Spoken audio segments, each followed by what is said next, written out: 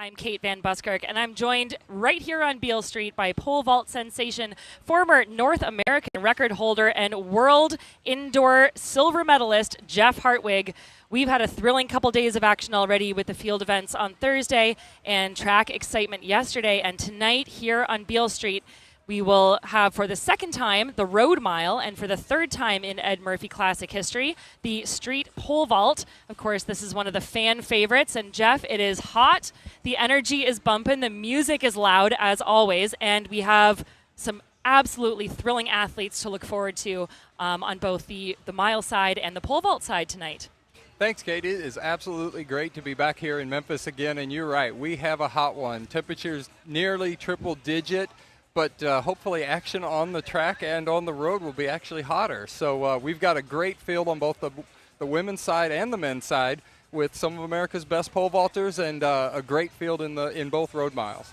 And we're going to bring all of that action to you in just a few minutes' time. Just quickly to go over our schedule for the evening, we have the pro women's pole vault getting underway in just about 3 minutes at 5:30 p.m. Central Time. The women's pro road mile will start 10 minutes later at 5:40. Our men's pro road mile goes off at 5:55, and then under the lights as the sun sets and things get a little cooler temperature-wise, but heat up in terms of excitement and energy, we'll have the pro men's pole vault at 7:30 here on Beale Street.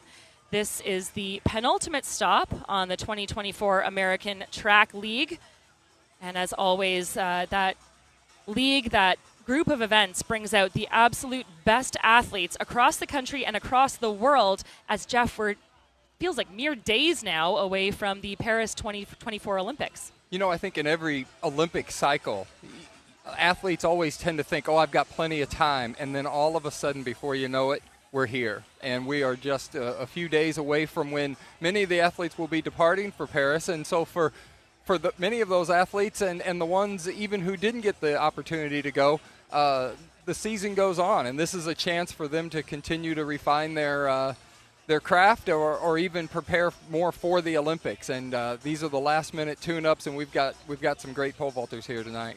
Absolutely, and of course, this is the first real return to what I would call a full Olympic and Paralympic year, with Tokyo, of course, being postponed by a year with COVID, and it's just palpable, the excitement, both for the athletes, for the fans, of course, for yourself. You know, you're an agent and all the coaches and the parents involved. It's really, really thrilling that we're back into full action now leading up to Paris. Like you said, athletes who have made the team or just missed out, doesn't matter. They're going to have a blast tonight. They sure are. And I was fortunate to be in Tokyo, and there's been a number of Olympics that I've been to, and I tell you, the field just wasn't the same. But I noticed earlier in the summer, the energy we see on television coverage, it's much more palpable for the Olympic Games this year. And I think many people are looking forward to cheering on Team USA and watching the Olympics as they take place in Paris. Absolutely. And I was in Tokyo as well. I can attest to that too. And I'm sure that everyone's going to really be celebrating this year. Of course, we should mention that the American Track League, sponsored by Puma, forever faster. And we've been enjoying all of the gear and the excitement that Puma brings year after year, especially with their affiliation with the American Track League. So we appreciate them as the title sponsor here. You know, without those sponsors, events like this couldn't take place. It takes sort of an army of volunteers and people to help come and set up, and without the generous sponsorship that we do get, we wouldn't be able to bring these athletes in and entertain the crowds that gather around the pole vault pit and on the road mile. Absolutely. Well, and on that note, we should say hello, as you're seeing some of the intros being done now, to our professional women's pole vault competitors. It's a smaller field than in the past, Jeff, but as I mentioned, no shortness on talent here. So just a moment ago, you saw the introduction of Marissa Kelsey. She's 30, a personal best of 4:50, set that earlier this year, and was 7th last year at this event. The 8-time D3 outdoor champ. Intros also include Sydney Walter, 30-year-old out of the USA. Competed here last year, didn't quite get what she wanted, but looking for some redemption. She's a 4:55 vaulter at her best. Competed for Indiana. And Kristen Brown, 32-year-old out of the USA, 470 at her best. And, of course, Sandy Morris, one of everyone's favorite vaulters, two-time Olympian, 2016 silver medalist in Rio, U.S. national record holder, and 4th best vaulter of all time. So, again, a small but exciting field, Jeff. Sandy is really the class of this field, and this is not her first time here in Memphis, but she really enjoys the opportunity when the pole vault, because it's a little bit portable, comes into a city center like this. You have a lot of casual passers-by who say, what is going on here? What are these people doing? And then they see the athleticism combined with the grace that makes the pole vault so special. And up close and personal, it's really impressive to see what these ladies can do. And that's really the point of this. I mean, such a wonderful brainchild of meet director Max Paquette and, of course, Paul Doyle out of the American Track League to bring the sport to the people. And year after year, this event just, as you mentioned, turns up in terms of excitement and energy. And last year we had a dance contest on the pole vault mat. We might see that again this year. But what better way? You see historic Alfred's bar there on screen. What better way to bring the excitement to the masses than to put it on Beale Street on a Saturday night? Yeah, this is quite a great event, and we're going to get started here in a few minutes. As we get started, the ladies have the opportunity to either jump or pass at these initial heights. So I believe Sandy Morris probably won't jump the first couple of heights, but she will be coming in later. So stay tuned for sure to take a look and watch Sandy do her thing. But the other athletes, this is a way to get into a rhythm and get the competition started. Absolutely. So opening height is going to be 4 meters here. That's 13 feet 1.5. And as you mentioned, I do believe 3 of our 4 competitors are going to be opening up at that height, with Sandy Morris making a pass. Now, Morris was 4th here last year, and of course she was also 4th at the trials, and I know that was a disappointment for her. For sure, yeah. And I think, probably the more remarkable statistic and the thing that was the surprise for most people was that Sandy actually turned pro in 2015 and has never not made a U.S. national team, World Championships or Olympic Games. Of course, we all know she's a silver medalist from Rio. Actually had an unfortunate injury in Tokyo and was not able to compete in the final, but she's back and she's really jumping well, and it just goes to show how difficult our trial system is, that on that given day anything can happen. And Sandy came up a little short, finishing 4th, which is always the heartbreak position. You just miss out by 1 place, but at the same time, Sandy is a true professional and certainly not done with her career, and I think she's out to show us tonight that she's still very relevant in the world of the ladies pole vault. Absolutely. Well, as you said, she's such a gamer, and to have that level of consistency, to show up when it matters time and time again, to call 4th a disappointment is really a testament to how on she is all the time. So as you said, I'm sure that this is a frustration for her, but she is certainly not done, like you said. And she really interacts with the crowd well. She puts on a great show, and as you can see, these crowds are excited already, and they are only going to grow as we continue through the competition. Yeah, Sandy looks at herself as much as an entertainer as an athlete. She really believes and thrives in these type of competitions because it is a chance for her to be on that stage as it is for the other ladies and really get up close and personal. And if you've never stood underneath a 15 or a 16-foot crossbar and watch somebody bend these fiberglass poles nearly in half and then fling themselves up in the air that high, 1.5 stories high, and we have the benefit of having a lot of buildings surrounding this area, and most people, they get up that high and they look down and it's scary, and these ladies are just trying to get up there. So it's great. It's a great event, and like as I said earlier, having the event be portable makes the event more attractive to bring into the streets, to maybe attract a new audience. People walk by and say, what the heck, I've never seen this before. It's super cool when you can see it up close and personal. Absolutely. We've seen the evolution of street miles, street vaults, street throws I've seen now as well. And as you said, sort of bringing the sport to the people instead of relying on them coming to a stadium. What better way than here on Beale Street? Yeah, certainly. We can't neglect the street mile. I think everybody has run recreationally at some point in their life. And to stand on the street and watch these athletes run by and realize just how fast they're moving, in many cases they're moving about the speed limit of a residential neighborhood. and they can do that for a whole entire mile, covering that distance in right around 4 minutes. It is absolutely remarkable to see it up close and personal as they go by. Well, I can tell you that as someone who lives in a big city, I often run commute, and I almost always get to my destination faster on foot than I can either driving or on transit. So, yes, you're right. Definitely a great way to enjoy the streets of a city like Memphis. For sure. And getting ready now for our first vaulter. As we mentioned, the bar set to 4 meters as the opening vault. Yeah, you know, the international standards dictate that we announce the heights and we record the heights metrically. So you hear these odd heights, 13.1.5. Our next height will be 13.9.5. But we do that so that we keep consistent with the international standards of metric measurement. Marissa up here for her first attempt. When the time clock starts, they have a 60-second time clock in which to initiate their attempt. So there's sort of a preparation routine they go through, and then down the runway and hopefully up and over the bar. And a lovely first clearance here for Kelsey. Yeah, great absolutely appreciation beautiful. to the crowd there, and lots of daylight between her and the bar, so that bodes well as an opening height. And you know, I'm curious. I'm a track runner, and I have always admired the vaulters, but I've never attempted that event. I think, you know, I excel at putting one foot in front of the other. Anything outside of that is definitely not in my purview. So what does it do psychologically, as the first vaulter especially, to clear your attempt on the first time of asking? Absolutely. It's a great opportunity for the athletes to get into a rhythm. That's the main thing. You choose a height that's generally comfortable to make, but at the same time, you're kind of testing all the different variables that we have in the pole vault. At the end, just like you, it's a 1 foot in front of the other down the runway. It's simple physics.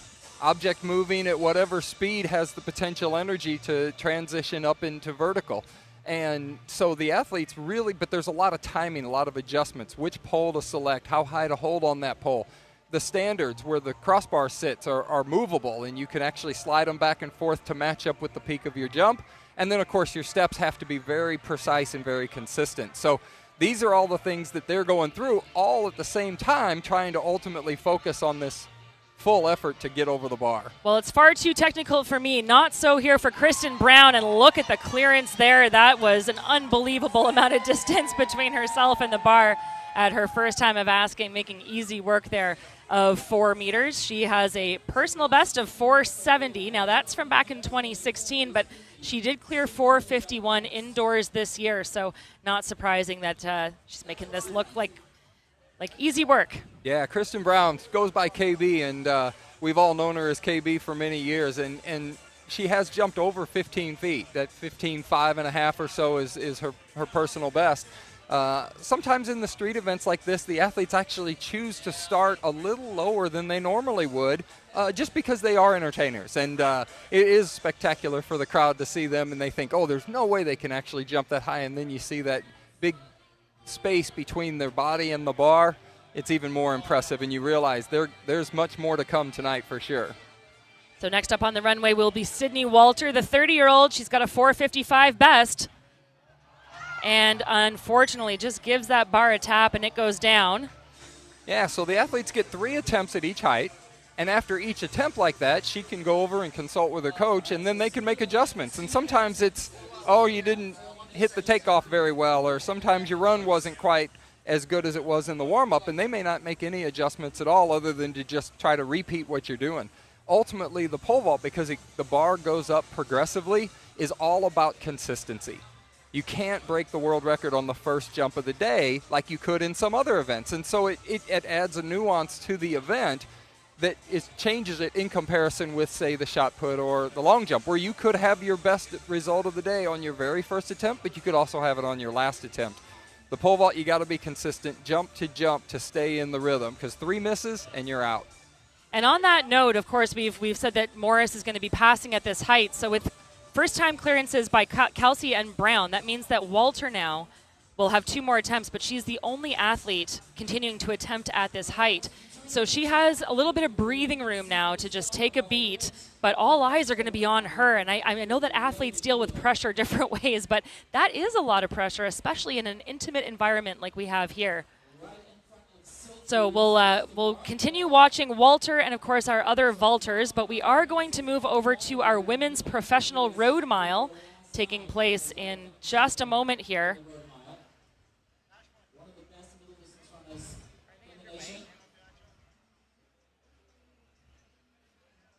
And we have just commenced our road mile here. We had 9 athletes set to take to the start. It looks as though that's been whittled down to 5. And in the lead there at the moment is Lindsay Butler. So Butler made it to the semifinals of the trials in the 1500 meter. She is comfortably leading up front, and as a tall athlete, I can attest to what it feels like to be sort of the de facto pace setter in events like this. Now you can see that they have a slight upward gradient here. And, you know, Jeff, as we mentioned, this is the second year that the road mile is taking place here at the Ed Murphey Classic. The course has changed this year. It's fairly flat, but there is some undulation, and all 5 women sticking very tightly together. You see Morris there as well. That's Gracie Morris. She was also in the first round of the trials in the 1500 meter. And Butler up front has a personal best of 4:07.15 in the 1500, so a very capable 1500 meter athlete. The roads are a little different though. Yeah, Kate, tell me a little bit now. This is your area, so please explain to us what's the difference between running a road mile and running on the track? Obviously, you're not going around in circles here. You're moving around all over the place and the street changes. It does, and you know, I actually quite prefer this, and as I mentioned, like Butler, I'm a tall athlete. I take up a lot of room on a track. Indoors was the bane of my existence, so the more room I have, the more I can sort of thrive. I think that what it really comes down to in road miles is pure racing. You're not getting splits. You're not getting the feedback that you get on a track. So you really have to gauge your effort well. You have to feel the energy of the athletes around you, and know yourself, whether you're a front runner or someone who likes to sit and kick. That, I think, becomes a little amplified on the roads because you don't have that constant feedback. So the intuition kicks in a little bit more. So what becomes more of an importance, keying off the other runners or playing to your strengths, whether you're going uphill or downhill or moving through the streets? I think, yeah, it's probably the latter, tuning into yourself a little bit more and knowing what those strengths are. I'm a strength athlete, so I'm more of a 5,000 runner. Many of these women are 8:15 gals, and so that changes things too, whether you know that if you can just sit and hang with the energy of the leader and then, you know, be able to shift gears quickly to the finish versus being able to tackle some of those uphills and put a bit of a gap on your competition. Those things make a big difference. So, again, a smaller pack than we were anticipating, only 5 women, and we do have a lead change now. Just trying to get a read on our athletes. Yeah, it looks like Addie Wiley's moved up into the lead here. So she's a super young talent, just actually ran 1:58 last night on the track. So she ran a heck of an 800 last night, and here she is all of a sudden taking the lead in our road mile. And that was an unbelievable performance for her. She won the road mile here last year, actually, as well, in 4:37. So she's coming off of the double last year and looking to make it a double-double, as we say in Canada, come back for the win again. Yeah, and if you noticed over on the pole vault side of our screen, we did get a clearance by Sydney on her second attempt. You may have seen the officials measuring the bar, so they measure the bar between each height. We're now up to 4 meters 20, which is about 13.9 and we really will start back over again.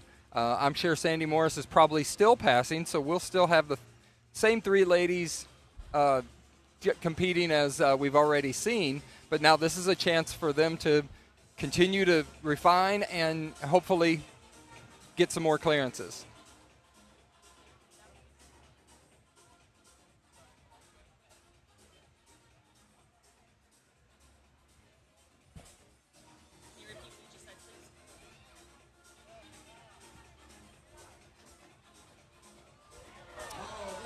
And a first miss here by Kelsey.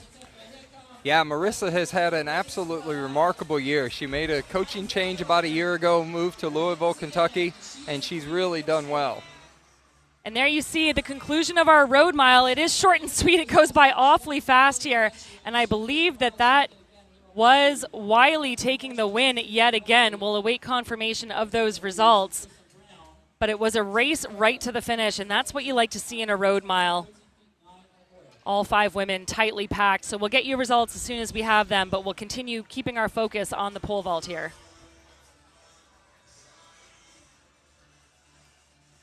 So now Kristen Brown should be up here for her second attempt. Marissa will now have a chance to go back, and we touched on it earlier that the athletes are given a certain amount of time. So once the officials have the bar set, you have 60 seconds.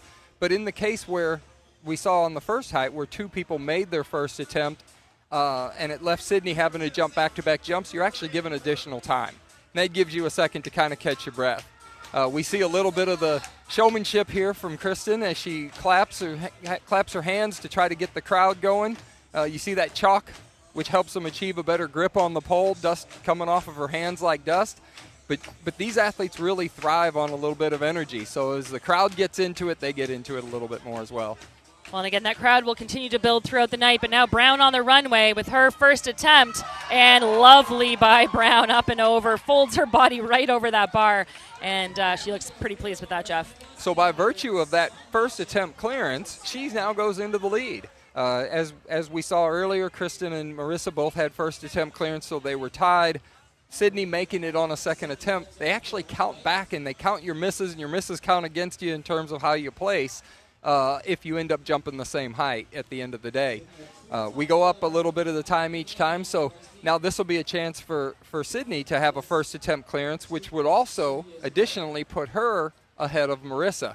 At that point, the athletes can either pass or they can continue jumping because, as I said, you missed 3 times consecutively, and that puts you out. So a lot of times you want to get a clearance, and that earns you 3 new jumps at the next height or wherever you decide to go to. So the bar at 4.20 meters, and it is Sydney Walter on the runway. And a very nice clearance by her, too. She sort of floated over the bar, didn't she, Jeff? She sure did. Very sound technically. She's got really nice move on the pole. And everything continues to move very succinctly through the air. And that's what you got to do. It's really a transfer of energy. So any kind of movement that you do on the pole that loses energy, that's energy that you don't go into the air with. So it's really important to be fluid in the technique and keep all that energy moving up. Energy was strong on the road as well. At the conclusion of our road mile, we have our results there on screen. So Addie Wiley takes the win for the second year in a row, I should say, 4 minutes 35.8. Michaela De Janeiro, 4:36.3, and that's why it looked so close at the finish there. Lindsay Butler, 4:38.2. Gracie Morris, 4:38.3. It doesn't get much closer than that in a road mile, I can tell you. And Kate Mitchell rounds out the field there at 4:43.3. And that 4:35.8 is a stunning road mile time for Addie Wiley. Again, this is not a very flat course. So that amount of undulation for the youngster. She's only 20, keep in mind. I mean, she runs with the maturity of someone so much older than herself, but that is a wonderful result. And just about 4 seconds outside of her personal best set last year. But again, this course not doing them any favors by way of speed. It's all about the purity of the racing. And that's what we saw on display. We'll see it with our men coming up in about 7 minutes' time as well. Yeah, I would think with the different aspects of the number of curves, the ups and the downs, the hills, that kind of stuff, it's really hard to compare your PR from one road mile to the next as in comparison with like a track, which is basically always the same. So it does become more about the racing and just purely head-to-head, I can outrun you. Absolutely. Many of these women coming in with very strong performances in the past as well. So that's the other thing, is how well are you doing against your competition, because that sort of evens the playing field a little bit. All right, as we turn our attention back to the pole vault, it looks like Marissa is just about ready to go for her second attempt at 4:20, 13.9½ or so.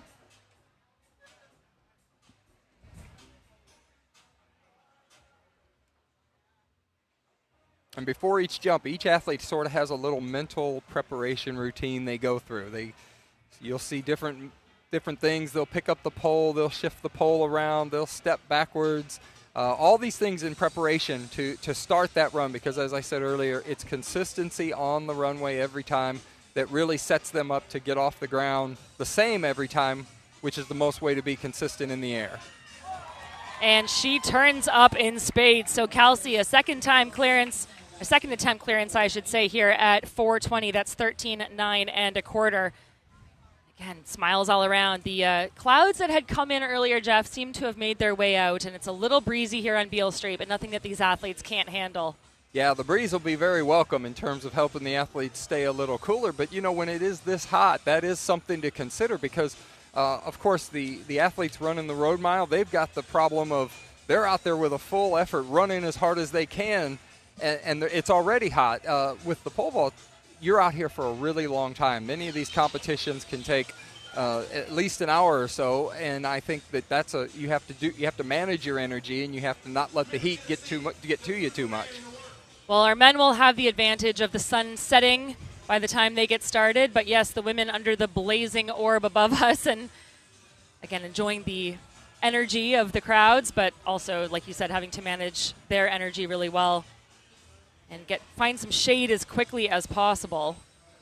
Had some record temperatures over the last couple of days. Now, in terms of energy conservation, we've talked about the fact that Sandy Morris has yet to appear in competition. She's passed on the first two heights. I would imagine that some athletes would like to shake out some of the nerves with some of the earlier heights that they know they can most likely clear easily. But then, of course, every jump is going to require a fairly large energy expenditure. So when you were jumping, how did you manage that? Were you the kind of athlete that would prefer to come in and shake out those nerves over a couple of early attempts, or did you conserve as long as you could, especially in the hot conditions? Yeah, it really depended on a number of factors, but my coach and I really worked to refine our process, and we knew kind of going into each competition when we could expect to get to our peak. And for me, that was between usually 8 to 10 jumps. So I would kind of do a backwards count about how high I thought I could jump on any given day, look at the number of warm-up jumps I wanted to take, and hopefully take fewer warm-up jumps and even start a little bit lower, and that way the efforts that I did make counted because they were during the competition. And that's the best way to kind of establish a rhythm and get in a rhythm. And then there's a lot of things these athletes will do. They'll keep cold packs back at the back of the runway. They may keep a cold towel to wrap around their neck. They can take little sips of cool water.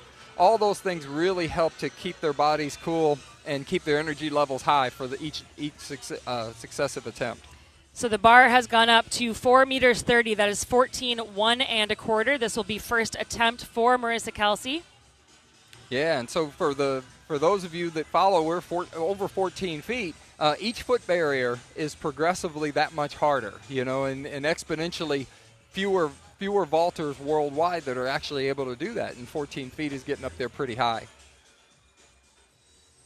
So if you're just tuning in, Kelsey has a first-time clearance at 4 meters. She took 2 attempts at 4:20, and here she is at first attempt at 4:30. Okay. And an unsuccessful first attempt here. We saw that take place at 4:20, and she came back. She's a gamer. I'm sure we'll see an excellent second attempt as we move our attention over to the men's road mile now. We have about 13 men set to take to the men's road mile. And there you see that start to finish arch, denoting the start here. So we've got several men coming back from performances either last year or at the track portion of the 2024 Ed Murphey Classic yesterday. And I noticed we have a couple of 800-meter specialists in this field as well. Are they running this race to be competitive, or are they running this race for training? Well, I would imagine to be competitive, and that's the beauty of the mile. It is the great equalizer between the distance-oriented athletes, the 15 5,000s, and those speed-oriented mid-distance athletes, those 8:15s. So, I love that about the mile, and anything can happen. It's difficult to come back in doubles. So one of the most notable names here, of course, is going to be Craig Engels. He was ninth, I should say, actually, last year in the 1,500 meter. He was ninth at the trials as well. As we see Brown now with her first attempt.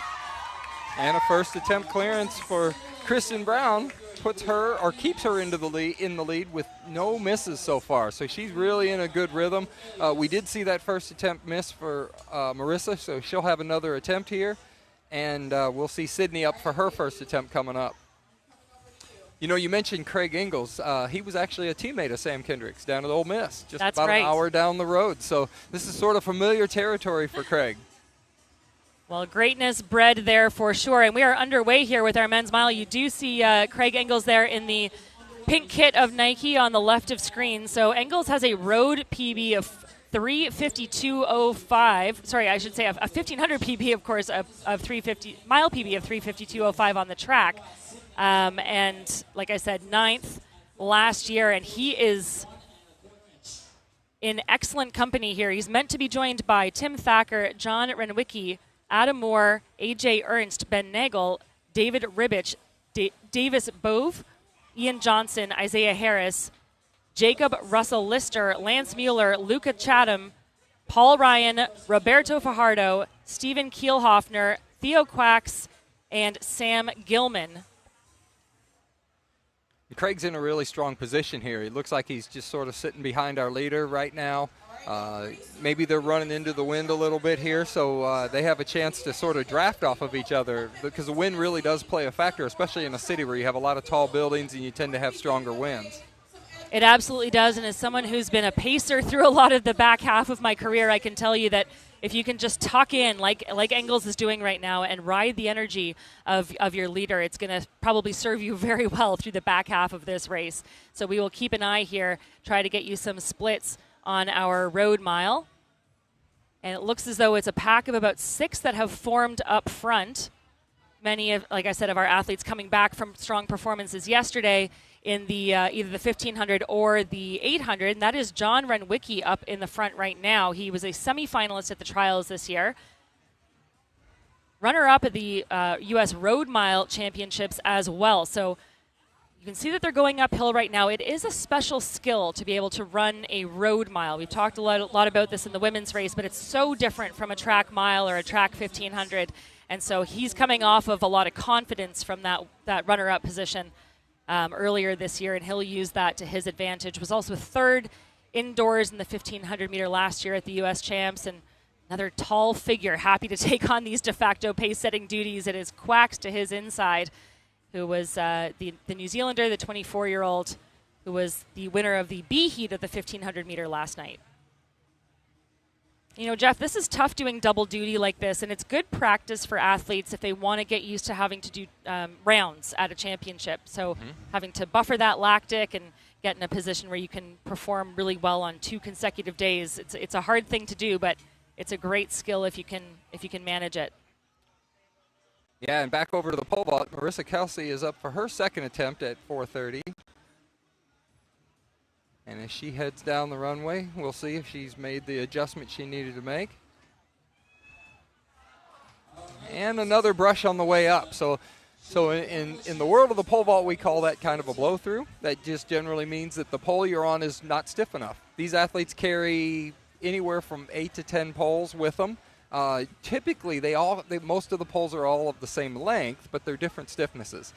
So when you have a jump that you feel was a good jump, and you hit the bar on the way up, you can choose a stiffer pole, which then moves your peak closer to the runway and hopefully over the bar. Because unfortunately, in the pole vault, it doesn't matter how high you go if you knock the bar off. So it's not just about getting up in the air, but that consistency to manipulate your body around that crossbar in space. Well, and it's excitement on the road as well as the chase is on, and now Ingalls takes to the lead. That was Theo Quax leading over the last minute or so of racing, the New Zealander who competed for University of Northern Arizona. But now it is Ingalls, and he is victorious in the 2024 Road Mile of the Ed Murphey Classic. And talk about a performer. This man loves an audience, and he always gives a great show. The arms go up. We saw that from him yesterday. And excellent result for him as he will take the W. Now Sydney Walter up for her 2nd attempt at 4:30.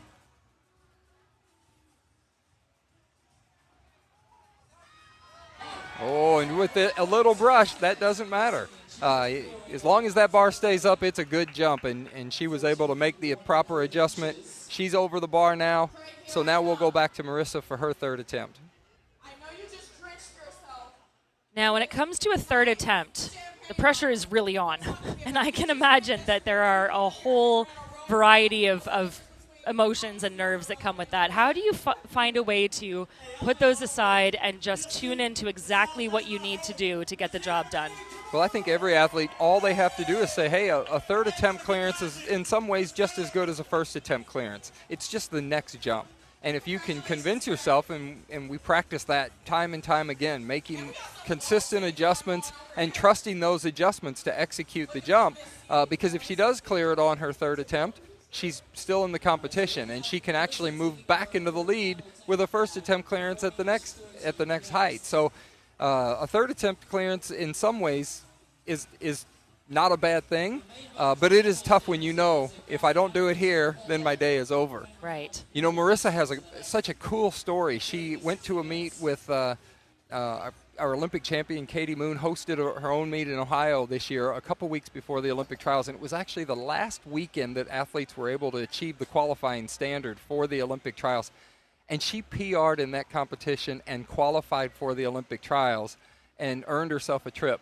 She then went to the Olympic trials and PR'd again in the qualifying round to make the final, a height that she had to make just to get into the final. And then she PR'd a third time, 3 times in a row jumping, which is incredibly difficult to do. But kudos to her, because she was able to really capitalize on some changes she made this year and really give a strong performance at the Olympic trials and you know, give her best shot to make the Olympic team. Well, I believe, Jeff, they call that performance on demand, and she's obviously nailed it. That is, you know, speaking as an athlete, there's so much strength that you can draw from with sort of successive competitions as well, knowing that you can turn up when it matters most. In terms of the mentality, you can really pull from those experiences, and I'm sure that's what Marissa will be doing right now as she is entering her third attempt here at 4:30, 14.1 1/4. You know, many times these athletes will really get the crowd going. They kind of thrive. The crowd knows it's do or die right now. So she's hopefully feeling that energy from the crowd and really going to put her best effort forward here. So the only athlete remaining at this height, it all comes down to this for Marissa Kelsey.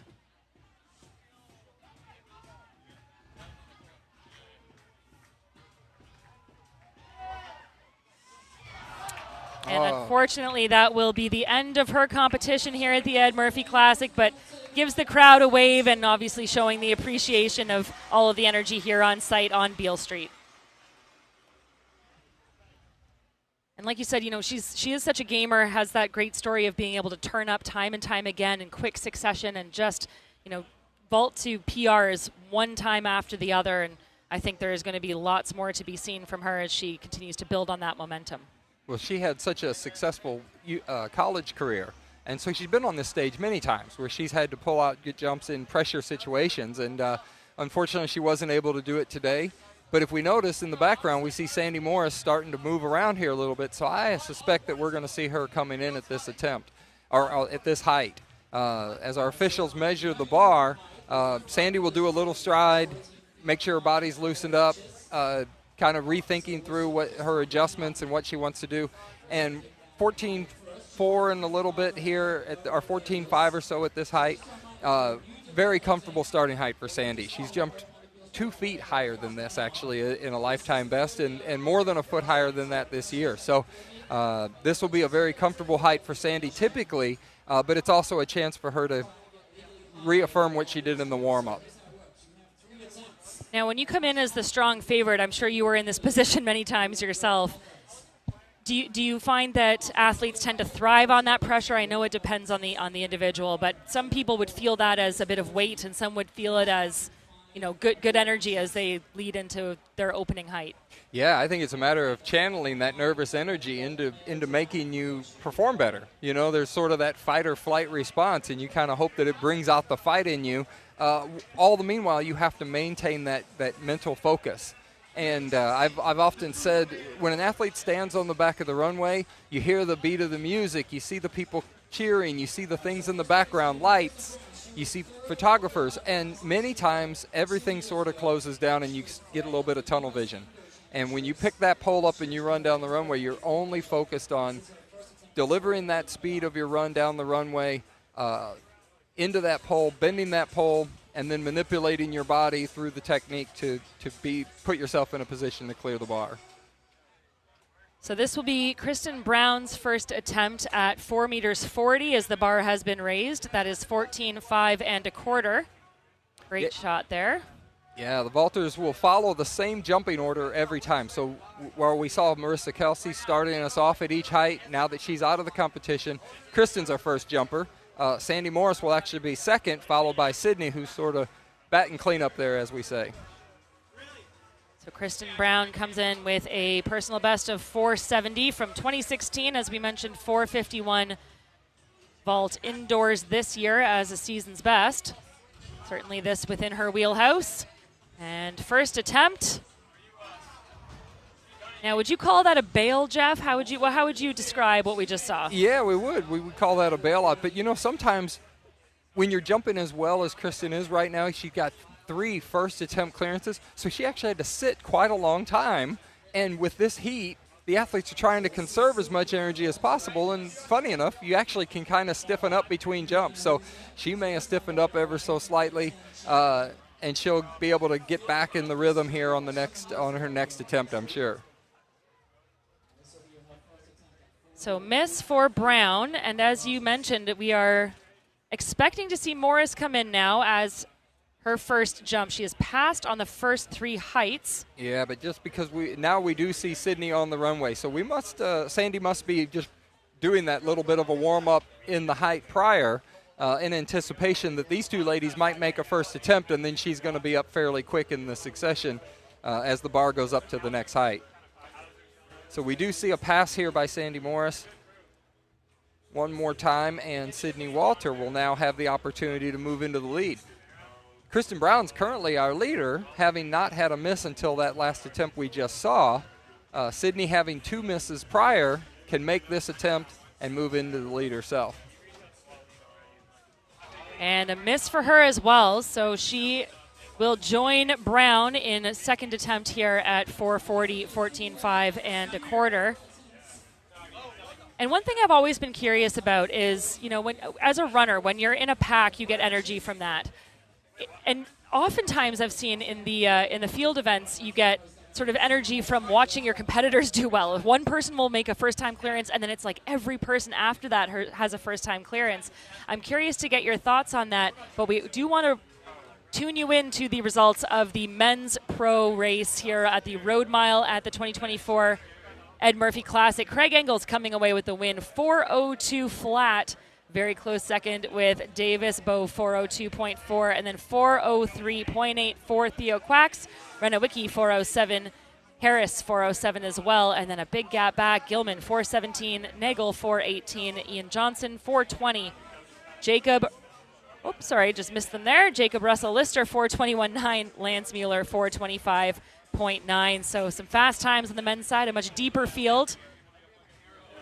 And the rest follow suit. But a big win there for one of the crowd favorites, Craig Engels, coming away with another victory here at the Ed Murphey Classic. And we were talking about in the pole vault, just again finding ways to use your competitors perhaps to your advantage. Yeah, for sure. And the energy that they feel from the crowd, they also feel from their fellow competitors. They can feed off of that energy. And you see somebody run down, make a big jump, and it kind of hypes you up a little bit. And you think, okay, they can do it, I can do it too. And here we see Kristen Brown on her second attempt, just coming up a little bit short. Looks like her peak was a little in front of the bar, so she'll have one more attempt to make some adjustments and hopefully over on her third attempt.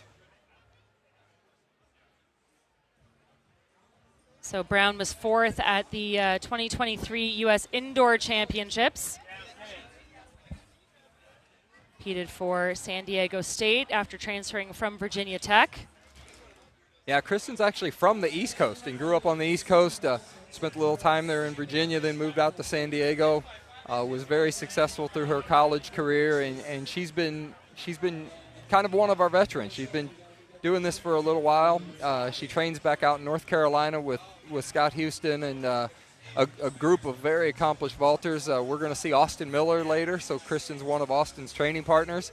And so it's great when you get to come out here with your training partners as well. you know, because I think probably the same for a lot of the runners.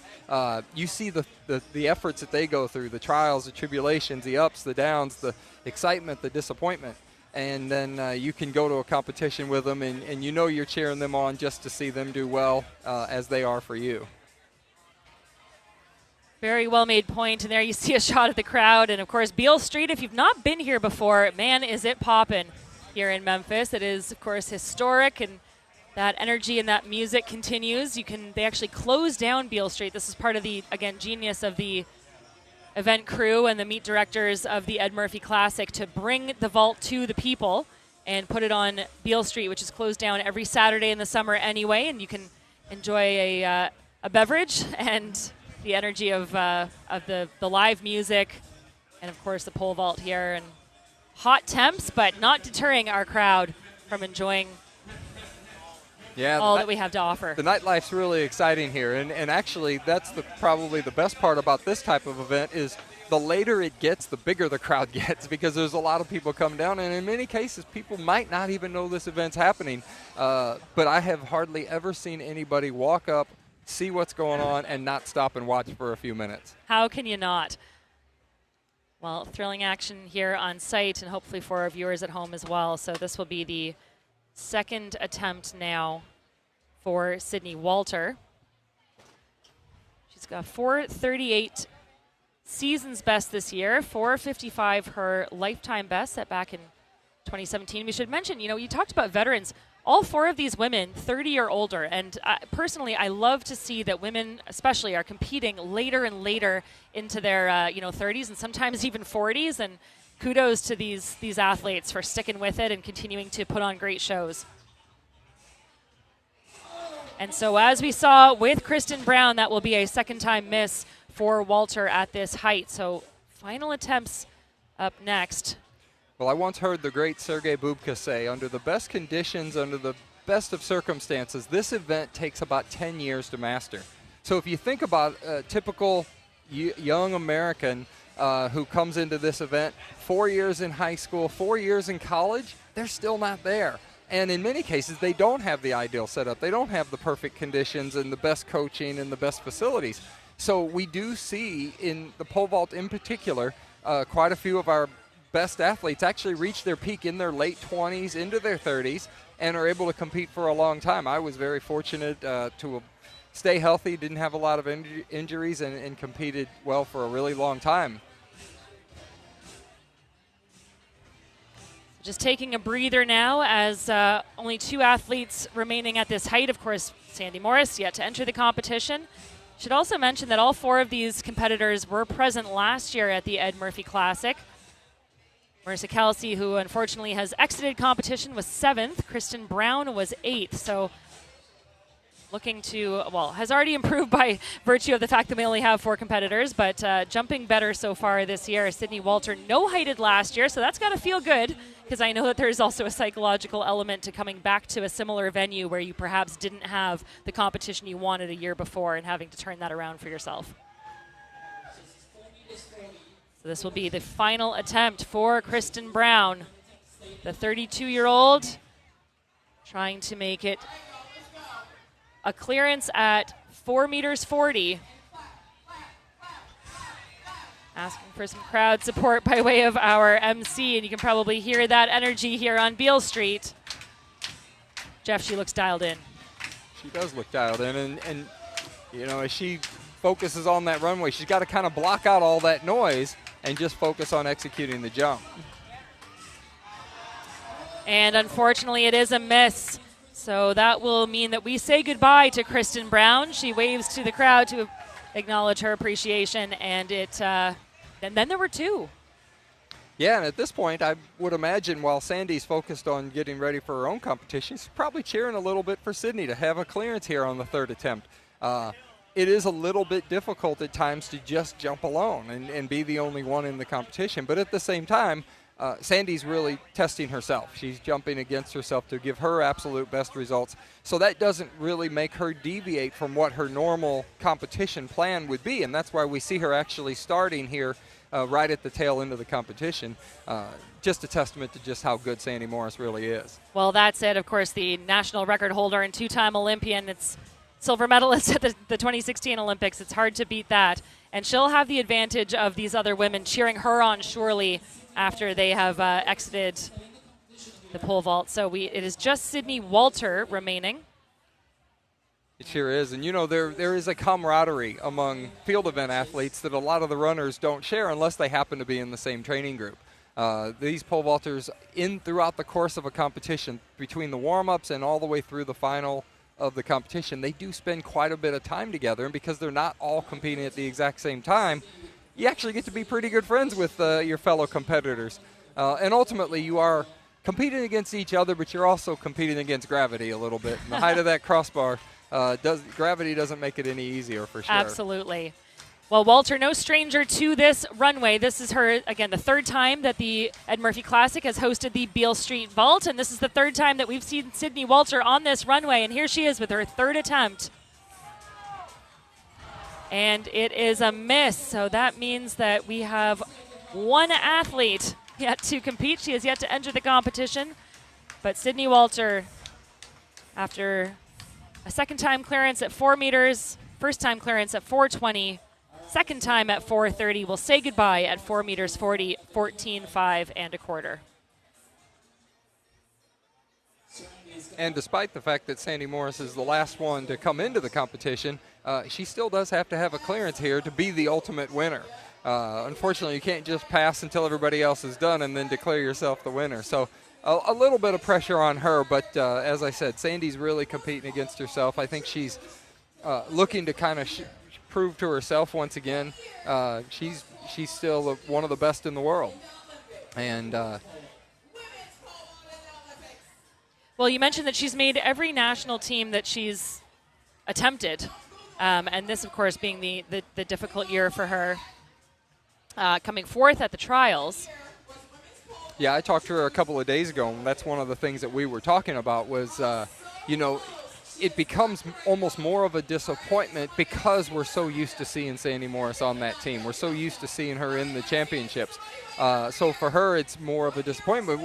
But I actually explained to her, actually, that's more the norm, that we don't have the same people on the team making the team every single time.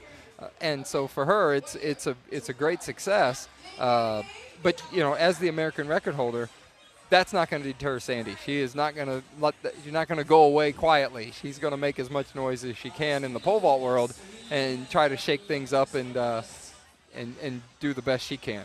Well, it is a blessing and a curse being the best because that becomes your expectation not only from yourself but certainly from others as well. So as you mentioned, I'm sure we'll see her continuing to do great things. And there you see her in that bright orange kit waving to the crowd, and she sort of, you're right, she does have to have a successful clearance here at some height in order to become the winner. As things stand at the moment, the leader would be Kristen Brown with clean attempts at first time of asking at the first three heights.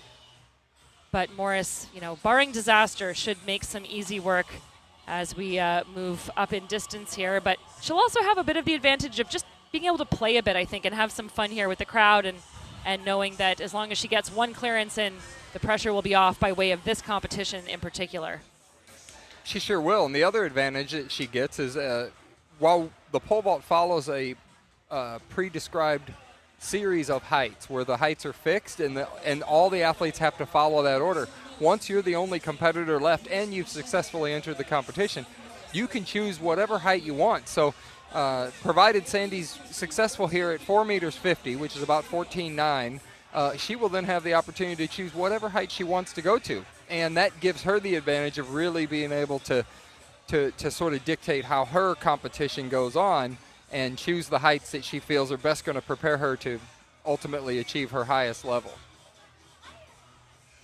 So this is Morris's first attempt, like you said, at 14.5, or 4 meters 5, I should say, 4 meters 50. And just gives it a little tap. It looked like it was going to be clean, and then just on the descent. She sure did, and that bar stayed up there for a little bit. Those pegs are about 2 inches long that the crossbar sits on, and the crossbar ends that it sits on are about 1.5 inches. So there's not a lot of room to, wiggle that crossbar around and it falls off of those pegs fairly easily. She has been sitting quite a long time. Well, and that's the other thing. Yeah, you mentioned the heat. I mean, that would really affect these athletes. And she's had her warm-up jumps, but then, to your point, had to sit and just wait for her competitors for quite a while before coming in. So maybe a little bit of rust being busted there. Yeah, and certainly with even doing a couple little strides on the runway, that doesn't quite mimic the full effort that you make when you run down the runway. So she'll have a chance to make an adjustment. You see her looking at a little video here. That's all perfectly legal. The rules allow you to look at video in between jumps, and you get a little bit of feedback because nobody really knows your jump as well as you do yourself, because you probably watch the most jumps for everything. And here we're going to get to see a little replay. And Sandy's forte is really her speed on the runway. For pretty much her whole entire career, she has been one of the fastest vaulters. And as I mentioned earlier, the amount of speed you bring down the runway, simple physics. If you're not moving fast, you can't go very high in the air, regardless of how good your technique is. So the technique really serves to harness the energy that you put in from the speed you get down the runway and preserve that energy, I guess, if you will. That's what we all work on the technique for. But the real work is done on the runway, just getting down there and being able to hold as high as you can on as big a pole as you can and still execute technically a good jump. Well, it does all come down to the technique, and of course the adjustments made are so seemingly minute. You know, it's almost, and I know that obviously the athletes and the coaches are deeply attuned to it, but to the naked eye, the changes made, I'm sure, are just, you know, very minuscule. So what would that conversation, do you think, be like between coach and athlete in that sort of instant video review? What kind of cues do you think she might be getting? Yeah, the first thing they're going to look at is her steps. Where did her steps hit on the runway? Was she, what we say, on the run, or was she a little bit off? If she ran a little differently because she had been sitting for a while, they may not make any adjustments at all. They'll say, okay, let's just go back and do that again, but just run normal, and you'll be fine. They'll also look at certain technical elements, and each athlete tries to develop specific cues that they can relate back to and say, okay, did I do this? Did I do that? Those are the things that lock in that consistent pattern of behavior on the pole and lead to successful jumps. So she'll have a little second to catch her breath, and being a Puma-sponsored athlete, being one, with our title sponsor here, it's a great way for her to sort of showcase what she can do. And again, this the penultimate stop on the 2024 American Track League Tour. Third day of competition here at the Ed Murphey Classic. We had field events on Thursday, track events yesterday, and then it all culminates in this street party, really, here on Beale Street in the home of the Blues. The American Track League will be moving on to the Holloway Pro Classic in Gainesville, Florida in just a few days' time on Friday, July 19th. That'll be the last stop of the Puma American Track League for this year before things shut down, certainly stateside and really across the world as everyone turns their attention to Paris. But before we get there, everyone's turning their attention to Sydney Morris. And I mean, there is a laundry list of things we could say about this competitor. She is truly one of the best all time. She is the fourth best vaulter in the world all time, and World Athletics now combines indoor and outdoor marks. So that is a combination of those two venues. And so it is fourth all time behind Isinbayeva, Jen Schur, and Sidorova. Yeah, and as you see the approach that she does here, whereas on a normal track, the runway surface is just part of the track normally, and the box, the steel box that you plant the pole into is actually sunk into the ground. Here, this is a portable runway. This runway is about 10 inches tall, 10 or 12 inches tall, and it sits above the ground, so it's like a platform. It makes the event unique in between indoors and out, and that some athletes run a little better on the boards, others run a little better on what we call a flat track or a normal track. Sandy has actually jumped very, very high on both. Her American record outdoors was done in Brussels in 2016 during a Diamond League event, and yet she's also jumped very, very well on board runway. She's a two-time world indoor champion, both times on board runways. So she's been very successful on both apparatus, and as a result, it's really played to her consistency over the years. I wouldn't say she's better at one versus the other. So when she transitions during the outdoor season where she's running mostly on normal tracks to a board runway, it's a pretty seamless transition for her most of the time. Well, talk about having a well-equipped toolkit to be able to draw from. And like you said, it speaks to her consistency that she can easily transition from one surface, one venue, one circumstance to another. So busting some rust there at first attempt at 4:50. This will be her second attempt, the only competitor left here. 14.9 1/4 for Sydney Morris. And look at that speed on the runway, as you mentioned, Jeff, so fast. And there it is. That's the Sydney Morris that we know and love. Sandy Morris that we know and love, pardon me. So a clean attempt there at second time of asking, and she must feel some relief now to have had a successsul clearance. Yeah, for sure. You know, after you sit a long time and then all of a sudden you have that first attempt, doesn't go real well. You end up having a miss at your opening attempt. Sometimes you're just sort of relieved to get around that next one, and now she can relax. She's already our winner now, having a successful clearance here. So now she'll get to choose whatever she wants for the next height and make some more adjustments. She'll go over and consult with her coaches for the day, and we'll see. She's coached full-time by Brian Compton. He's the coach at University of Arkansas. Very accomplished, very successful coach for many, many years. And Sandy made the move back to him. She had made a change a couple years ago. Went back to Coach Compton this past year and really feels more comfortable jumping. And it was just unfortunate that things didn't go as well at the Olympic trials this year when she finished fourth. As we have said a few times, certainly disappointment there to not have made this team. But sometimes, you know, it really lights a fire. Not that athletes necessarily need that. You want things to go well when it counts, but I think that there are excellent lessons learned, especially over sort of the entirety of a career. Lessons learned from the failures as much from the successes. Oh, for sure, because this will give her a chance to go back and look and say, okay, what went wrong? You kind of do that every year. You go back, you look, say, what went wrong for the year, what went right for the year, and certainly someone like Sandy actually has a hard time finding what went wrong in this year. It's a great problem to have. It's a great problem to have, and so this year she gets, she does have one moment to kind of look back at and say, okay, well, that one could have gone a little bit better, but moving forward, you don't really change your course. You stay on the course. You decide you're going to what things you can change to improve, and hopefully avoid making any mistakes that you might have made to begin with, and then you more successful the next time down the road.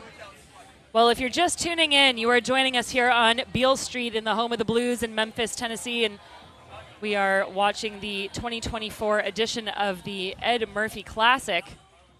This is the final day of competition. We've had some excellent performances in our road miles. We're watching our pro women's pole vault. We have our men's pro pole vault coming up in just over an hour's time at 7:30 Central. And that sun remaining hot and high in the sky. Not too much wind to speak of, which can be, again, a blessing and a curse. Many of these athletes looking forward to hopefully some relief from the heat. But, you know, Jeff, you're such a accomplished vaulter yourself, and I know that the sport and certainly the event has changed a lot over the years. I'm wondering, did you ever do anything fun like street vaults? Or, you know, I remember a time, I'm from Canada originally, and I remember a time when we had a pole vault in the West Edmonton Mall inside a giant shopping center. So curious if you have any fond memories of sort of alternative vaulting experiences. Yeah, I've got a whole bunch of different experiences. I actually jumped in a couple shopping malls. I broke the American record in a shopping mall one time. I jumped in a bullfighting arena. I jumped in the Dusseldorf airport. Wow. I've jumped on a couple of beaches around the world, and let me tell you, each time you get a chance to take the event portable and get out around people that especially have never seen the event, it's really special, and it's a lot of fun, and it gives you a little different perspective too. You get a little excited getting to jump someplace that you didn't expect to, and every time I walk through the Dusseldorf airport now, I say, hey, I remember when I was just pole vaulting right over there by Starbucks. I think it's great that you can say any time I walk through the Dusseldorf airport, because of course we can all relate to that. It's a common experience for all of us. Well, you see Ms. Morris there just wiping the sweat off of her brow. She's looking pretty calm, cool, and collected given how hot it is. but certainly feeling this heat and trying to get out of it as much as possible. Hard to do here as temperatures have been we talk almost about triple digits, as you said. Exactly. We talk about how the wind affects the athletes, and while they welcome a little bit of a breeze to help them stay a little cooler, in the pole vault, carrying the pole when the wind is blowing, the poles only weigh about 5 to 7 pounds. And so because you're holding the very end of them, something like a wind can actually affect how you carry the pole, which can affect your run, and that needs to be consistent. So they do welcome a relatively calm day, which we see here where we have almost no wind in the streets here, and that makes them able to run more consistently, although as we see here, you got to take a little drink of cool water just to cool off. Absolutely. And we also are at the advantage of having these buildings around us, which you don't always have on, in a stadium situation. Sometimes things are a lot more open and that wind can become a lot more of a factor. Great shot there of Beale Street, and the crowd's continuing to build, but certainly all eyes on Sandy Morris. And as she walked past that indicator board, it was turned sideways. You couldn't see it, but the officials actually, to help the athletes out, they'll hang a little streamer down from that. And that blows. It's very lightweight. It blows in the wind, and it gives the athletes sort of something to look at. Sort of like a pilot looking to land an airplane on a runway. They can look at that. They look at the flags, and they see which way that wind is blowing, and that helps them adjust as they're coming in for their approach. Well, as we were getting set here to start our broadcast, I was over, just for folks on the live stream, we are just, feet away from where the action is happening, which is quite exciting for us. But I remember someone saying, we need a medic. And I thought, oh no, is there an emergency? And they said, no, we just need some pro wrap so that we can hang it from that sign so they can have a wind read. I thought, well, that's something new. You don't hear every day. We need a medic so we can get an indicator of wind. And that's something the athletes will watch. They usually try to hang that in a position where the athletes can see it from the back of the runway. And sometimes your perception of the direction of the wind is a little bit skewed, and you may feel a cool breeze in your face that feels refreshing, but you don't want to run down into a headwind. So you'll hold tight for a few minutes and wait for that wind to come around. A lot of times in a city like this, the wind doesn't blow consistently because the buildings around us affect how the wind swirls. And so those are all things that she's got to look at and take into account before she makes each attempt down the runway. And in terms of attempts, we do have word that she has passed now at 4.60 meters, so the bar will go up to 4.65. So that is going to be 4.60. pass. So just one clearance so far, and that was at 4.50. And 4.65 is about 2 inches higher, 15.3.5 or so. Couple inches higher than that, but it's just a 6-inch increase from where her opening height was, and as we did see on her clearance, she was well over 6 inches above the bar. So energy conservation is the name of the game as the very speedy and successful Sandy Morris makes her way down the runway. And unfortunately not over there at first time of asking with 4.65. And what we saw in that jump was actually she had plenty of height, but she came down on the bar. And so now she'll make an adjustment. And it could be a little bit of that wind. You see her putting her hands up in the air. Maybe she thinks she didn't quite hit the pole the way she wanted to hit it, because how you hit the pole when you plant the pole determines the way the pole moves. The pole is effectively like a metronome. So we'll have another look here at that attempt and tune into all the great points you're making here, Jeff. Again, you mentioned she's such a fast athlete and great height. That was a fantastic perspective on how much she had in terms of daylight between herself and the bar, but just coming down on it. And sometimes that's actually a great feeling. You may come down on the bar, but you say, hey, I got plenty of height. Now I just got to make that adjustment. And it could be as simple as the things that hold the crossbar up, we call them standards. Those standards are movable. So she can actually move those to match more closely with the peak of her jump and give her a good chance to just repeat the same thing and be successful on the next jump. All these minute changes that seemingly make all the difference. And good conversation there. Now, that's another evolution, I would think, with all of the video and the ability to sort of see in almost real time, immediately after your jump, how things went. And what kind of tools did you employ when you were vaulting that might be comparable to this? Well, you know, you take all the input and you try to narrow it down to just one or two simple adjustments. That's the big thing. There's so many variables. Like we said earlier, the height you grip on the pole, the stiffness of the pole, where you put the standards, where you run from. And when you start messing with a lot of different variables, it's really hard to identify exactly where the problem might be coming from. So I tried to refine down to just one or two variables and say, okay, I'm going to leave everything else the same, and then try to make my adjustments based on those a limited number of variables, and then that's where you get more consistency. Well, again, I can imagine it would be paralysis by analysis if you tried to change too much all at once. We just saw a little conference there between Marissa Kelsey and Sydney Walter, who are both out of competition now, but still on site and surely cheering on Sandy Morris as she makes her second attempt, or gets ready to make her second attempt here at 4:65. That's 15:3. Our athletes enjoying this environment here, and in some ways, you know, I know these athletes would love to have advanced higher than they jumped, but now they can enjoy themselves and the hospitality of the American Track League and of the Ed Murphey Classic, of the turnout, the energy, and we still have a thrilling men's competition yet to come.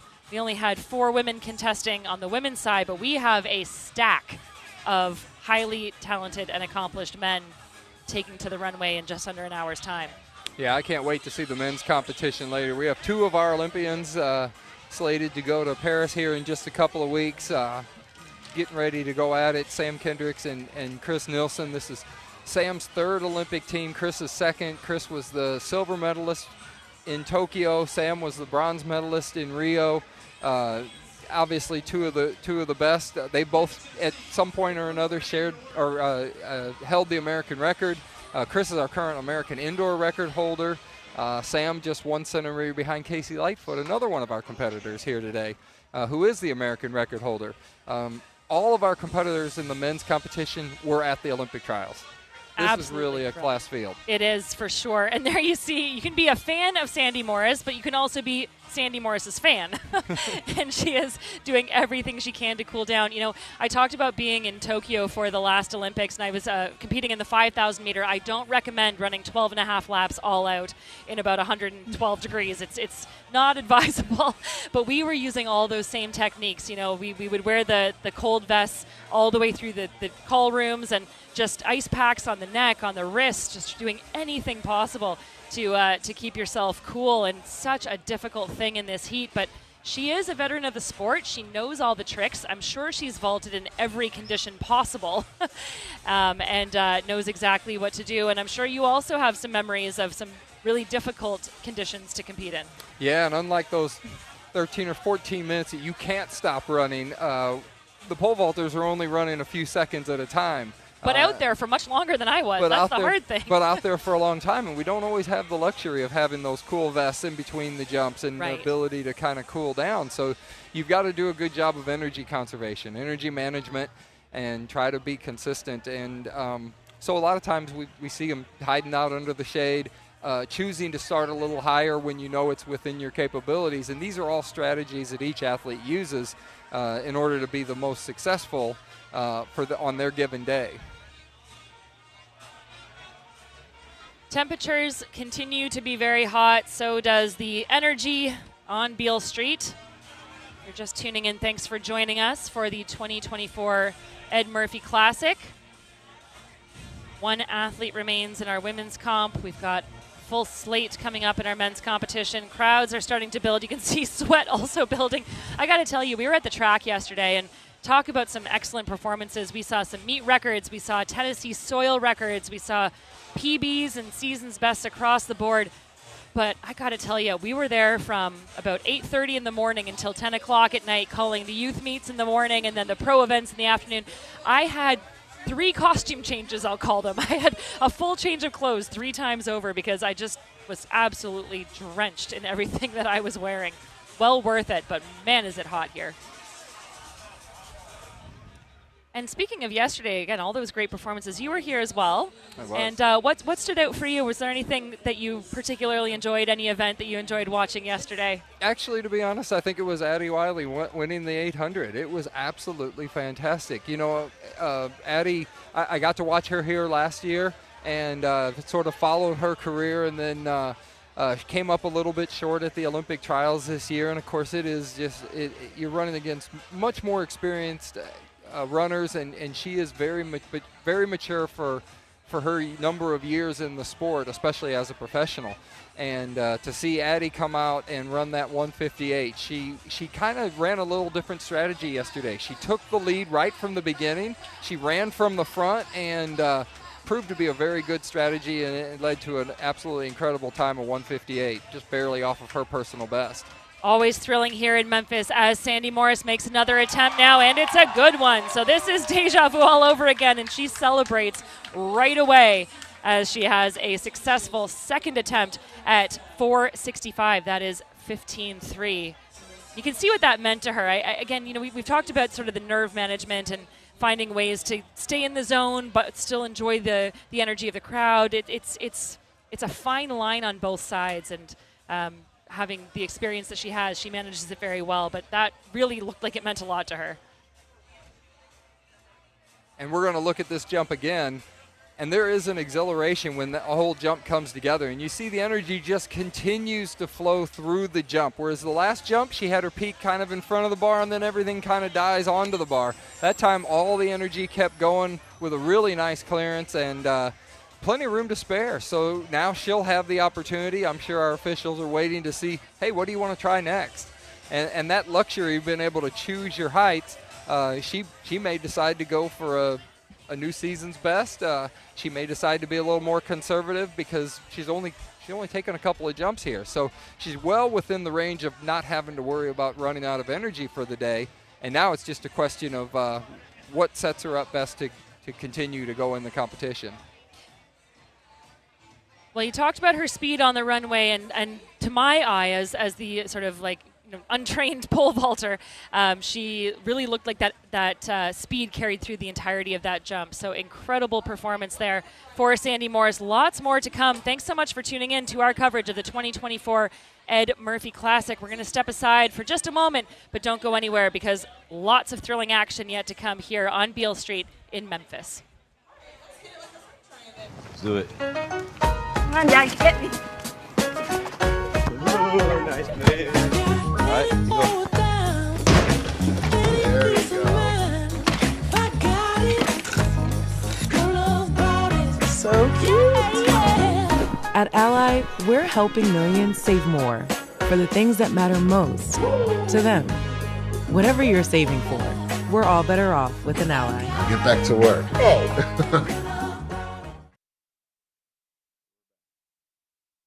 All right, and we are Beale back. Street. We are seeing the officials measuring a bar. We've been told the bar is going to go to 15 feet 9 inches, 4 meters and 80 centimeters. That's quite a performance. There's only a few ladies in the world that have actually jumped that high this year. And so this will put her up there with probably the top 5 or 6 vaulters in the world. And this is a height that she's already cleared this year indoors, 482, her season's best. So familiar with this height. Of course, 15 meters, her national record from back in 2016. But as you mentioned, this is elite stuff. This is top class, being able to clear 480. And I would imagine we've been talking about the heat. It's cumulative. There's cumulative effects. You see her there just trying to stay out of the sun and do everything she can to stay cool. I imagine that she'll want to make every attempt count. So good for her for raising the bar, literally and metaphorically. And at this point, she's really just sort of focused on, hey, can I just go down and repeat the same thing? It looked like she had plenty of height to really give a good attempt to this height. And so I think she'll be focused once she steps on the runway. And yet at the same time, Sandy's aware of the people that are yelling out to her from the stands, come on, Sandy, go, Sandy. And she likes to respond to that, and that actually makes her thrive. That gives her more energy to be strong. You see that can that's on the runway there with her name on it, that's actually a sticky spray. And the vaulters are allowed to use any type of substance they want to achieve a better grip on the pole. Sandy's one of the vaulters that likes to use a sticky surface, so she sprays this spray adhesive on her hands or on the pole, and that makes the pole a little bit sticky to hold on to. A lot of our vaulters we saw earlier, Kristen Brown using chalk. So when she was clapping, you see the dust from the chalk come off of her hands, and each, once again, we talked about this all day. What really gives you the best overall package, the best number of variables that you can affect to give you success. And so with a sticky grip, she's able to hold on a little bit stronger maybe to the pole, and of course that allows her to swing a little bit better.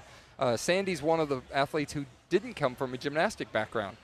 She's truly a track athlete at heart. She was a hurdler in high school, also a very accomplished high school pole vaulter.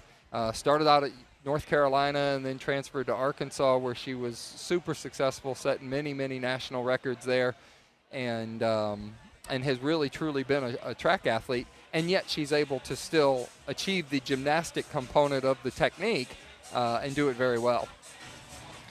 I think the equivalent there might be as a runner. For me, we talk about using Vaseline or some kind of lube to prevent chafing in the really, really hot temperatures. I would imagine that grip becomes all the more important when you are just coated in sweat. It sure does, and that's something they got to think about. There's nothing worse than running down the runway and feeling sweat run down your hand, and at the same time you're trying to hang on to the pole. There you see Eddie Murphy being interviewed, and such a staple here, of course, the Ed Murphey Track Classic. Absolutely essential to the success of this event is the Murphy family, and they are everywhere. It is so cool to see, Jeff, every year that I've been at this meet, and I should say I competed at this meet the very first year back in 2017. And I've been coming to it every year since, either as a competitor and now as part of the broadcast team, and this event has grown tenfold, it seems, every year. And kudos to the Murphy family and all of their hard work, their investment, their dedication to our sport and to the success of American athletes and internationals, whether it be an Olympic year or not. Greatly appreciated, all of the commitment by the Murphys. Well, when you have someone like Eddie Murphy, who's a true fan, but also very passionate about supporting the sport, and then gets his whole family involved, it's absolutely fantastic. And their commitment and dedication to make this event grow and be successful every year can't be spoken highly enough. So we've already surpassed the meet record here at the Ed Murphey Classic. Last successful clearance there by Sandy Morris at 4:65, that is 5:3, was a meet record for the street pole vault. This would, of course, better that. And to your point, Jeff, it would be one of the premier marks in the world this year. Yeah, for sure. Sandy jumped this high, just a couple centimeters higher during the indoor season. Hasn't been this high outdoors yet, so this is a chance for her to improve her season's best during the outdoor season. But also get her ready. She's actually headed over to London next week for the Diamond League competition, where she'll face those girls. She'll face those top 6 girls in the world who are some of her chief rivals. Fast on the runway, and Beale's at the attempt here, 480. This is a big, big attempt. You mentioned the Diamond Leagues. We should mention Sandy Morris, an 11-time Diamond League winner. So she's no stranger to the level of competition and the pressure that comes with it, but seems to excel most often when the pressure's on. And we'll just make some adjustments here. So what did you see there that would stand out to you? Well, Sandy does a great job of balancing Diamond League competition, where she's competing against the best of the world, but you also have to travel quite a bit, and staying home, being a little better connected to your fans and to people that support you or may know you, or even developing a few new fans. And so she really does a good job of kind of that balance that helps her prepare. In this particular case, as she does go higher and higher, the adjustments she's making have a more dramatic effect, if you will. We're going to take another look at that jump, and her margin of error is actually a little smaller each time she makes an adjustment to try to go higher. And and something being just barely off, and all of a sudden you can't even complete the jump. So that's what we would call a bailout. She'll have another chance to hopefully get it right. It's really, the timing is so precise from when you take off the ground to how you swing on the pole, manipulate your body upside down, and then have a chance to clear the bar. And it's hard to be consistent every single time when you're pushing the limits of what your body's capable of doing. So I know that there's an obvious energy expenditure that comes from just that run on the runway, and of course each successive attempt will have a cumulative effect. At what point on the runway do you make the decision to bail, and how much energy are you actually conserving, do you think? And it's hard to quantify, but how much energy are you conserving by not making a full attempt at a bar that you don't feel confident at? Yeah, actually the decision to make is not really a decision you make at all. It's made for you. I believe that she's fully intending to commit to the jump, if you will, every time down the runway. It's once you take off the ground and something isn't right, you physically can't finish the jump. It's that precise on the timing. And so what happens is you have a bad jump. And like I said, sometimes you can just kind of throw that one out and get back and get ready for the next one, and then try to make it the best attempt you can. She could have felt a slight bit of wind on that one, and it would have affected the timing of how she plants the pole, and that would be enough to throw the jump off. So as we feel a little bit of wind here in our booth, it could very well be affecting her on the runway as well. And so now she'll have, that's the beauty of the event, you actually get 3 attempts at each height, so she'll have at least 2 more to try to get around this bar. So that 482 indoors earlier this year puts her at the 8th best vaulter in the world in 2024. An elite field indeed assembled here as we head into Paris. And no stranger is Morris to being near the top of the world list for each year, and managing the pressure and all of the excitement very well. You're watching the 2024 Ed Murphey Classic, and being passed out right now are those American Track League. I don't even know what you call those, Jeff. They're bangers is the only way I can put it. Yeah, the noisemakers. But Thundersticks, I'm being told. Thank you to our production team. Thundersticks, I like that term. So they're helping with some of the clapping as well and getting the crowd going. But no shortage of excitement here on Beale Street. Live music, hot temps, thundersticks in hand.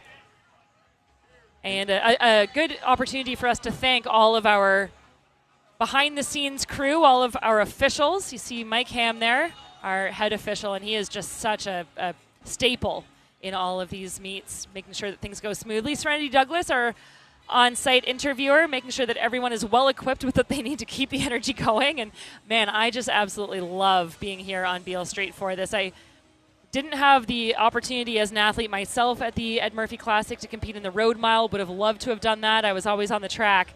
But again, we saw those road miles go off earlier. We've got the women's competition underway in the pole vault right now. See a couple of our competitors there from earlier.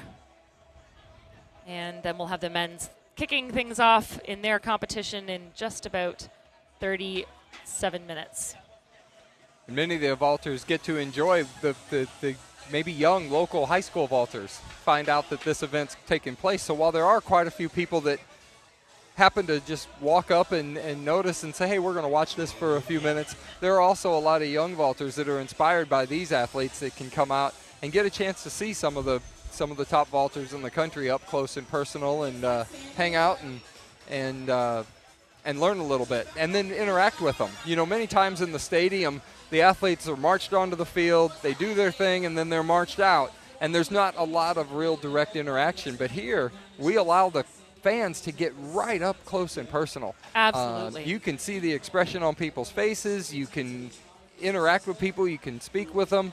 And you see Sydney there talking to some of the people that have come out here, and that may be somebody she knows, or it may be somebody that just introduced themselves to her, and they just want to learn. Yeah, instant fans. They want to learn a little bit more. How'd you get started? How many years have you done this? And all those kind of questions. So it looks like Sandy's just about ready to go here.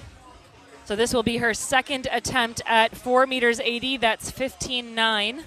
second attempts have been pretty magic for her all day. They sure have been. Yep, she had second attempt clearances at 465 and 450, passed at 460. So this is her third height, second attempt at this height. This is a big one, 4 meters 80. Only 9 women in the world have jumped this height or better this year. Morris is one of them. And another Beale. So just not liking that one, Jeff.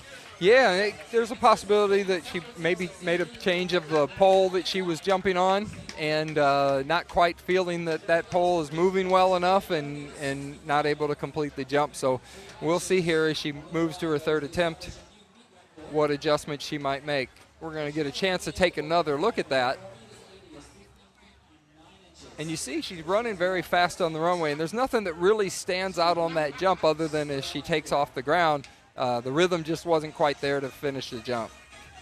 She is so fast, and you mentioned it earlier. It's something I've noticed about her before. She's known for that, right, for her speed.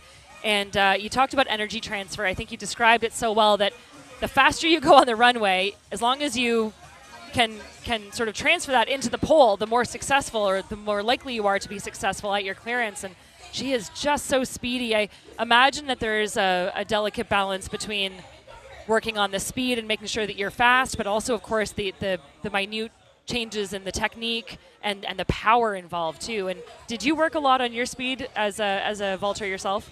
I did. I actually got kind of a hard lesson early in my career where someone said, you know, you're jumping pretty high for as slow as you are.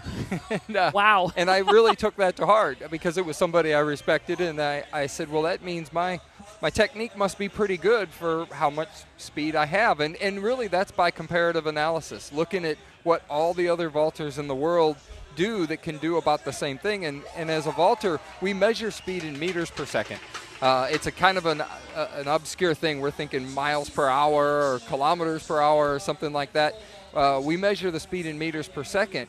But the way you start, unlike the 100 meters where the start is so critical to develop that acceleration, the pole vault, you can start essentially as slow as you want, and you build the speed down the runway with each successive step. And it's hard to accelerate fast while you're carrying a pole and holding on to the end of a 16 or 17-foot pole. So the acceleration is more progressive, but it's that maximum speed across the takeoff step and into the air that really determines how well you can, how high you can go. Simple physics. Incredible, and I love that simple physics, and yet it is so complex in other ways. And we're seeing Memphis Fire there. And they might just be on standby to attend to any fire emergencies that we might have with our men, because you better believe that they're bringing the heat in just about half an hour's time. We just saw Sam Kendricks being interviewed on site here by Serenity Douglas. Of course, Kendricks, the favorite. He's coming in as the reigning champion and 2016 Olympic bronze medalist, multiple-time world champion. I mean, this man's credentials are also laundry list long, and we won't get into all of them yet. We still have our women's to wrap up, but there is so much to look forward to by way of our men. Who outside of Kendricks gets you excited? Well, Chris Nielsen is the obvious next person. Having just made our Olympic teams, Sam was actually the winner at the Olympic trials, jumping 19.4. I actually went with Sam to Paris last week for the Diamond League meet, and Sam jumped 19.6 there, which was his best performance of the year. So we know Sam is ready to go as we get close to going back to Paris again here in just a couple weeks' time. Chris Nielsen, silver medalist from Tokyo, silver medalist from the World Championships, bronze medalist from the World Championships last year. His consistency and strength has been really, really good. We also have Casey Lightfoot, Keaton Daniel, young athlete, just finished his senior season at the University of Kentucky, where he was success at back-to-back outdoor NCAA champion. That's something that hasn't been done by a lot of the top vaulters. And the entire field today has jumped over 19 feet. Every single guy in the field has jumped over 19 feet. So it's really going to be a battle. And really and truly, any of these guys can win. So the top guys really have to be on their game. Well, talk about depth. That is so much to look forward to. You don't want to go anywhere. You certainly don't want to go anywhere in the coming seconds here, because this is going to be third and final attempt for Rio Olympic silver medalist Sandy Morris. She is looking to clear on her third time of asking, 4 meters 80, 15.9. This is a big one. And Sandy really is one of those athletes that when it comes down to a third attempt, it's just as good as a first attempt. Very rarely do I ever see Sandy where she's not focused and capable of pulling out her best jumps. As a matter of fact, sometimes she's even better on a third attempt just because she's that much more determined than she was on the other two. Well, that is a quality you love in any athlete, but certainly a pole vaulter. So the thunder sticks are clapping. The crowd is getting behind this attempt, appreciative of one of the best in the world, one of the best all time in the U.S. Third attempt for Sandy Morris. You know, she was only 4th at this meet last year. Already come away with the win, but we always know that she is competing first and foremost against herself.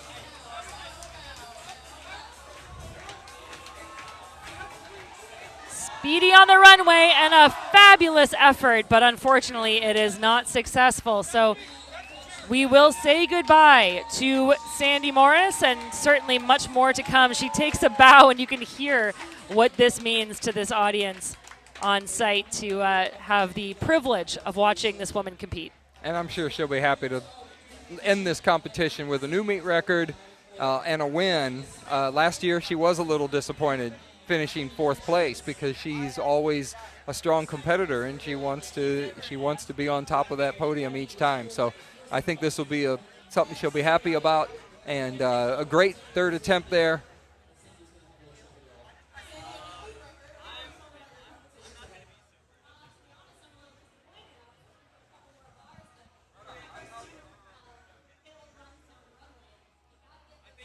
All right, we're going to get a chance to take a look at a replay of that attempt.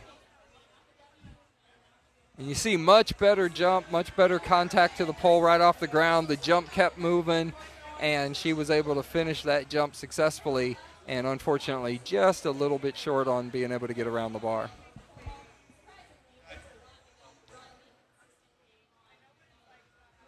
We've talked about how much she appreciates a good crowd, how much she interacts with everyone, and always happy to give an interview.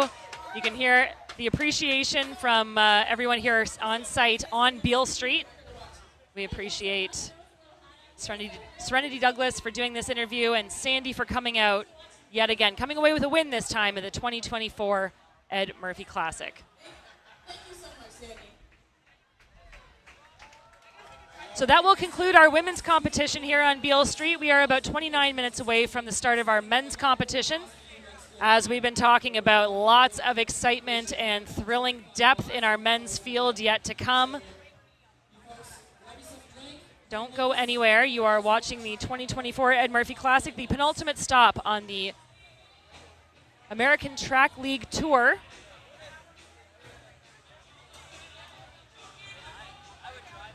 And as you mentioned, Jeff, as the sun goes down, things are going to cool off a little bit by way of temperature, but they're just going to grow in terms of the heat of excitement with our crowd. Yeah, and something some of these athletes don't think about is that sun starts to set. It's actually setting behind the pit. So some of the athletes are going to have to run into a little bit of a blinding sunset, but hopefully that won't cause them any problems as they get to warm up.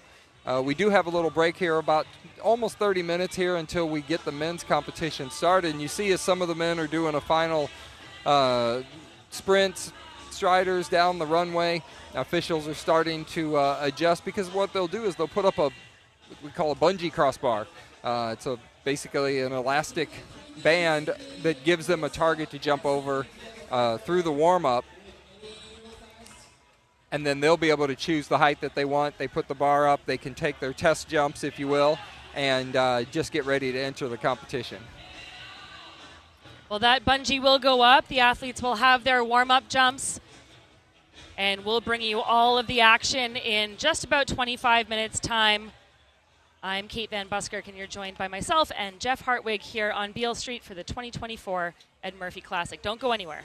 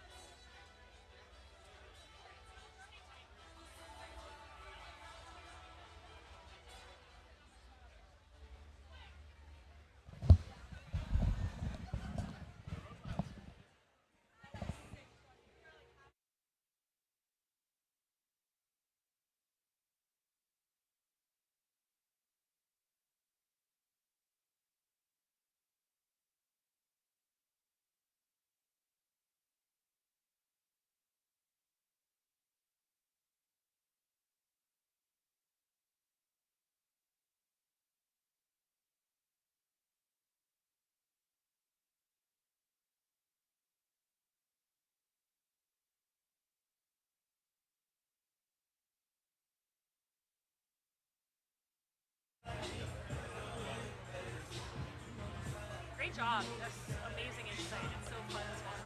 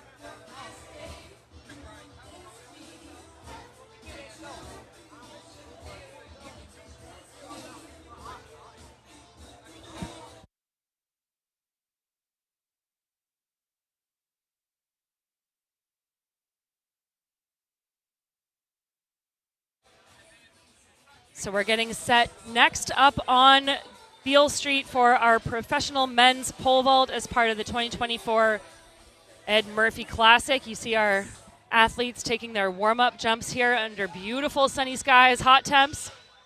That competition set to start at 7:30 Central Time. That is just about 18 minutes from now.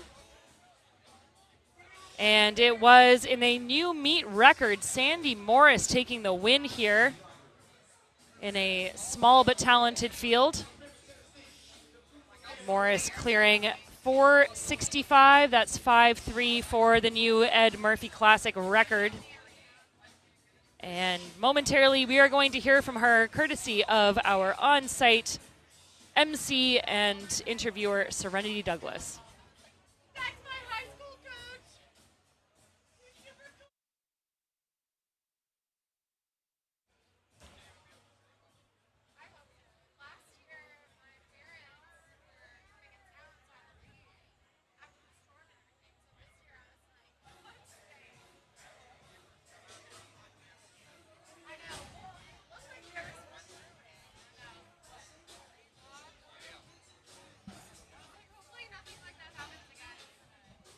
So we'll throw things over to Serenity Douglas, who is on site with our 2024 Ed Murphey Classic winner, Sandy Morris. All right, congratulations on the big win, the meet record 465, Sandy. And I saw you just counting yourself down the runway. It was pretty tough at first, but how were you able to accomplish it today? You know what? You just have to focus on the run and dial that in and just hit it like a freight train, and the rest happens. And if you hit the run right, the rest of the vault is pretty easy. Now, obviously, 2 weeks ago in Hayward, it didn't go how you would have wanted, but you are such a good sport about everything, and you were able to come back out here and put your best foot forward. Talk to me about your motivation. I mean, my motivation is a career is not just one performance. You know, I've been doing this now professionally since 2015, and my goal was always to be globally competitive for a decade. Next season will be that for me, and, you know, this season has been a tough one for me. But I know that I still have more in the tank, and I'm building my confidence back brick by brick, honestly. And in the pole vault, you cannot not have confidence. That is the main thing. And so today I learned some things. I got a little bit better, and you know I have more meets this season, and it's just building it back one little bit at a time. And this is a completely different setup than what you're used to. This is not a normal runway. We're out here in the middle of Beale Street. So talk to me about how your preparation is a little bit different. She's celebrating already, y'all. So how's your preparation different to be out here on the street? It's just about having fun, honestly. It's kind of like a glorified practice, and it's nice because there's no pressure. People are cheering for you. It's like a pole vault party. So, you know what? It doesn't really matter how you perform. You just want to put on your best show, have fun, interact with the crowd, and show everybody a little bit of pole vaulting. Now, how are you going to celebrate this win today? I'm just going to stick around and watch the men vault because there are some impressive men in this field, including Sam Kendricks, the best American right now, and he's about to head to Tokyo soon. And I'm going to stick around and cheer for them and have a beer or two. As you should, and obviously he's going to be competing against the best in the world, you know, Chris Nelson, Matt Ludwig, so it's going to be a great competition, but thank you so much, Sandy. Thank you for having me, and stick around if you're out here. Watch the men jump tonight. All right, Kate, back to you.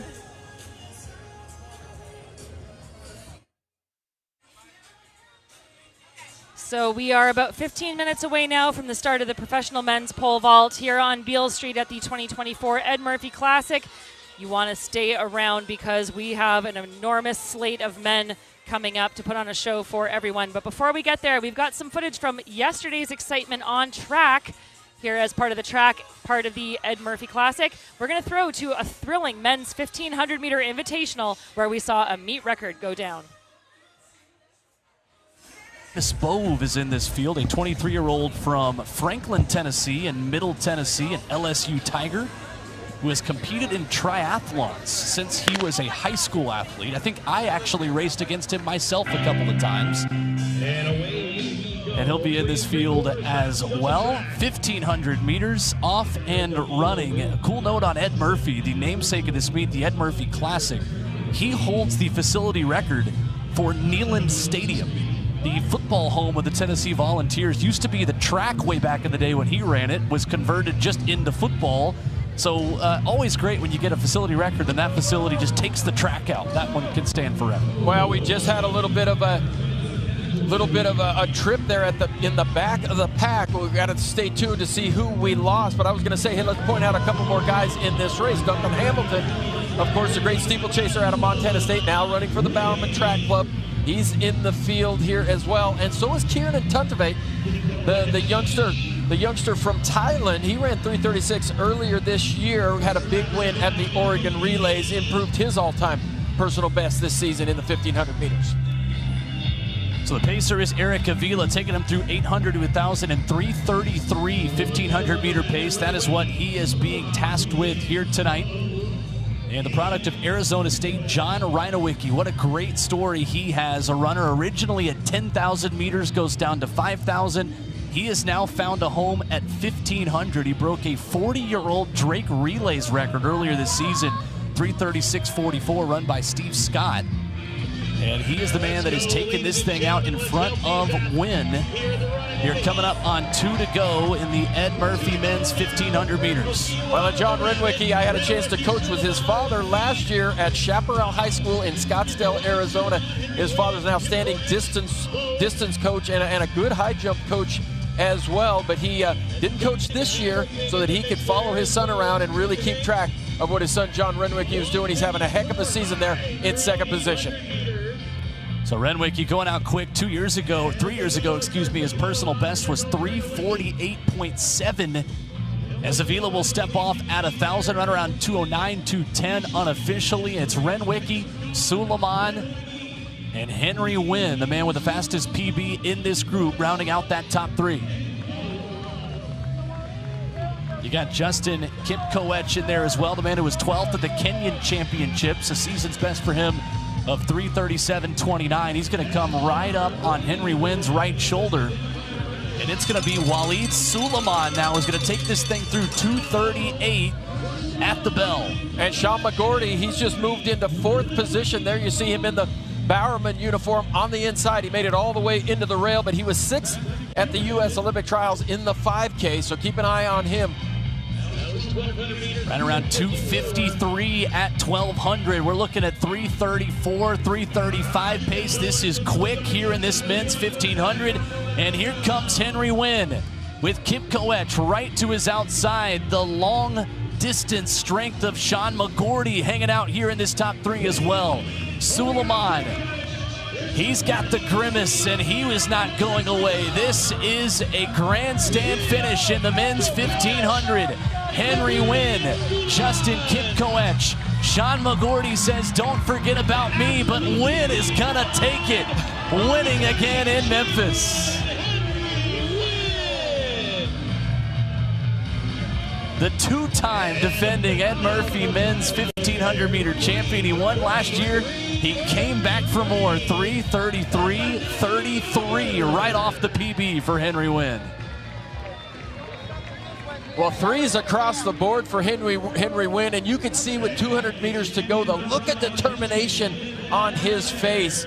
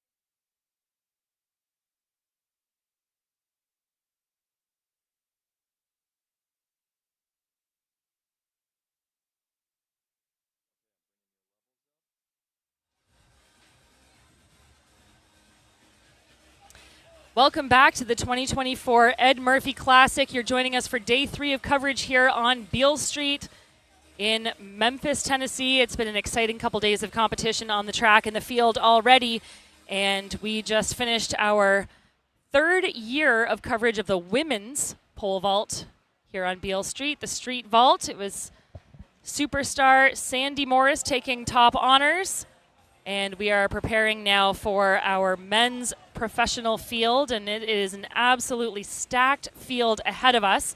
I'm Kate Van Buskirk, and I'm joined by pole vault sensation and world indoor silver medalist, amongst many other things, Jeff Hartwig. Jeff, it was, as we said, a small but mighty field of women, and goodness gracious, do we have excitement coming on the men's side.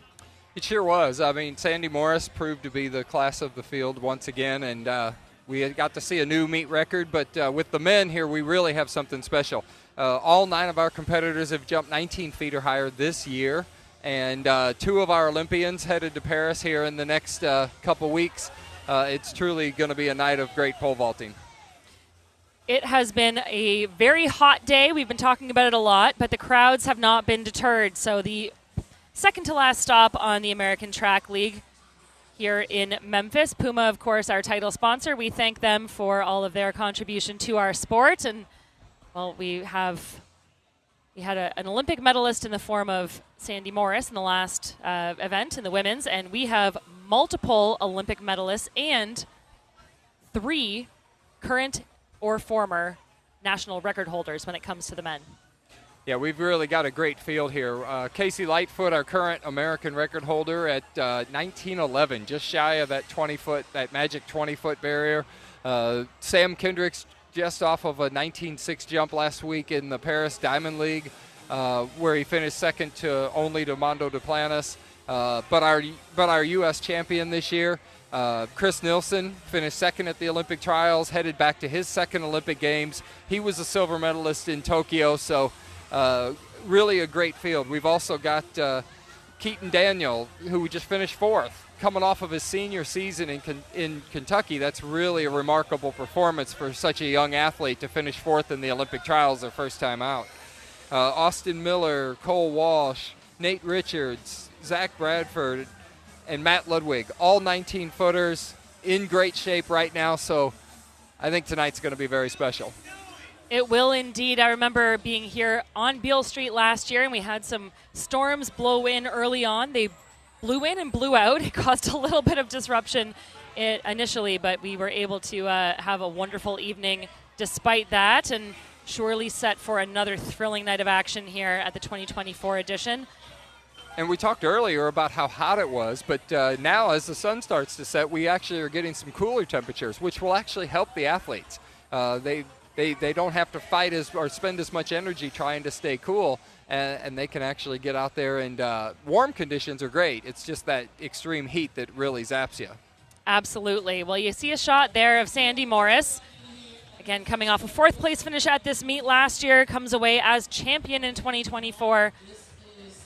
New meet record for her, and would love to see a meet record here as well. That meet record, we should say, was set by defending champion at this event, Sam Kendricks. He vaulted 582 last year to take top nod.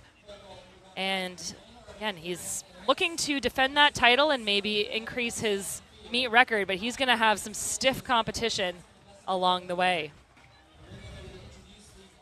He sure is. And as these vaulters go through their warm-ups, you see they're kind of doing the same thing we saw with the ladies. They're taking warm-up jumps. They're testing the poles that they're going to hopefully try to jump on, trying to get an assessment of where they might want to start. We've got an opening height of about 17.7, and then we're going to go up over 18 feet at just the second height of the night. And so that'll get the action rolling right away. And probably make most of the athletes probably start at that opening height. But you have different strategies. You have a strategy of a Sam Kendricks who loves to come in low, jump a lot of bars in the competition, and really put on a show that helps him establish his rhythm. You have a few others that might want to be a little more conservative. They may pass that first height, but I think by the second height we're going to see all of the vaulters jumping for sure. And that keeps things so exciting for folks here on site, and of course for all of you tuning in. You're joining us, like I said, for the penultimate stop on the Puma the Puma American Track League. Getting ahead of myself here with World Athletics as we prepare towards the Paris Olympic Games in just a couple of weeks' time. And Jeff, you're going to be headed to Paris for those Olympics. I am. I'm headed over there, Paris, and looking forward to it. I think it's going to be great competition on both the men's and women's side, and just the performances we've seen in the sport of track and field the last couple of weeks. It's really shaping up to be an absolutely incredible show. And we saw some incredible things here over the last couple of days at the Ed Murphey Classic.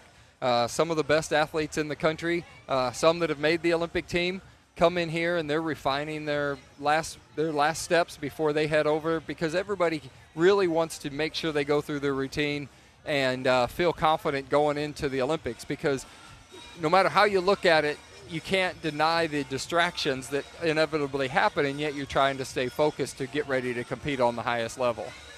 Well, we have two of those Paris-bound athletes for the U.S. team here with us tonight. Of course, that is Sam Kendricks, 2016 and 2024 Olympian, along with Chris Nilsson, both headed to Paris, first and second respectively at the U.S. trials just a couple of weeks ago. And, you know, we're both athletes, Jeff. We know how much that confidence matters, that you can come off of a strong performance like that and you're sort of sandwiching your performance at the trials ahead of the games, and then you have these opportunities to interact with the crowd in between, but also, you know, make those little adjustments where the stakes are perhaps a bit lower.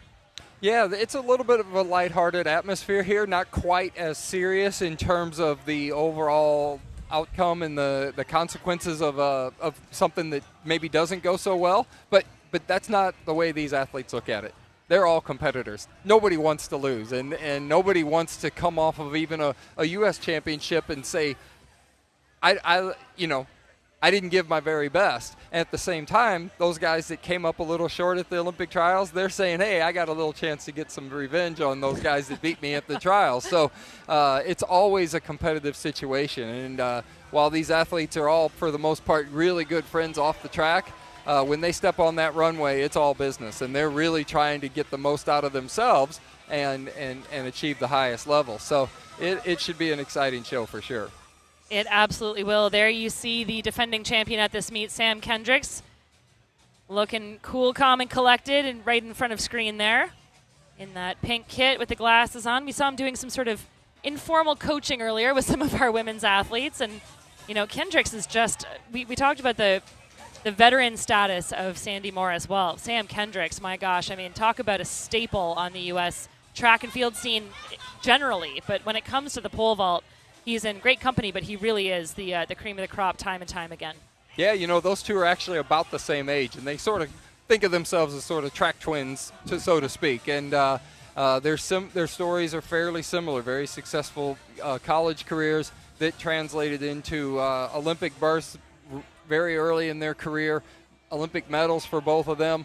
And Sam being a little bit special in that he grew up about an hour down the road at Oxford, Mississippi, went to Ole Miss, went to University of Mississippi. So he's a little bit of a hometown favorite here, and he's done some media stuff this week for the Ed Murphey Classic to help try to promote the event and get the word out. And Sam is always a performer. He loves to perform for the crowd, so he likes obviously the energy and the drive that you get from a stadium-type competition, but being out here on the street, he gets a lot better interaction with the fans and the people that sit around to watch him, and always does a great job of entertaining everyone.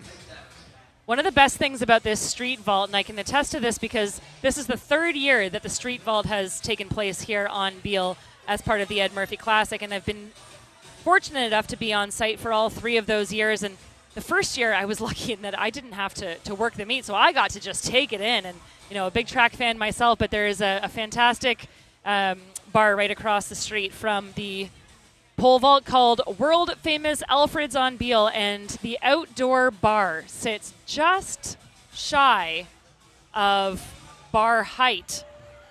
I should say of pole vault bar height. So the bar is in line with the bar, and the number of people who come out and just sit there and watch, you know, some of the best vaulters in the world. There you get a great shot of it, of Alfred's, and watch some of the best vaulters in the world who have never watched a track meet in their lives, have never taken in the sport at all, and certainly never seen a pole vault. Instant fans, and how could you not be? Yeah, it's truly a bird's eye view and gives you a little different perspective. You know, if you've ever seen pole vaulting in the stadium from a long distance away, there's nothing like being able to be up close and personal and interact with the athletes, but also to really see the action up close, because it really is spectacular. And there you're seeing, taking some of his final warm-up jumps on the runway, is Casey Lightfoot, the 2021 Olympian Puma athlete and national record holder. And Jeff, I was fortunate enough last year to be on site when that national record went down at the Music City Track Carnival. In fact, we were talking earlier, we'll talk more about this because I'm fascinated by your perspective, but about the elevated runway that you have to build. Of course, this whole pole vault comes together on an actual street, so you have to build every element of it. I can tell you, the night before the meet, I was out at about 2 in the morning scouring for pallets that we could put under to level this pole vault runway that we built, where Lightfoot eventually set the American record. And my goodness, talk about a performer. He is stunning to watch. Well, unlike a permanent facility, you still have to meet the technical requirements of setting up a pole vault runway. So the people who set up this facility here on Beale Street, they were out here at 7 o'clock this morning building the runway. They have to have it surveyed. It has to meet certain rigorous standards in order to be an official event. The luxury of a portable runway is you can actually choose the conditions that you set it up. You can choose to set it up with the most favorable wind. You can also choose to set it up where the wind is blocked, for instance. So here the buildings sort of become the wind tunnel and hopefully filter our wind down the right direction, because a little bit of wind blowing behind you really does give the vaulter a little bit of an advantage in the way of a little bit more speed on the runway. Here we see Matt Ludwig taking a warm-up jump here. Matt was a 2021 Olympian as well, and Matt's had a very successful career. He just came back from a tour to Europe right before the Olympic trials, came to the Olympic trials this year, made the final and a very respectable showing in the final, and just came up a little short for making the team. Well, 9 of the best vaulters in the world. I'll echo our in-stadium, or on-street, I should say, announcer, Mr. Dave Milner. As you see, a thrilling warm-up jump there from Mr. Kendricks. And we're going to introduce you to all 9 of these studs in just a moment's time. As we mentioned, Sam Kendricks, the defending champion from Ed Murphey Classic. Last year, he is the 2016 and now to be 2024 Olympian. Competes for Nike and was the bronze medalist in Rio, 2-time world champion, 3-time world indoor silver medalist. He is the 5th best vaulter indoors and outdoors all time. We were set to start this competition about 6 minutes ago, and these guys just taking the last of their warm-up jumps here. As we talked about it earlier, Jeff, you know, the sun is now below the line of these buildings, and that's going to serve these guys really well, because not only does the energy rise as the lights come on, but of course that heat that is so draining. I can't tell you the parts of my body that were sunburned after being outside on track yesterday for about 10 hours. It's going to be sweet relief for each of these vaulters. It really will be. The breeze, just with not having the sun, is really cool and refreshing, even though it's a nice warm night. So that'll encourage the crowd to stick around a little bit longer and really give the athletes an opportunity to jump really high. You know, we just saw Casey Lightfoot there over a bar. That bar is probably about 18 feet high. That's a good test height for a lot of these vaulters to get warmed up and make sure they're on the right pole, make sure they're on a pole that they can suitably start the competition and hopefully have a successful jump first trip down the runway. Well, I'm getting word that we're awaiting confirmation on opening height here, but it is set to be 5 meters 37 for opening height. Yeah, and that's about 17.7. And I appreciate that, because as a Canadian, I measure things in meters, and Jeff, I love that you can help me out with the feet and inches.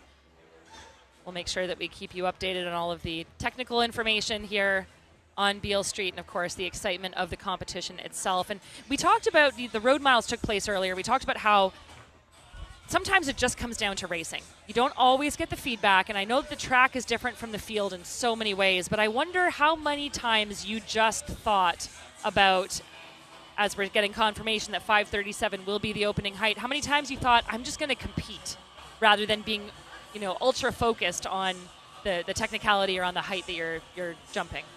Yeah, for sure. Sometimes you've got to sort of cut your head off a little bit. You got to just step away from all the stuff you work on practice every day and say, I'm just going to go out there and compete to the best of my ability. And as we say in the pole vault, you play the game. You're feeding off of the energy of the crowd. You're feeding off the energy of your other competitors and the makes that they have. And while we didn't have quite as big a field on the ladies' side, we have got a really good size quality field here. And I can assure you, some of these guys are going to get into a rhythm, and we're going to see a lot of jumps. It's going to be a competitive event tonight.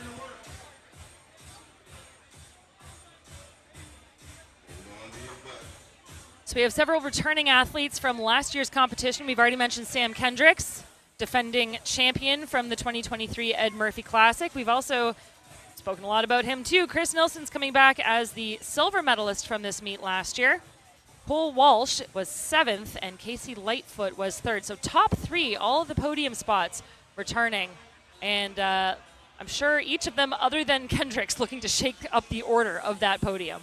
Yeah, and as I was talking to some of the guys earlier today, we were talking that last year the Ed Murphey Classic served as the last tune-up before the athletes that went to the World Championships in Budapest got to go do their thing. And Chris Nilsson came in here, finished 2nd behind Sam Kendricks, who unfortunately didn't make the team last year. But Chris carried that momentum from his 2nd place finish here right into Budapest and actually captured the bronze medal. So he's been able to achieve medals in multiple international championships, which is really a testament to his greatness as a vaulter. Absolutely. The list of accomplishments in this field is longer than we probably have time to make mention of, although we'll try to pay tribute to each of their accolades throughout the entirety of this competition. 3 Olympians returning. Make that 4 Olympians. Pardon me. Yeah, 4 Olympians, including Matt Ludwig, are here competing tonight. So this is really a great show.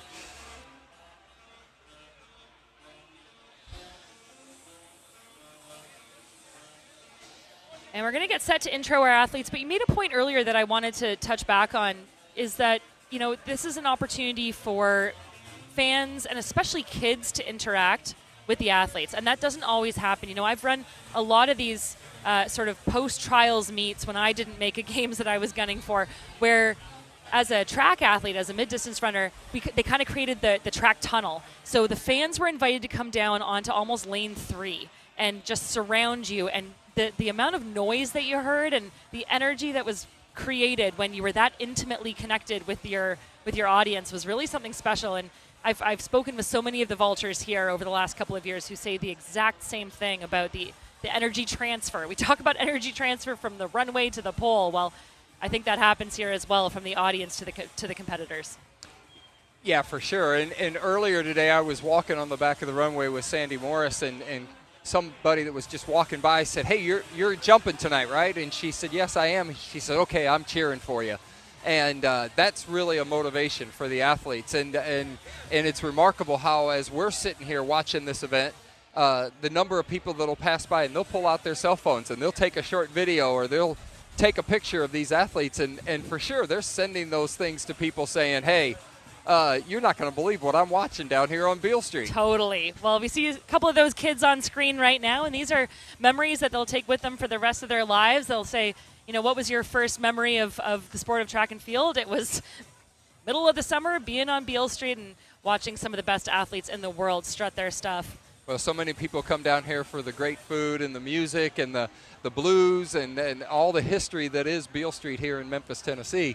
And to be able to see something very unique and different for the locals that are down here on a regular basis, I'm sure it sort of mixes up their night as well. So we're getting ready for intros here for our competitors in the 2024 edition of the Ed Murphey Classic Street Pole Vault. Again, we have 9 competitors taking part, all of them capable of taking home top marks. And we're going to start with our defending champion from this meet from last year. He is a multiple-time Olympian, 2016 Olympic bronze medalist, two-time world champion. This is Mr. Sam Kendricks. He's going to be joined by a slew of worthy competitors, the first of which, the second Olympian in this field, Tokyo Olympian, 5th at the Olympic trials last month. This is Mr. Matt Ludwig. He was 5th at those trials as a personal best of 590 from 4 years ago.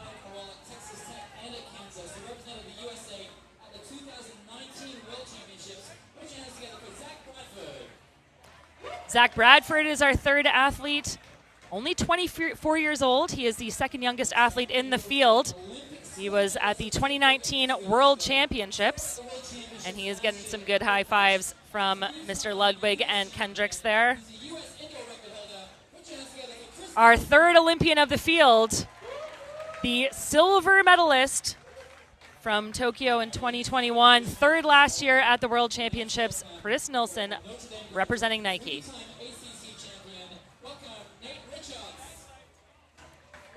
Nate Richards is going to be our 5th jumper in succession, 29 years old. He is a 3-time ACC champion, went to Notre Dame, and he is looking to cement himself in the history books here at the Ed Murphey Classic. He's going to be joined by Keaton Daniel, the youngest athlete in the field, only 23 years old. He was 4th at the trials, achingly close to making that team. 2024 NCAA indoor and outdoor champion.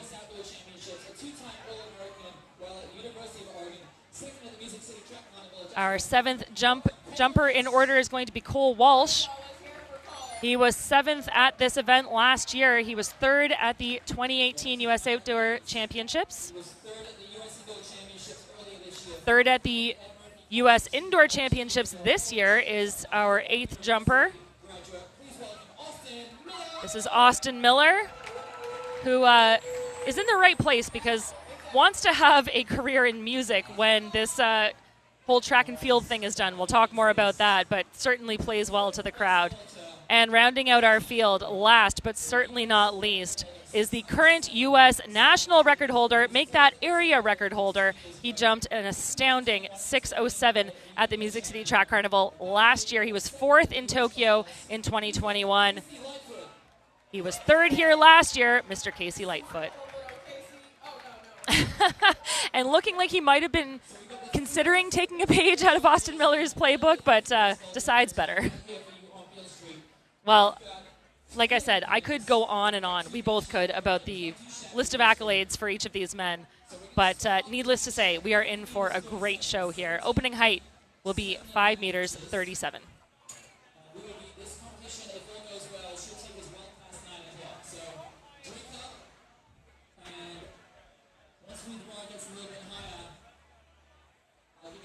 All right, looks like our officials do have the bar up here at our starting height of 17.7, 5 meters and 37 centimeters. And they'll be getting these guys started right away. As I've said, Sam Kendricks likes to jump here, so I bet you we will see him getting this show started. Well, Kendricks, one of 3 men in this field who have eclipsed that, and you got to, again, forgive me for my metric measurements here, but eclipsed that 6 meter height. So 6:06 is Kendrick's best. That, of course, was a former national record back in 2019. The other 2 vaulters over 6 meters are Nilsson at 6:05 indoors from 2022, and then, of course, our current national record holder, Casey Lightfoot. Yeah, when we talk about that 6 meter barrier, it's like to give somebody perspective. A lot of times people say, well, how long are their poles? Well, their poles are about 5 meters long. And the box that you plant the pole into is about 20 centimeters or 8 inches deep. So in many cases, these guys are jumping nearly 4 feet higher than the actual length of their pole. And that's really remarkable when you get to see it up close and personal. It sure is, and you'll get a good sense of that here with our fantastic camera crew on site on Beale Street. I have a feeling that we're going to move fairly quickly through these opening heights. Kendricks, unlike Morris, choosing to take this first height. And we saw Morris take a pass at the first 3 heights. So Kendrick's employing the opposite approach here, Jeff. Yeah, and you see the indicator board in the background there with the 70 on it, and that's the depth setting for the standards. So that's 70 centimeters from the back of the box. He can push those standards back, and that's really where he just determined that is a good spot for the peak of his jump. Makes it a more comfortable jump. And Sam does like to jump. He figures, well, if I'm going to take jumps, I might as well take the jumps that count. He'll start at open height many, many times in many of the competitions he goes to, even if the intention is to fully be still in the competition at the end. Well, Kendricks has the 4th best vault in the world this year. That is 595. Should make easy work of this, and he does that. What a showman, my goodness, Jeff. The amount of daylight between him and that bar was astounding. Yeah, you never want to say it's easy, but Sam comes the closest to making it look that way. And he does that routinely. He's such a gamer. He shows up when it matters and makes the crowd enjoy every moment of it. So our second jumper in succession will be Matt Ludwig, but first let's take a look at that fantastic first clearance by Kendricks. And as you can see, Sam very fast on the runway. He transitions that speed into the takeoff. And so he carries a lot of energy through the top, and that's how they achieve those 4-foot push-offs above the top of the pole. Now, I've got to ask, I'm going to use this term, and it's absolutely not technical, but it looked like there was a lot of hang time. You know those cartoons where the character doesn't realize that the plane has fallen apart until they look down, and that's when they fall? That's what I see happening with Kendricks. He just sort of gets up and over that bar, and it looks like he sits there for a minute, and then he's telling gravity, I'm ready to come down now. Yeah, exactly. The thing is you're trying to cast yourself off the end of that pole, and you're sort of getting pushed off the end of it like a lure on the end of a fly rod, you know, and you get flicked up in the air, and it does seem like you're kind of floating for a second before that gravity kicks back in and carries you back down to earth. So first attempt here by Matt Ludwig also looks again like he just hangs there for a while, deciding when he wants to come down to the mat, making easy work of it. So the 28-year-old successful first clearance, he comes in with a best of 590. That's from 4 years ago, and he has jumped 575 indoors this year, and coming off that, as you mentioned, very respectable 5th place finish at the Olympic trials last month. Yeah, Matt really showed up at the Olympic trials this year, and he really showed that he is one of the top guys. His technique is very solid. He was able to come in and really be in the hunt all the way till the very end of deciding who was on the team. Here we see another great clearance by Zach Bradford. Once again, these guys are already in that rhythm. That was the purpose of the warm-up, and here we're seeing just repetitive clearance after clearance. And that's going to make that's really the setup these athletes are looking for to get them ready for those higher heights when they really start to battle with each other. So Bradford, with that successful clearance, is really amongst the men. He's only 24 years old. He was a competitor at the 2019 World Championships, but was only in his first year out of being a junior at that point, was second at the World U20 Championships in 2018. And speaking of the men, here is Mr. Nilsson. That is Chris Nilsson making light work of this first bar. He was second here last year, and he is Paris bound. And he's pretty happy with that. And Chris is pretty much of a showman himself. He likes to play to the crowd and interact with the other competitors and really put on a show. Back to Zach Bradford, he grew up in Illinois, spent a couple years at the University of Kansas, transferred to Texas Tech, and he's one of the guys that I think everybody looks like. All the veterans look at him and say, okay, this is a guy with a bright future that's going to be a strong competitor for years to come. Next up on the runway, we are going to have Keaton Daniel. Nope, this is Nate Richards. And I'm sorry, that's Nate Richards. Pardon me, Tracksmith, of course. So Nate Richards, I'm getting ahead of myself. 29-year-old out of Illinois, went to Notre Dame, multi-time ACC champion, and tied his personal best, I should say, this year. And again, just glides over that bar, makes it look so easy. I know it's not, but that is a glorious thing to watch. Yeah, these guys make this look so easy, and Nate actually trains with the 2000 Olympic champion, Nick Heisong, down in Phoenix, Arizona. He's one of the proteges of Nick, and so is Cole Walsh. So it's kind of the schools of vault that continue to produce top vaulters. All right, now we're going to see Keaton Daniel up for his first attempt.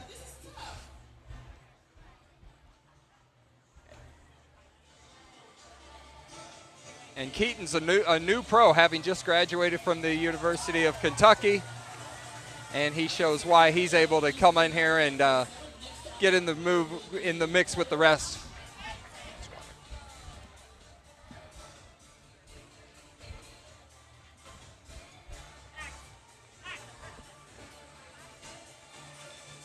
And you see Chris Grimes, his coach there, was actually his coach at the University of Kentucky, continuing to coach him. And that will bring us to Cole Walsh for his first attempt. So we have yet to have a failure. Makes easy work for our officials. It sure does, and for us as well, and for everyone on site. I mean, you want to just keep the streak going. Hope we haven't jinxed it here, and we shouldn't have said anything. I knew it. It's like if you want a sunny day, show up with an umbrella. You're guaranteed for it. So Walsh is the first one to miss at this opening height. Very experienced jumper as well. He's third at the 2018 U.S. Outdoor Championships. Two-time All-American for Oregon. And has a season's best of 5.67. You're going to convert that for me. About 18.7. So Cole's jumped. He's another one of our competitors who's jumped over 19 feet. And Cole has had a couple of small injuries the last couple of years, so he hasn't been as consistent as he could be. But you know, the fight continues, and he's going to continue to get stronger and get better into the future. Our next competitor is Austin Miller, and he's really one of our showmen here tonight. He does a great job of playing to the crowd. He loves these type of events. He jumps in quite a few of them over in Europe, and he really likes to keep the crowd engaged, so that they're cheering for him. He does a fantastic job of it. As I mentioned earlier, he is looking to pursue a career in the music industry after he retires from vaulting. He's worked with several production companies. He actually writes music and has a past life as a security guard at multiple prestigious music venues, and obviously likes splitting his time between his multiple passions. He's third at the 2024 Indoor Championships. So it looks as though Casey Lightfoot has decided to pass at this opening height, meaning that Cole Walsh will make his second attempt here at 5.37. That is 17.7.5. Yeah, so with that pass by Casey Lightfoot, Cole Walsh is up pretty quick again here. So he's going to have to kind of do a quick turnaround, but sometimes that's what you need. You're already in the rhythm. You know what you need to do. We'll see if he can make the adjustments to make a successful vault. And he does. Beautiful. Well, if you ever have to seek redemption after a first-time failure, that was it. Absolutely. Well done, and nice dismount there. Full points from the judges for that dismount, and looks, I think, a bit relieved to have joined the club with the rest of his competitors. Yeah, so just that quick, we are already through our first height of the night. All 9 competitors still alive in this competition, with only Casey Lightfoot left to come in. That bar is going to go to about 18.1, 5.52, and we will go up progressively from there.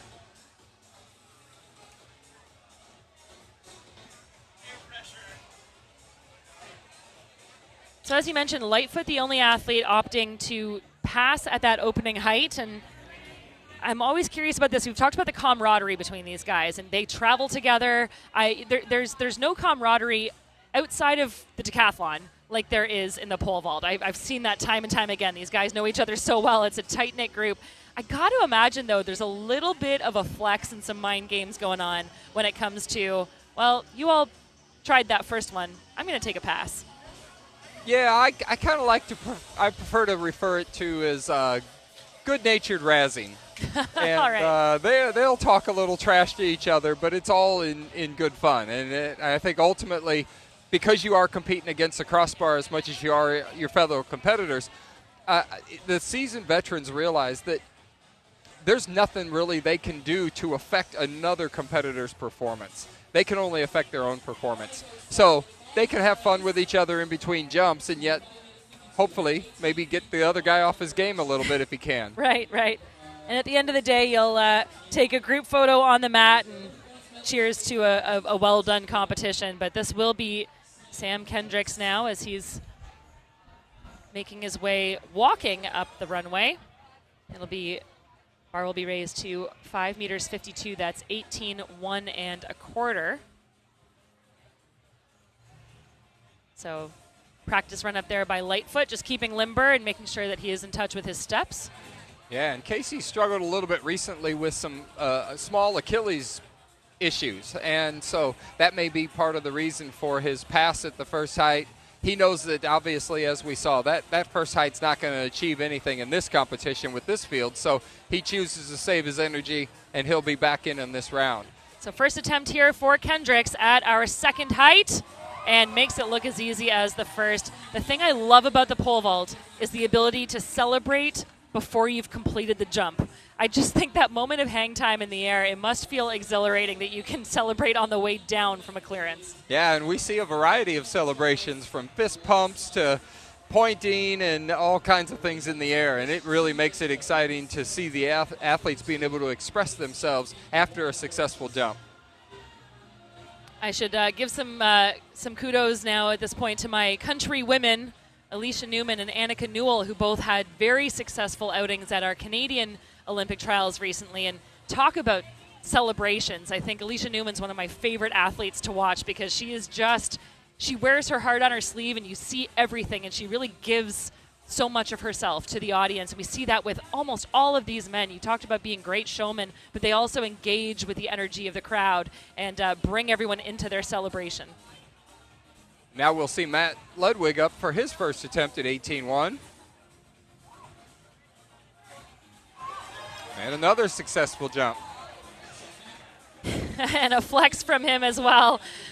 Wave and salute. He's happy with it. He has such extraordinary musculature. And, of course, the athletes range in terms of how they sort of recruit their power, should I say. But he really, he looks like he could do just as well on the, as a gymnast as he does on the pole vault. Yeah, and that's kind of the beauty of this event. There is no prototype that's a guaranteed success for the event. You see some athletes that are a little thinner, a little more lean. You see others that are a little more stocky, a little more muscular, and yet both can be extremely effective at being good pole vaulters. Well, add to that list Zach Bradford, first time of asking. He has a successful attempt here at 18.1. That is 5 meters 52. So that puts Olympian Chris Nilsson on the runway. Dialed in, but always a fun time, and puts on a great performance. Another very quick athlete on the runway and glides over that bar. And with so many successive clearances, we don't have a lot of time between jumps. The athletes know it, and even though they're given 1 minute to initiate their attempt in good conditions like that, many of the times, as soon as the vaulter that's going before them in the order starts down the runway, they're already going through that preparation period, and then it's just a quick adjustment of the standards by our officials, and the bar is set and ready to go, and the athletes are able to run down and go. The interesting thing here, too, is that these vaulters are competing into a setting sun. Not directly, but that, I imagine, would be a bit of a factor. You're having to contest sort of the visuals of it, and it'll dip below the horizon shortly, but for the few moments that it's there, I remember this last year was a bit of a challenge at times for these athletes to make sure that they were jumping right when the sun was not in their line of sight. Yeah, and some will even carry sunglasses, and they'll wear a pair of these sports sunglasses that form fit to your face, and that sort of helps keep the sun out of your eyes and allows you to focus, because not only are you trying to achieve the maximum amount of speed down the runway, but you've got to time up the pole plant into that box, and that requires you to be able to see the box very clearly. So sometimes the guys will wear some sunglasses. I think we've kind of gotten past that point. For sure it was affecting them during the warm-up, but now it looks like they're getting past that point, so none of the guys got their glasses on, and they're able to get rolling here. Well, that was Nate Richards with his first attempt and a failure here at 18.1.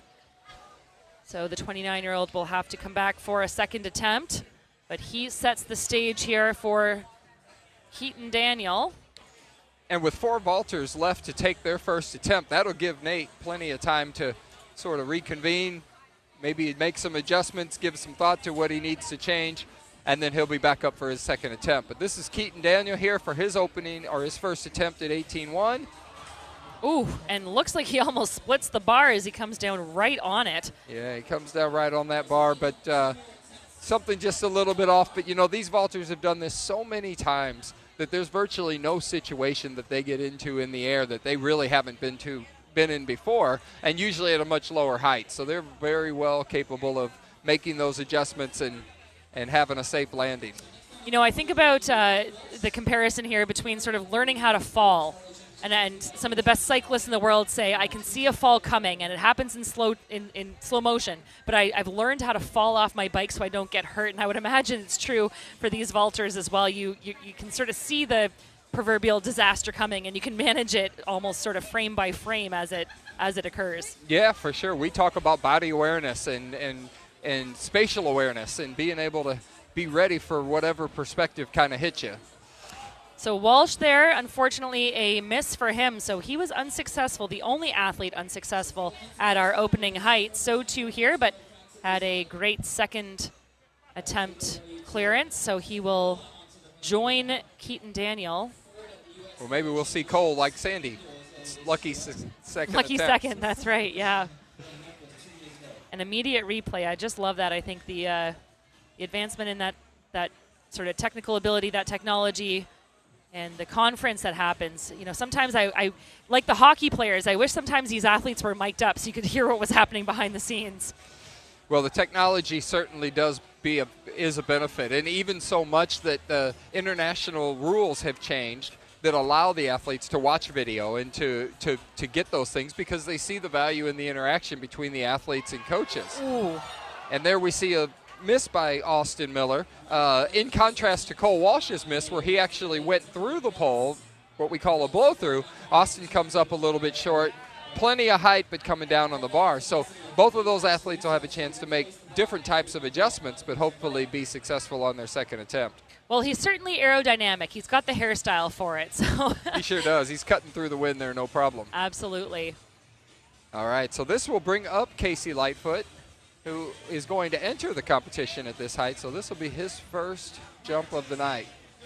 Lightfoot, the national record holder, 6 meters 7. That was set last year at the Music City Track Carnival. He has a season's best of 5:92 indoors. 4th in Tokyo last year.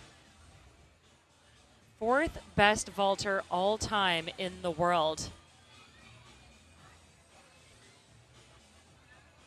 Was 3rd here last year, had a difficulty at the trials and looking for redemption, and well, I don't know what you'd call that. I would, if it were me, I'd call it the starfish going over. But makes it clean on his first time of asking. Casey's a great finesse jumper. He's extremely good with spatial awareness at manipulating his body and adjusting his body positions in the air. So in this case, maybe the pole was a little small, and yet he's able to maneuver his body in order to successfully clear the bar, and he can make adjustments now, and yet he's clean in the competition. No misses so far. So we'll go back to the top of our order with our second attempt, starting with Nate Richards, and we will have four of these athletes taking their second attempts.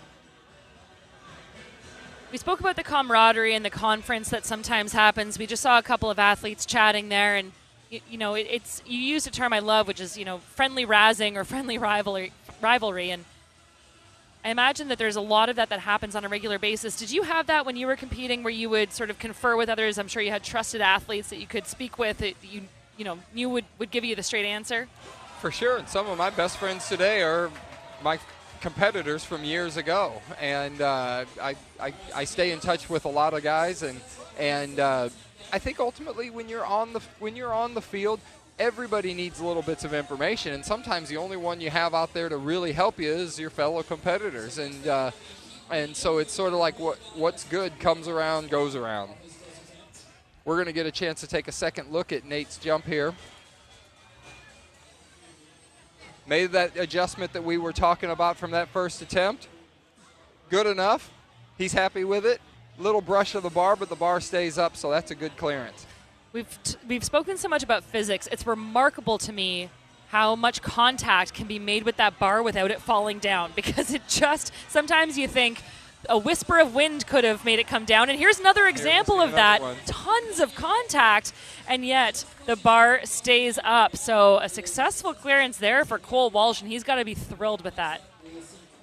Keaton Daniel, I'm sorry. And many of the times what we see is almost baffling, because it seems like the slightest little brush where the bar barely moves and it'll fall off. And then the very next vaulter can hit it and seemingly hit it everywhere. It wobbles around quite a bit, and yet it manages to stay up. And it's a little bit of a trick. And for sure, the best way to clear the bar is not to touch it. But these guys are remarkably good at that finesse part of being able to make contact with the bar in a light enough way that it doesn't dislodge the bar from the pegs. Well, now Cole Walsh will try to follow suit with our last two competitors, and he had great height, but caught it with his arms on the way down. So I'm sure some adjustments will be made, but that looked like it had all kinds of potential. It sure did. He looks like he made some good adjustments. We're going to take a look at that jump again. From a little different angle, and but you got a sense of the height. I mean, it was a bit hard to see, but really, it just how high he was above that bar, and maybe just, I don't know if it was a relaxation on the way down that was a bit preemptive, but certainly. And sometimes when you make some of these adjustments, you actually get the result you're looking for, and then in the wrong way. In the way it feels like you actually make it, and then you realize you brushed it, and you brushed it enough to be a miss. Here we have Austin Miller over the bar. After that first attempt miss. And the strong man likes it. Look at that. We need to get him one of those amusement park sledgehammer games after this. He, I think, would be a good contender for that. But happiness and relief as he communicates with the camera and with the audience. So once again, in quick succession, we are almost done with this second height with all of our competitors over, with the exception of Cole Walsh, who has his third attempt coming up. You've mentioned body awareness several times, and I can understand and appreciate to the best of my ability how important that must be. When you're coming over the bar and you're brushing it, do you have a sense more often than not of whether it's going to come down on you if you've touched it? Or is that hard to know in the moment? Believe it or not, you really can feel that. Sometimes you can feel that the slightest little brush, and it's almost important to not panic, to stay relaxed. To keep your body kind of fluid as you're going over the bar. Because what happens is if you make a quick reaction, that tends to put more pressure into the bar, and that bar is basically a 1-inch fiberglass pole. And it's got a springy effect to it, and so a more abrupt contact with the bar will definitely cause it to spring off those pegs. That must be so hard to do. Relax through that discomfort and through that potential failure in order to make sure that it doesn't come down. So I'm sure that Cole Walsh will be channeling that now as he is in his third attempt here.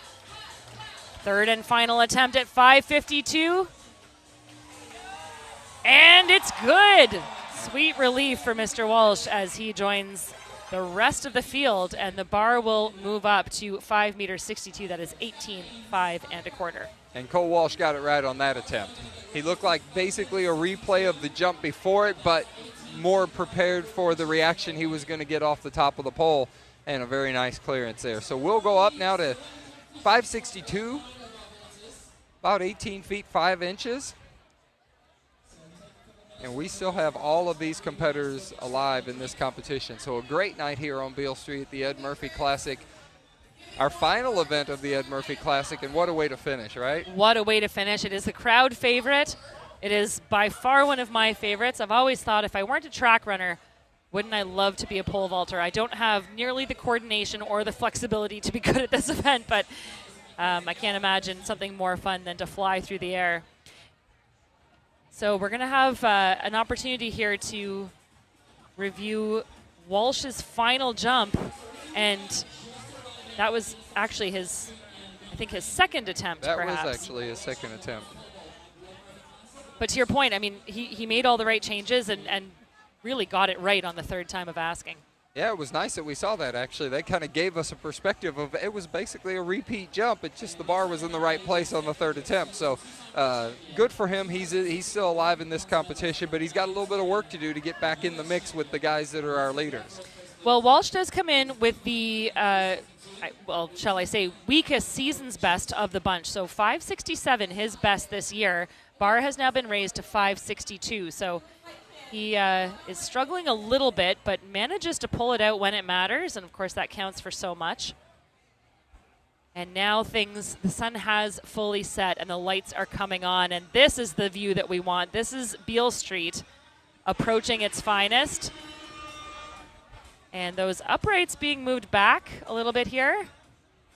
Again, thank you to all of our crew on site doing all this great work to make this event successful.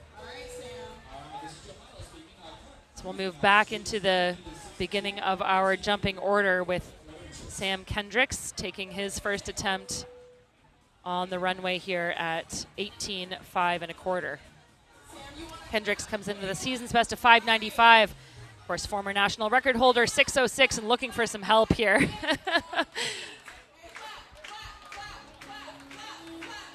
Would you engage much with the crowd when you were jumping? Oh, I loved it. I thought it was great. I really enjoyed it. The ability to kind of connect with the fans, and here we see another nice clearance by Sam. He likes it, and he points to the crowd, thanking them.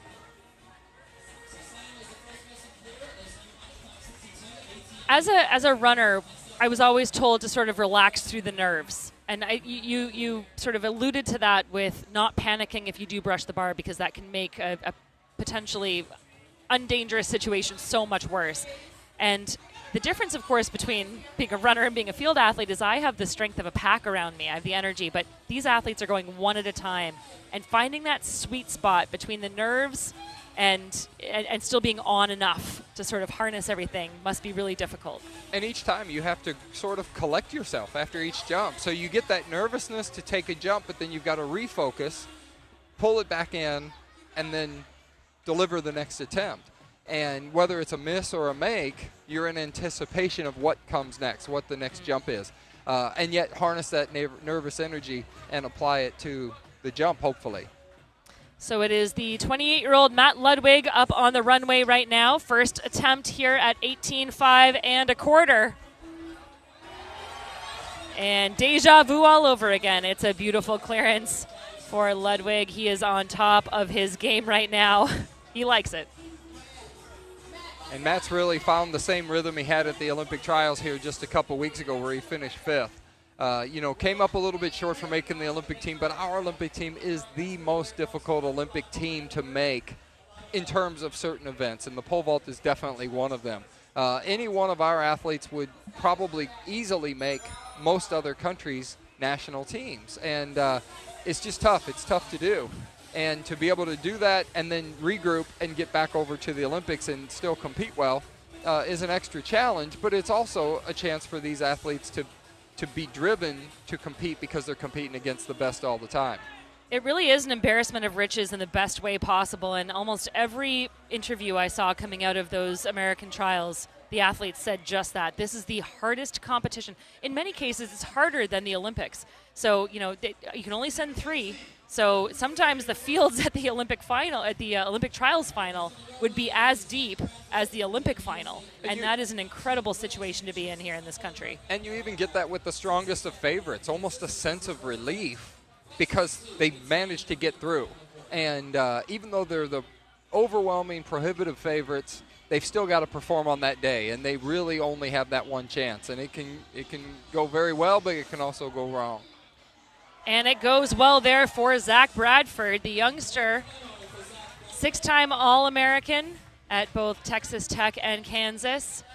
First-time clearance here at 18.5 1/4. He was, as I said, second at the World U20 Championships in 2018 and makes beautiful work of this first attempt. And we're going to get to see this a replay on this attempt, and as you see, very smooth, very well-executed jump. The energy transfer is extremely efficient.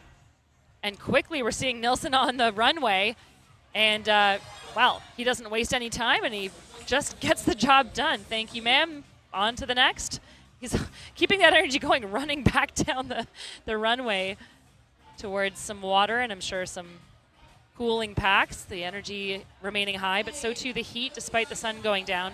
And so now it is Richards, and he has had a little bit of trouble so far in this competition. One of our athletes who did not have first-time clearances at the last height comes in with a 575 best this year. That ties his personal best indoors from 2021. And Kate, you mentioned earlier the energy that the athletes get from watching their competitors have success. We're seeing a lot of jumps in succession, and I think that is infectious almost. The athletes really keep rolling along. And one after the other, we see a lot of successful jumps. We did see a miss there by Nate. He'll have a chance to regroup here, and we'll have 2 more attempts for him. And that will take us back to Keaton Daniel, who's also had a second attempt clearance at the last height. So he's down the list in comparison with, it looks like he's in 6th place right now. So a little bit of work to do to fight his way back in, but because of that second attempt clearance, this is like new life for him. So he'll have a chance to put himself right back in the mix. I mentioned earlier that Daniel is the youngest competitor of the field. Keaton Daniel, just 23 years old and coming off of a lifetime best at the trials. And had great height, but springs that bar up on the descent, so making some adjustments as well. You said earlier during the women's competition that it takes 10 years to get it right. Well, 10 years ago, he was barely a teenager, so lots of development yet to come, and impressive that he's able to hang out, you know, with and really compete with the best in this country at such a young age. It really is. And, you know, one of the things that almost all these college athletes struggle with at this stage of his career is he did just compete an entire collegiate season. Those guys start sometimes in December, but for sure by the second week of January, they're competing. They compete pretty much every weekend, whereas some of our more seasoned veterans, they've got a lot more time off for training and preparation for the summer. And for Keaton to show up at the NCAAs, he won the indoor NCAA meet, he won the outdoor NCAA meet, 4th place with a lifetime best at the Olympic trials. You got to think at some point he's going to probably start to get a little tired, but it certainly shows his talent for being very successful at this level, and definitely a guy to watch in the future. Such a great point. You and I both know that fatigue is not just physical, but it's emotional and mental too. It's really cumulative, right? So to be able to hold things together and continue to produce great performances, and again, such good height here. Just a bit of a clatter on the way down. So, and technically a very sound athlete. He's a guy that this height is well within his capability. And as he makes adjustments with his coach, he'll be back again for his second attempt coming up soon. So it's Cole Walsh now on the runway. And I love when these athletes fold their bodies over the bar like that. It doesn't look like the physics are humanly possible, and yet they come away with it. That is brilliant. And as we've been talking, Cole was the guy who made the 3rd attempt clearance at the last height. And all of a sudden, a 1st attempt clearance, and he's right back in the mix, and he gets a little bit of rest. Right. Well, that's the first time I think I've seen him smile so far, so well-deserved smile there for Mr. Walsh as we turn to the strong man, Austin Miller, making his first attempt here. Comes in with a season's best that is also a personal best indoors this year at 590, so certainly within his capability.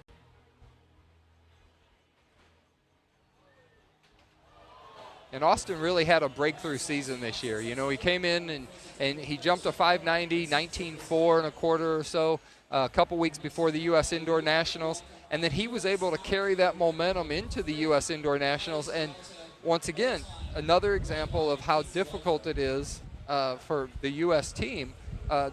We had a World Indoor Championships this year where we only send 2 athletes, and he actually jumped 19.4 at our championships indoors, which would have been good enough to win every other country in the world's national championships, and yet he got 3rd. And he didn't get a chance to go to Glasgow, where Chris Nielsen and Sam Kendricks went on to have great success, Sam finishing with a silver medal there, and Chris Nielsen in 4th place. So we're very strong, and it's very deep, but it really drives these guys to buckle down and to train harder. Right. And we're seeing depth across the board with this group of vaulters, for sure. Absolutely.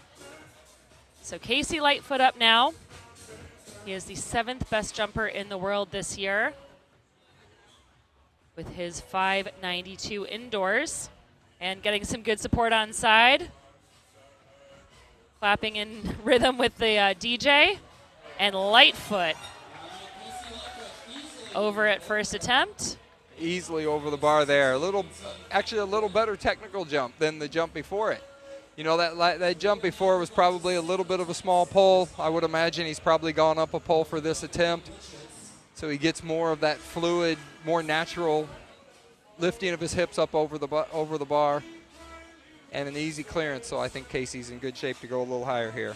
Fluid's a great way to put it. It really does sort of mimic a waterfall when they get it right, as opposed to that more sort of, I don't know how to put it, aggressive bending of the body over the bar. I mean, the contortion that happens is really astounding to me, but when you get it right, man, does it look beautiful. So this will be Richards' second attempt here at 18.5 1/4. Good speed on the runway. Good height again, but gives it a tap, and bar comes down. So he'll have one more attempt here. And he is going to be joined in second attempt efforts by Keaton Daniel and Austin Miller. So we'll have two more second attempts before we bring Nate back up for his third. Keaton Daniel coming up next. Daniel with a 582 best, as I mentioned, setting that at the trials, so coming off of good momentum there. As they stand out at Kentucky, transfer out of Fresno Pacific. For Kentucky, he holds both indoor and outdoor school records, unsurprisingly. Third at the NCAA Outdoor Championships in 2022. Second, the NCAA Outdoor Championships in 21. So lots of high-level performing under his belt. And, makes good use of it, but again, just hits the bar. And he is so fast, it's almost as if, again, this is just to my eye, but almost too fast over the bar. It looks as though he's hitting it because he's got so much speed going. It's hard to rein it in. We're going to take another look at that one.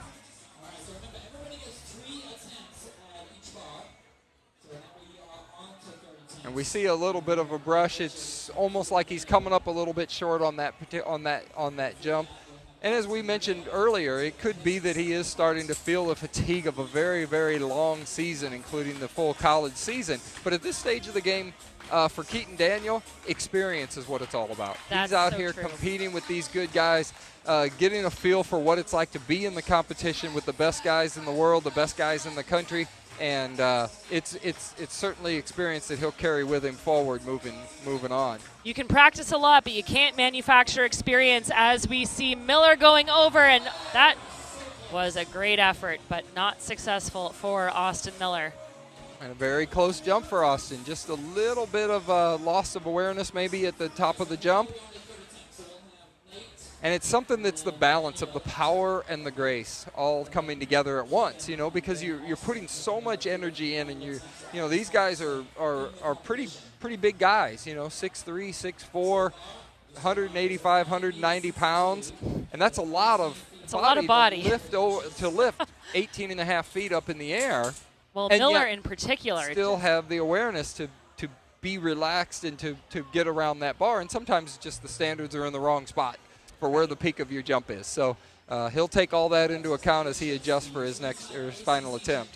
So this will be third attempt here for Nate Richards, the 29-year-old out of Illinois.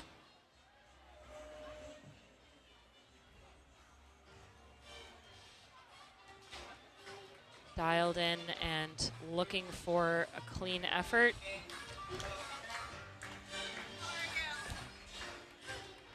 Getting support from the crowd. Good speed. Oh, and a great effort, but we will unfortunately say goodbye to Nate Richards. Thanks the crowd for their support, and he will be the first man to exit this competition. All right, we're going to take another look at that jump by Nate Richards. Great speed on the runway. Really good jump. Just a little brush of that on the way down, and just enough to dislodge that bar. So good show for Nate. So that puts us back to Keaton Daniel, youngest man in the crowd out of Nevada.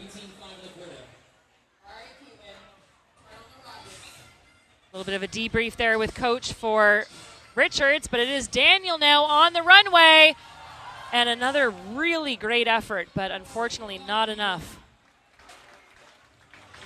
You know, Jeff, you talked about the experience, and I remember being at the early stages of my career, you know, first or second year out of college and doing my first really big professional competitions, going overseas, and I still remember those as not only some of my fondest memories, but the learning experiences that allowed me to develop into the athlete that I needed to be to perform the best at that level. And it just takes so much time to get there. It really does. There's no quick way to get around it. You know, you fight your battles, you pay your dues, at each level along the way. And it seems like it's almost like a cycle. You sort of elevate yourself, and then you become kind of the best at your current level, and then then that earns you the right to step up to the next level. And then you step up to that next level, and all of a sudden you're kind of the bottom athlete on the totem pole. That's right. And now you've got to get used to a little different rhythm, a little different flow in the competition. And as a pole vaulter, you get what's the difficult thing is you get, you know, where we saw Sandy Morris earlier today able to open and be the only athlete alone. For these vaulters, a lot of times they're 1, 2, 3 athletes left when they're at their peak. All of a sudden you're on the international level and everybody's still in. Totally different. You've got That's to learn right. to be a little bit more patient. Yeah, and putting to use all of that great experience is Austin Miller. He is the third and final athlete attempting a third-time clearance here. And when I say Austin's had a breakthrough this year, part of the breakthrough comes from more composure in the big pressure situations where he has a chance to jump against the best guys and keep that energy going in a positive way and not be overwhelmed. And I'm sure it's just like for you in your races, all of a sudden you get into the international level, you step up that level. Well, now all of a sudden the pace is a lot faster than it used to be. And now all of a sudden you're not able to execute your race plan at the same rate that you probably previously were because you've got to play off of other people who are moving a little quicker. Absolutely. And, you know, I speak with some younger athletes in the mid-distance realms who say, I'm so frustrated. I've been at this, I PB'd this year, but I've been at the same, you know, time standard for months now, and I don't know how to break through. And I say that's always a good thing. If you can plateau, it means that is creating a longer launch pad for whatever's yet to come. And you can't, progress is not a steady uphill, right? You have to sort of plateau, sometimes go down a little bit, and that's what launches you to the next level. In this case, quite literally launching you up. And on that note, the bar will be raised now. 1 man out, so 8 competitors remaining, and the bar will go up to 5.72 meters. That is 18.9 1/4. And, you know, I look at that plateau as a new base level, actually. And so it's a better foundation. It's a better foundation to kind of build on to the next layer and to kind of rise up to the next level. Absolutely. So as we go to this new height here, we've only got 2 guys out. We are still 7 competitors alive in this competition. And we're back to Sam Kendricks to kick us off here at 5.72, 18.9. We're getting close to that 19-foot barrier. And he wants all the help he can get. You see Matt Ludwig encouraging the audience as well to get involved in this jump. Kendricks really the class of the field as the veteran. Oh, and brilliant height, but just hits it on the way down. Yeah, and once again, as we talked about earlier, you know, with making everything on your first attempt, well, that makes you sit a long time between jumps when there's a lot of guys left in the competition. So sometimes you sit around a little bit. Now the feeling is a little different. You got to kind of relax and make some adjustments here. Sam very fast on the runway, very strong on the takeoff, plenty of height. Just put his peak on that jump in a little different spot. Sure, Sam will make the necessary adjustments, and we'll see a clearance on the next attempt. So Matt Ludwig next up, also asking for crowd support. DJ is hot, so is the energy here on Beale Street in Memphis, and the Tokyo Olympian who's cleared 575 indoors this year. It's very close to this current bar at 572, so this would be nearing his season's best. Favorable conditions, a little bit of breeze out there on runway. Second jumper attempting this bar, and also has a little bit of difficulty getting over it. Protects himself as it comes down, and looks like he's trying to karate chop it away. So while most of these athletes have been over 19 feet this year, we are only a few inches away from that height. And that margin of error starts to tighten up as you get to these higher bars. And even though it seems, well, we only went up 4 inches, that's 4 inches that you have to adjust for, you have to compensate for. And many times we get a chance to see that over the bar clearance. And while you see a lot of daylight at certain aspects, you may not see as much daylight in other parts of the jump. So we'll see what Zach Bradford can do here as he attempts his first jump. His season's best is eclipsed this, 582, and he will be our first successful clearance here. Over the bar beautifully there at 572. So, and he's still cleaning our competition. Not a single miss yet. So four heights and 4 clearances for Zach Bradford. So he is our leader at the moment with that successful first attempt. And Bradford, 6-time All-American, using all of that good collegiate and international experience to his advantage. And now Chris Nilsson, Tokyo Olympian, takes to the runway.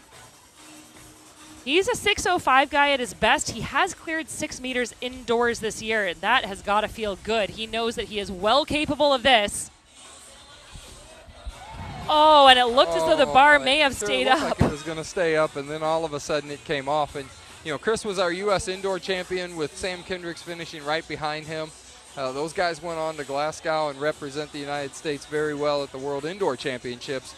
And now they're both going to get a chance to go to Paris and represent us in the Olympic Games. Well, he looked like he had some words with that bar. He wasn't very happy with it. And I think if that bar was smart, it would listen to him, because I wouldn't want to come up against him. That's for sure. So Nate Richards now, who has done well to stay in this competition. He had a first-time miss at 552, cleared it on second time of asking, took 3 attempts at 562, and here we are at 572. And this would be awfully close to his season's and lifetime best.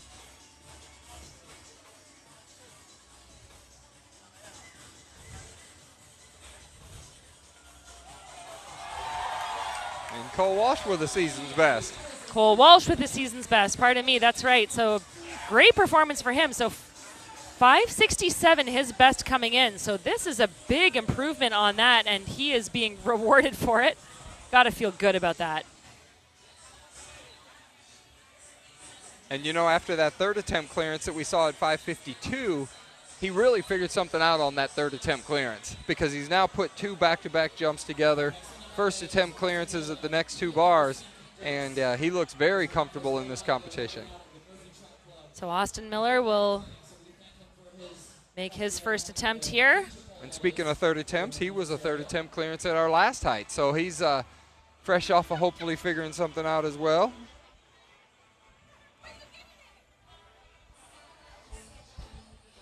Having a bit of a conversation with himself as he makes his way down the runway. Oh! Great height, just not able to complete the jump. And if you notice, he drifted right off the ground. And that's something that Austin has had issues with it at certain times. And obviously the clearest way to have a good jump is right down the middle. You got to travel a little bit further, which that energy is running out when you're off center like that. So I'm sure that's part of the adjustments that he's going to try to make to try to line things back out and keep it down the middle. Well, he certainly can't blame the wind for pushing him on that one. There is little to speak of here. It is not completely still, but it's certainly not enough to put him off kilter. But it doesn't look like there's a whole lot that could phase this guy. All right, and that'll take us to Casey Lightfoot. Only 2 jumps in the competition so far, so he's first attempt clearances at 18.1 is starting height, 18.5 is second height, and now we are at 18.9.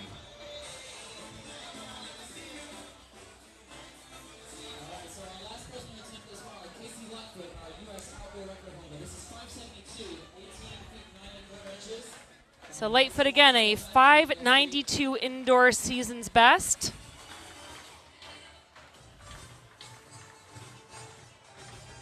The Baylor alum NCAA indoor record holder there, and current national record holder. Having a good talk there with the pole as he speeds his way down the runway. Oh, and beautiful clearance there for Lightfoot.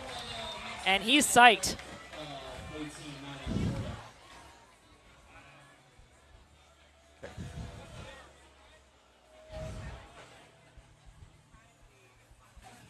So as we take another look at Casey's jump, you see each jump he's getting a little bit stronger. Nice, easy jump right down the middle. Very successful. So he joins Zach Bradford is our only of one of our two competitors who don't have any misses in the competition. So where misses can count against you, these guys are in the lead. We do have information that Zach Bradford's going to pass 577, so we'll see what response we get from Casey as well. But my guess would be Casey would probably pass as well. The next height is after that would be 19.1, and that 19-foot barrier is always important to these vaulters. They love jumping those up those different foot barriers.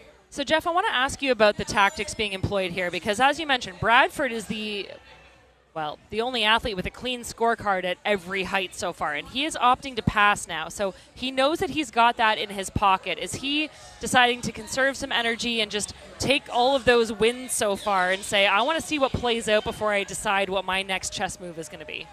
Yeah, I think at this point of the game, you know, he's in a good rhythm, obviously, because he hasn't missed. And so he looks at it and says, okay, I think 582 is within my capabilities. And he also probably believes 577 is not going to be enough to probably win this competition. So he kind of hedges his bet and says, I'm going to put more energy into jumping that 582. We go back to Sam Kendricks here for his second attempt, and you see he's worked things out pretty well. Little brush of the bar, but quite a lot of height on that jump. So as Sam lines things out pretty good here on his second attempt, it looks like he's ready to go much higher. You see Sam talking to his father and his coach there, Coach K as we call him, and he gets a lot of good feedback from Coach K. And you've worked a lot with Sam, I know, sort of assisting with his development and his on-site in various situations, and so you're really attuned to what he's doing and what's happening here. I saw him drift a little bit as well, and you know he's so dialed in so much of the time. He must be really making these minute adjustments, and it must be a real pleasure to be able to be part of that process. It is. I feel very honored to have a chance to be part of Sam's team. And you know, Sam and his dad are very deliberate in all the things that they do in training and their preparation. And they train in that way. They train so that if Sam's off a little bit on a jump, he knows the correction to make midair and still successfully get around a bar. And it's really a testament of the work that they've done together as to why Sam has been so successful. And, you know, we talk a lot about how good he's been in terms of winning championships and jumping really high. But one thing we haven't talked about is just his overall consistency. He's surpassed everybody in terms of the total number of jumps over 19 feet in his career. And there we see a clearance by Matt Ludwig. Also another one in a good rhythm here, figuring things out. He only had that one miss previously on his first attempt, and now with a second attempt clearance, he stays alive in the competition. And just like we said before the meet even started, we're in for something special tonight. So we're going to take another look at this, and once again, another athlete manages to touch that bar with just enough pressure that it doesn't knock it off, and it's a great clearance. So now we go back up to Chris Nilsson for his second attempt. We'll see what adjustment he's made after not having any misses on his first three jumps. And Chris figures things out too. So we have another vaulter over 18 feet 9. So that pass by Zach Bradford's looking like a pretty smart move, because with this many guys left in the competition, I think it's going to take a little bit more to be in the top group in this competition. All right, we're going to get a replay of Chris here. Very strong on the runway, very sound technique, and up and over easy at 572. It's got to be a good sign when you are a competitor attempting your second attempt at this height and you're just laughing on the sidelines there and then bringing the crowd up with you. Austin Miller looking cool as a cucumber and set to go here. The big man, the strong man, second attempt, and he's looking to join the ranks of his countrymen and competitors, all of whom have cleared at second time of asking. Can he make it a quad? And he looked like he was going so to. Close, yeah. But, you mentioned that smile that we saw. These guys are having fun. They are. This is fun for them. This is a good time. And it is a little bit of a lighter atmosphere with a slight, after coming off the Olympic trials for any country, it doesn't matter where you are. You talked about Alicia Newman and Annika Newell. I can tell you they go into those Canadian trials just as nervous as any of the Americans go into. Right. And it's the same for the French athletes and the German athletes and the Spanish athletes, and they really have to be on their game to perform at the highest level. And then they get to come do this. They get to come out here, and it's more about entertainment. They're still competing, right, but they're having a good time. They are. And sometimes that draws the best out of you, too. I mean, I think about some of the competitions where I underperformed when it mattered most. And, of course, you want to figure that out and dial it in because that really does count. But coming off of those things and then saying, all right, I didn't make the team. I still have a lot in me. I'm still hungry. The fire's still lit. I want to get the best out of myself. But I'm going to do it in an environment where it is all fun. It is all about just, the entertainment value and the atmosphere. Sometimes those are where my best came from. Yeah, the evaluation process is really the same. And the effort you put out's the same. Right. It's just a little bit of different. A change of a shift in attitude, a shift in thing, and you think, well, why don't you just do that when you're in the championship? And I think some of the best do, right? They find a way to harness that. I think we all wish we could. Yeah, that's right, yes. I always look at a start line of a race, especially a mid-distance race, and the person who is sort of, visibly having to calm themselves down, I think, well, if I were a betting woman, that might not be where I'd put my money. The person who is able to wave to the crowd, and even if it's sort of feigned, relaxation, that says something about where they're dialed in and enjoying the experience, knowing what the stakes are. Well, I'm reminded of Usain Bolt when you say that. Absolutely. He came out and it almost puts some people off when he first starts off and he starts posing and he's doing, but he says, you know what, I'm so confident in the ability that I have that I'm going to keep this light for myself and I'm going to come out there and I'm going to show people.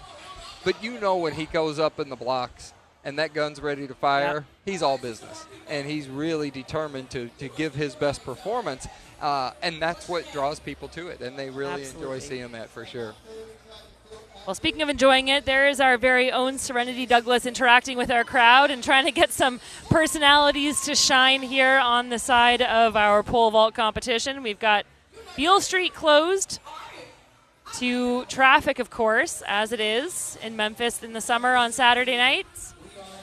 And everyone able to come out and enjoy some fantastic top-level competition. The bar has been raised, and we're getting note that Austin Miller has one jump left to go, but after that there may be several passes. So we have one attempt left here for him, and everyone getting psyched for him to take this final attempt.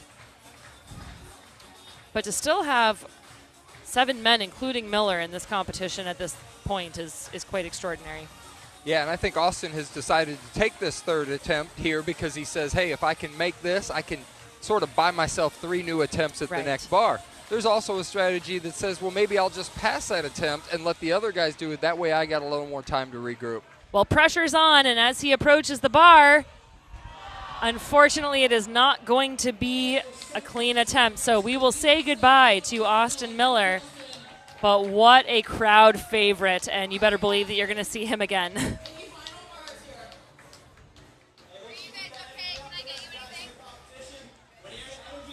And he was a standout lacrosse player in high school, I'm told. He actually coaches lacrosse at his alma mater. at High Point. So if things don't work out in the pole vault world, he's got lacrosse to fall back. Well, here we go with a replay of Austin's jump, and you can see he just comes up a little short on that jump, coming down on the bar. Once again, after the Olympic trials, a few of these guys might be getting a little tired through the season here, but I know Austin has a good number of meets lined up after the Olympics, so he'll be headed back over to Europe and have a chance to go over there and continue competing through the rest of the summer season. And you know, as we now get ready to go up to the next thing, we talk about the championships. We talk about World Indoor Championships this year and the Olympic Games, which is coming up. And next year we see a shift in the international calendar where the World Championships is actually going to shift to the middle of September. And it's going to be kind of the final, the crescendo, if you will, of the track and field season, the last event of the year. So while traditionally what we see is a mix of Diamond League events, which are kind of the pinnacle of our one-day competitions, mixed with other events like the Ed Murphey Classic, and then we see the championships. It kind of falls in the middle, and then we get to see what happens after that. Next year we're going to see that shift, and the World Championships moves to the middle of September. So that's really going to change the strategy that athletes use to prepare for the season, because they're saying, hey, the best, I got to be the best at the end. And it'll be an interesting shift. I know that the U.S. Championships next year is actually late in July, which is unusual. We're used to having it sometime in June, as we do. But the international competition committees have done a really good job of coordinating national championships to be all around the same time. So all the athletes internationally are going through the same preparation, and we'll see what we do next year as far as the Ed Murphey Classic goes, and coming back here to Memphis again. Such great points, and I want to talk more about them, but I do have word that we are skipping the next height altogether. So every athlete choosing to pass at 5 meters 77, that is 18.11 and a quarter, means the bar is going to go all the way up to 5 meters 82, 9.1 and a quarter. Well, I know you look at the metric there, and you see 572, 577, 582, and that just seems like a natural progression. But for an American, 18.11 is no good. Nobody wants to jump 18.11. So give it up. 577, that's out. We're going to all pass, and everybody's going to 19.1, because that's that magic 19-foot barrier that all of them want to clear and all the fans want to see. Absolutely. As you mentioned, every man in this competition, a 19 guy at their best, or better, 19 or better, I should say. And here we are, 19.1 and a quarter. Kendricks will be our first vaulter. 5.95 his best this season, 6.06 at his best. That's an astounding height. And we are in full darkness now by way of the sun having set, but man, are things lighting up here on Beale Street. And it's so fun for us, you know, to be here and to enjoy this energy too. We're, of course, speaking to what we're seeing on screen, but really soaking up the energy on site, and it's been bumping, and you can expect it to continue, and these athletes really feel it. Yeah, for sure, but yet you see how focused Sam looks on this jump. You know, he had a first attempt miss at the last height, so he's actually in third place, but he realizes a first attempt clearance here puts him right back into the top group there, because he realizes that a lot of the athletes are reaching kind of their maximum level, and this is going to be an important bar in terms of deciding the final placings. And that's such a great point. It's interesting about the stamina and the endurance required to be able to continue clearing height after height here, as Kendricks goes up and gives it a clack, and it looks like it'll stay, but it doesn't. You can see exactly what you just said there. I saw in his reaction. He thought, I was so close, and what would it have meant to have had that? And yet it comes down. Yeah, once again, that peak was well in excess of the bar. We're going to take another look at it. And you see how he pikes his hips up and actually has quite a bit of height and sort of pins that bar against the standard with his quads. And a lot of times you slip right past that bar, and it wiggles a little bit, but it'll stay up. And I think he thought for a second it was going to do that. And then all of a sudden it comes down. So once again, he's got plenty of height. We'll see what happens on his second attempt. And so we are going to see Matt Ludwig up next. Now, this would be a season's best for him. We are vaulting in my money, 5 meters 82. His best this season, 575 indoors. He's a 590 guy at his lifetime best. So this is getting awfully close to this. And, you know, you said something that I'm noticing immediately. There is a big shift all of a sudden in the energy of these guys. I'm sure they're still enjoying themselves, but the focus is obvious. And now it is time to get down to business. Yeah, the game faces are coming out, as they say. He's a little more focused. Sam was a little more focused, and partly because it does take a little bit more of a precise effort. You know, they can get away with some mistakes at those lower bars, at 18.5, 18.1. These guys are all well within their ability to make a mistake and still get a successful clearance. But you get up over 19 feet, and that window tightens up pretty bad. I think about that with, you know, the closer my personal best got to 4 minutes in the 1500, those tenths of what used to be seconds became tenths and then became, you know, hundreds, and things got a lot more serious. And here we go with the first attempt for Matt Ludwig. And looks like he hits it on the way up, Jeff. Yeah, he does. He kind of drops out on that jump, and once again, we're talking about this would be his season's best, best jump of the year for Matt. So he's got to really be focused and really hit it, and I'm sure as we look at that jump again, he's trying to figure out how to harness that energy and keep everything moving, and sometimes it just runs out of energy. And for context, we should mention that this height, 5 meters 82, is the meet record set by Sam Kendricks last year. So that gives you some idea of exactly how difficult it is to achieve this standard. Yeah, so anyone who clears this would match it. And now we see Zach Bradford making his first attempt at exactly that task. Wow! Another successful jump. So he is still no misses. So it turns out that pass was pretty prophetic, and he is over 582 with no misses. That is extraordinary. So that has not only tied the meet record, but also his season's best, his best of his life, 591 indoors from last year. That bar is still wobbling. It has not stopped moving. Dancing all over the place, but it doesn't matter, right? As long as it stays up, Jeff. That's right. And we get a chance to take a second look at that jump, and you see, wow, very robotic. He is so consistent. Every jump looks exactly the same. And that's the key to the success in this event, where you can just put jump after jump together, because then it's easy to make the adjustments and match that peak height up with where the bar placement is. Well, Chris Nilsson has been put on alert. This is the new standard. One successful clearance at our meet record of 582. That is 19.1 1/4. Now talk me through what you just saw. Well, something didn't feel right. He's shaking his hand as if maybe he lost grip on the pole a little bit. Halfway down the runway, he was focused on running, and maybe the grip on the pole didn't quite feel right. As we said earlier, he's got 1 minute. He's got 60 seconds to initiate his attempt, and that just means he has to start his run. So for him to, he's been so quick to start his run when the clock starts that he's giving himself some room for he does. He has error. Plenty of time to actually go back, kind of regroup, and still take a jump. And this still counts as his first attempt. Well, here he is again, powering down that runway and trying to make it a successful first attempt. And unfortunately not.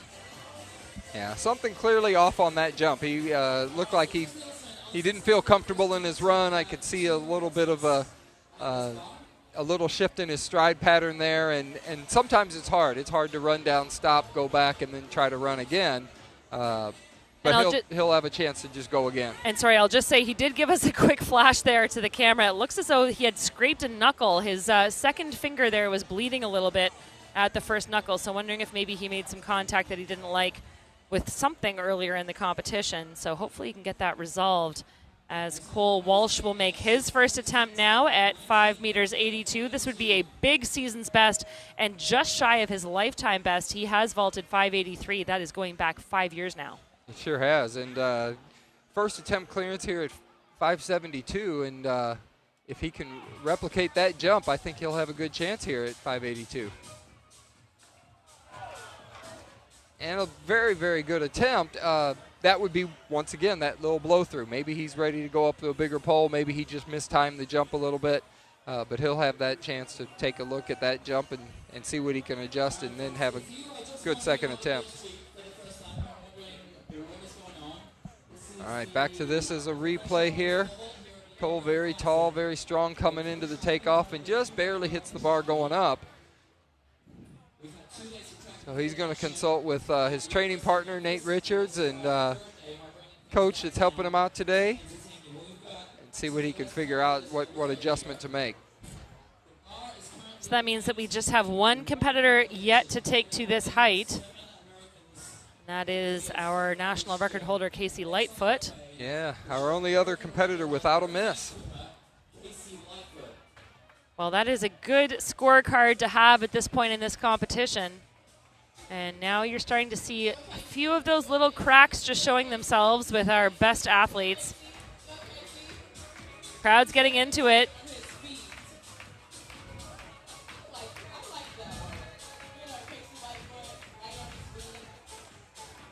Casey Lightfoot likes Tennessee. He's performed well here in the past, including that American record of 6:07 in Nashville just over a year ago. And here he is in Memphis trying to make it.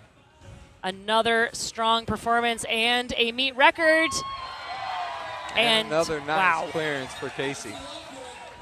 He is happy with that. So he matches Zach Bradford as one of two competitors without a miss in the competition. Well, we have now tied our meet record threefold. So that is Bradford, Nilsson, and then this performance from Lightfoot makes it 3 at 5 meters 82. And you've talked so much, Jeff, about the brilliance of, oh, and I'm sorry, that is a miss by Nilsson earlier.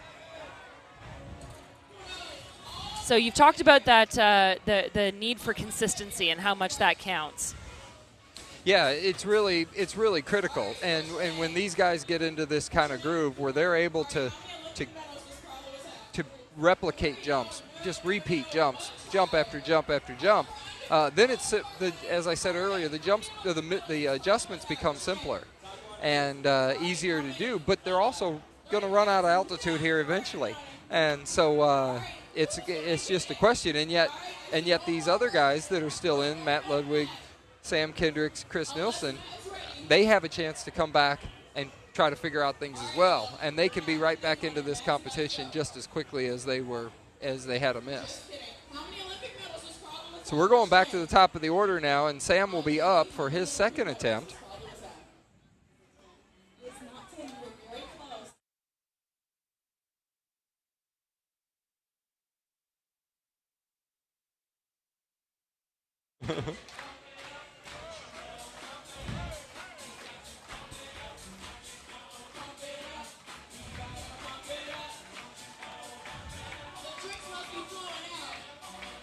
All right, it looks like after that first attempt missed by Sam, he decided to pass. He's probably going to conserve his energy. He knows he can't win the competition at this height. So it looks like he passed to the next bar, which will be 587. It's only 2 inches higher. And now we go back to Matt Ludwig for his second attempt, because this would represent a season's best for Matt. And something not quite right on there, and he runs through the pit. But unfortunately, that also counts as a miss. And so he'll have one attempt remaining. Well, now things get serious. They do start to get interesting. Now we'll see if Chris Nilsson decides to take his jump here, because he's in the same situation as Sam. He has the opportunity to pass, conserve a little energy, and take his shot at the next height, because at this point, both of these guys are already behind Casey and Zach, who have no misses. So I talked earlier about the mental fatigue of a long season. I would imagine in this event, the mental fatigue is compounded by having to be a mathematician on the fly as well and making all of these calculations. And that's precisely what's happening as we do see Nilsson, and he brings the bar down. So that's his second miss at this height. But Jeff, I'm wondering about, how much of that is a decision that you make as an athlete, or you're just sort of able to hand that off to someone else, outsource the math of it all? Yeah, at some point during every season, you just sort of get ground down. You're doing this all the time, whether it's in practice or in meets. You're going through that grind every day, and there comes a point where I think everybody starts to get fatigued and just sort of needs to take a break. But at this stage of the game, particularly for those guys that have meets remaining for the season, whether it be the Olympic Games or other meets, they take these things serious, and these are opportunities to compete, and each competition offers a different scenario that you've got to work through. And so for someone like Sam Kendricks, who was in the lead the entire Olympic trials, didn't have a single miss, it's a little bit of a different game than tonight, where he gets a little behind. So he says, look, I'm going to conserve my energy. And we see a miss there by Cole Walsh. From a different perspective, Sam has jumped 19.6 this year. Cole came into this competition with an 18.7 season's best. So for Cole, he wants to jump this. This represents an opportunity for him to get a brand new season's best and show that he's in the best shape of the whole season, and actually the best shape he's been in several years. Whereas somebody like Sam, he says, hey, I know I can make this. Right. I'm just going to pass, take my shot at the next bar, and hopefully put things together. So there's an element of confidence building versus energy conservation, and you can sort of make those decisions as an athlete based on what you know of yourself. Again, this would be just achingly close to the personal record of Cole Walsh. He has jumped 5 meters 83 5 years ago. Bar is currently set at 5 meters 82. And so this would represent a big, big step in the right direction for him. Now he's going to have a couple jumpers ahead of him. As we said, Kendricks has decided to pass at this height after his first attempt. So Ludwig will be our next jumper, and Matt is looking to join the ranks of only a few other competitors left in this field, all having tied the meet record so far. This would be a season's best. It would be just shy of his lifetime best of 590, and he is having all kinds of conversations with that runway as he prepares for his third jump. You know, another thing really neat about these type of events is we bring in, there's a DJ and there's music, and it's all surrounding the atmosphere for these athletes. So sometimes they let them choose their own song. Well, maybe they should have done that here, because unfortunately we are going to wave goodbye to a crowd favorite in Matt Ludwig. And, you know, the trials and tribulations of track and field, a great flip from him. What better way to thank the crowd? But he has just been a gamer for years now, the 28-year-old. You talked about it earlier, Jeff. 5th at the trials, very respectable outcome, but not able to eclipse that meet record here tonight. Yeah, and we're getting close to the height that it actually took to make that Olympic team. So while it's well within Matt's capabilities, not meant to be tonight. So we'll now turn our attention to Chris Nilsson, who comes up for his third attempt.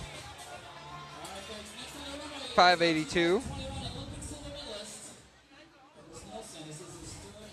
And, you know, for Chris, it's the same thing. He's focused on the Olympics. He's focused on getting ready for the Olympics. He says, look, I'm not gonna play somebody else's game. I'm gonna do what I do because I want to try to take it step by step to make sure I'm ready to go when I get to Paris here in a couple weeks. And I'm sure dial some things in, but also, of course, looking for that continued confidence boost, where you want to feel good about the jump that you're taking. You want to feel good about the performance. Just days out now, weeks out from Paris, and oh, that was a great effort. So close, so close. Really, really a great jump by Chris, and he just shows why he's one of the best guys out there.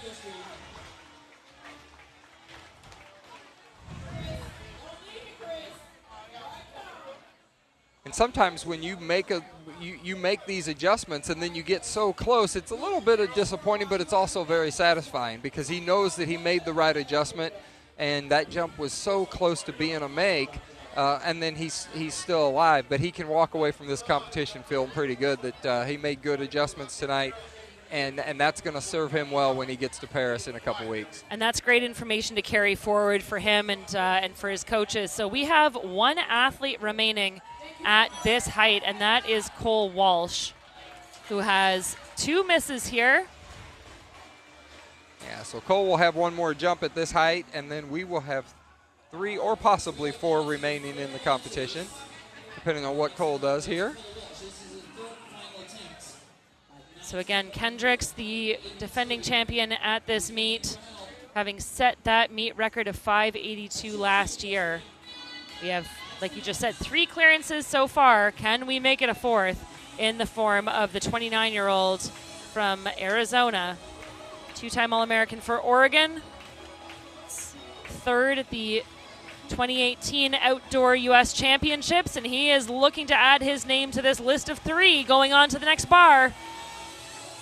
And it will not be. That was a hit on the way up. So Jeff will say goodbye to Mr. Walsh, who really put on a great show and should be quite proud, I think, of his jumps tonight. And we are indeed down to 3 competitors left. The interesting statistic is that Sam Kendricks will be our leadoff, but he's only got 2 jumps left. He did have that miss at the last bar and decided to pass, so by virtue of the rules, he's got 2 attempts to make this, but of course a first attempt clearance would bring him back into the mix and buy him 3 more attempts at whatever height he decided to go to after that. So we'll see how these competitors do as we take a few minutes for these for our officials. This bar is getting so high that even our officials are starting to have trouble measuring the crossbar. Well, it looks as though we are set to go up to 5 meters 87, and you're going to do the math for me, sir, about what that means in right at 19.3, so a few inches over 19 feet. But we're now splitting hairs each time you go up above this level, because that apex, if you will, at the top of the jump just becomes tighter and tighter. And at this point, it's not a matter of gripping higher on the pole to try to get yourself naturally higher to the bar. You've got to actually execute a better jump to achieve the height to get around this bar, and then that height has to be in the right spot. So these athletes will each have a chance to kind of put their best jump together, and this is exactly the height that it took to make the Olympic team this year. So, and that's a fun stat to chat about there, and of course this would be a meet record. And so we do have 3 athletes remaining. They are Kendricks, Bradford, and Lightfoot. And Lightfoot and Kendricks both have season's best that eclipse this height. This would be a new season's best for Zach Bradford.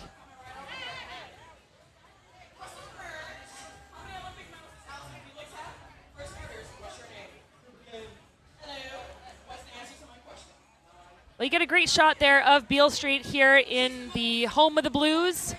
Memphis, Tennessee, site of the final day after 2 thrilling days of action on the field and the track. We move to Beale Street for the 2024 Ed Murphey Classic wrap-up, if you will. The penultimate stop on the American Track League Tour. The event is moving on to Gainesville on Friday for the final competition, but it has been a great series of events, the Puma American Track League, all in preparation and in service of the Olympic Games in Paris. And as we do move to this new height, we are down to 3 competitors, so the rules change a little bit. Now each athlete is afforded 2 minutes of time to prepare to take their jump. Gives them a little bit more rest between jumps for successive attempts, or the fact that if we end up seeing three clearances in a row, those guys, it's got a little bit rapid fire here. So they do have a little bit more time, but Sam will have a chance to get us started here at 19.3. So Sam Kendrick's best coming in, 5.95. Bar is set to 5.87. So again, ever so close. And Jeff, you've talked about the incremental impacts here of the bar being raised by these tiny amounts. Tiny in measurement, great in impact.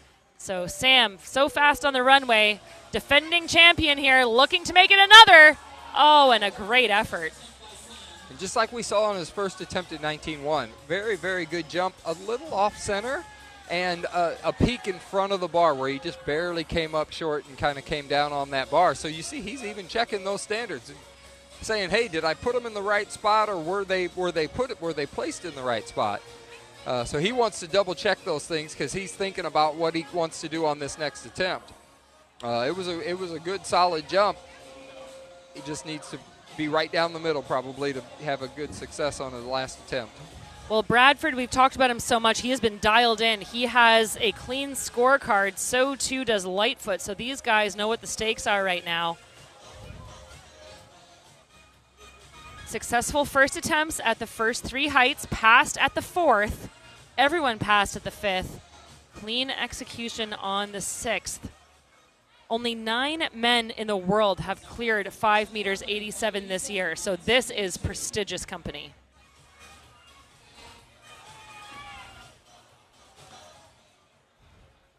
And Another beautiful clearance there. No. Ran through. He actually couldn't. He ran through that one. And I apologize. Yeah. My screen cut out at the last minute. I apologize. I saw the bar still up, and I thought, why is no one celebrating? Yeah. Yep, that was a run through. And once again, we're talking about splitting hairs here. So if something feels just a little bit off, it's hard to make the adjustment and go. So this affords Casey Lightfoot an opportunity to move into the lead, and at such a substantial height, this really puts him in a strong position for either the win or a very strong finish in this competition. Because a first attempt clearance here, a clean scorecard through 587. That's pretty remarkable here when you talk about, as you just did, only 9 other athletes in the world have jumped this high this year, and we're seeing it right here on Beale Street in Memphis, Tennessee. So Lightfoot just making sure that he is as fresh and ready to go as possible. 592 is best. Now that was indoors earlier this year. Season's best, I should say. Of course, national record set at 607. So 2 of these final 3 competitors have cleared 6 meters at their best. 1 is headed to Paris. Lightfoot was 3rd here last year. He will have that position at least again, and looking to upgrade it to a gold or silver here at the 2024 Ed Murphey Classic. He wants some help. And things are looking good right now for the national record holder. 24 years old. We've got 2 24-year-olds and a 31-year-old set to take to these final jumps. And I had the privilege of watching this man set that national record last year in Nashville. He likes Tennessee, and he's looking to harness all of that here in this attempt. Lots of people in the audience with their cameras out. They want to take a look at this. They want to see this video. Ooh, a very good jump for Casey. So we have no clearances on the first attempt, so that will take us back to the top of the order. Sam Kendricks will be up, but he has 1 competition remaining. So we're going to take a second look here at Casey's jump. Very strong off the ground, and I think he probably felt like that was a pretty good shot at making that bar. He just barely touched it as he went over. So small adjustment. His good friend Chris Nilsson, already out of the competition, will offer some words of encouragement, a little bit of words of advice. Casey will take a look at that jump, and then he'll be able to come back here for a couple more attempts. Well, we talked about how the mood has shifted here on Beale Street from lots of fun and games in the early jumps here to laser focus for these athletes, as they are all business. 3 jumpers remain. We've already matched the meet record of 582, 587 the bar set at now. No clearances so far. Similar scorecards between Bradford and Lightfoot. It is the defending champion at this meet, Kendricks, taking to the runway now. He currently sits in 3rd. Headed to Paris in just a few days' time and looking to make any minor adjustments he needs to be at the top of his game.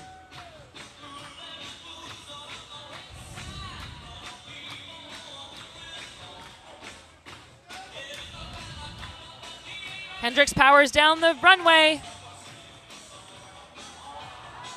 And another very close attempt for Sam. Just a little bit off, but certainly a good day for Sam, and he is ready to shut it down.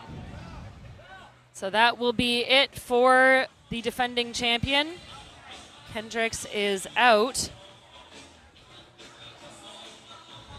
He had a great start to the competition. Jeff was really on fire and seemed to be dialed in, and just having a difficult time over these very, very high bars that we now find ourselves at. And yeah, what a great problem to have in so many ways. It really is, and it like I said, it's a testament to how strong this field of athletes is, where this is a guy who just won the U.S. championships, and he comes in here and has a great day. He jumps very well and still comes up a little bit short in terms of coming away with the win, but no less a productive day for Sam Kendricks. Absolutely. So it's the 2 youngsters, the 24-year-olds in the form of Bradford and Lightfoot, who remain. Nice smile and appreciation there between competitors as Zach Bradford, 582, his best so far this season. He has successfully matched that at the first time of asking. He is looking to raise that here on his second attempt at 587, and it's no good. Yeah, something's still feeling a little bit off for Zach. We saw a run through on his first attempt, second attempt there. Off the ground, but still not feeling comfortable enough to take that jump up. So he will have one remaining. Sam Kendricks is out. So but looks like he was maybe launching either a high five or an impromptu arm wrestling competition there with Chris Nilsson. Not sure I'd want to go up against either of these gentlemen, but glad to see that their sense of fun has not been diminished. So Lightfoot, the last athlete to attempt a second jump here at 587. This would be a new meet record. This would come just shy of his season's best.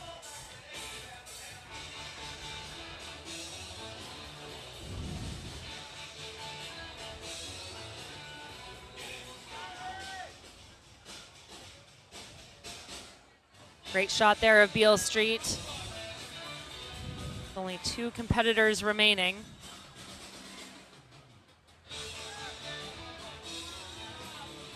And it looks like our officials do have the bar ready to go here, and Casey should be up here as he prepares to take his second attempt. No misses at this point in the competition up until this height. So this is only his 6th competition jump. Well, I'll let you know that when he set his national record last year, he had successful first-time clearances at 570, 580, a second attempt clearance at 592 before he moved up to 6. So he'll certainly have that in mind as he makes his second attempt at 587.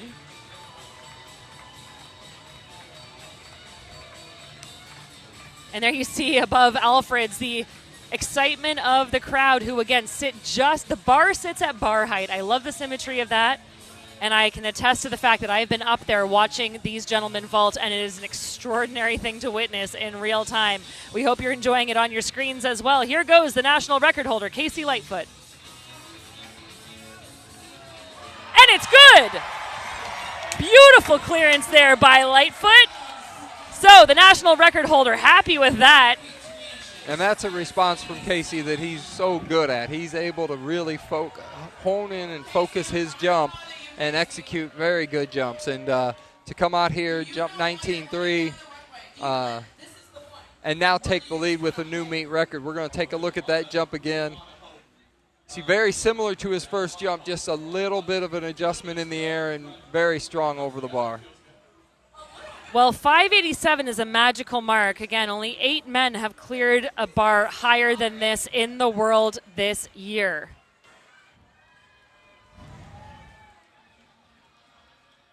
So we are watching magic unfold. So now, by virtue of the fact that Sam is already out, we're down to 1 final attempt remaining here. Zach Bradford will have his 3rd attempt, 587. Casey has now moved into the lead. And strong on the runway. And another aborted jump for Zach Bradford. So he'll finish his day with a great performance, 582 with no misses. That's absolutely a world-class performance by Zach Bradford, and a top 2 finish here at the Ed Murphey Classic. That is sensational for the youngster, and he should feel really good about that. What a year he's had, and what a season it's been. So that means that Casey Lightfoot is the winner of the 2024 Ed Murphey Classic. The question is, how much higher is he going to go? He is, and just the same as what we saw with Sandy Morris. He has the opportunity to jump at whatever height he wants. We'll take one more look at that 3rd attempt, and it looked really good off the ground, and then something just wasn't right mid-jump, and he decided to pull out of that jump and land safely in the pit. So we now see if Casey wants to try a little higher. He actually has the opportunity to stop as well, which is a kind of a unique perspective to have. And, right. And Casey could stop, or he could continue to go on. But it looks like they're going to slide those standards forward and measure a new height of some kind. We'll just have to see what he decides he wants to try. Well, you love to see it. He is giving the crowd what they want, and should again congratulate Zach Bradford on tying his season's best at that 582 clearance. But yes, Lightfoot now fully in control. He is going to be all eyes on him. He is the man to watch. No longer the man to beat. He's beaten them all. And after what has been a challenging year, he has turned up in spades here once again in Tennessee on Beale Street. It's been a thrilling 3 days of competition on the field, the track, and now the street. All the excitement continues as we keep our eyes tuned towards Paris. And officials making some final decisions and final conversation with the American record holder, the area record holder. Again, he is the 4th best vaulter of all time in the world. That is an astounding statistic, 607 last year.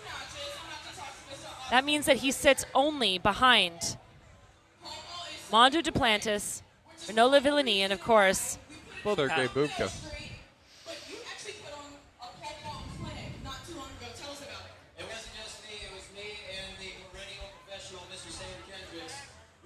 So my guess is Casey is going to try something in the neighborhood of 6 meters, which is a magical barrier.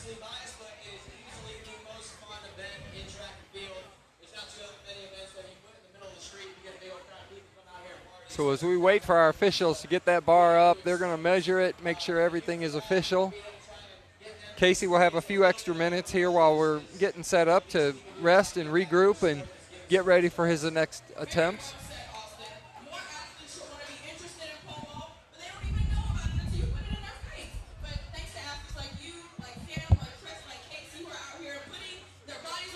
All right, we're still waiting for confirmation on what height Casey will attempt next.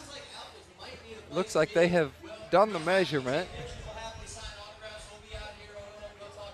And indeed, the scoreboard indicates that he will try 6 meters, 19.8 1/4.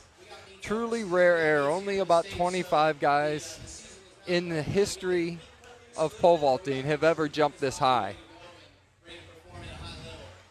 And as we talked about earlier, Casey actually has been this high in the state of Tennessee just a year ago when he set the American record.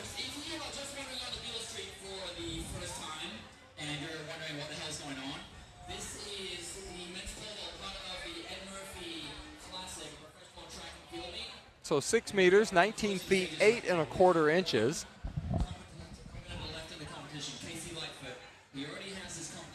Only Mondo Duplantis has been higher outdoors this year.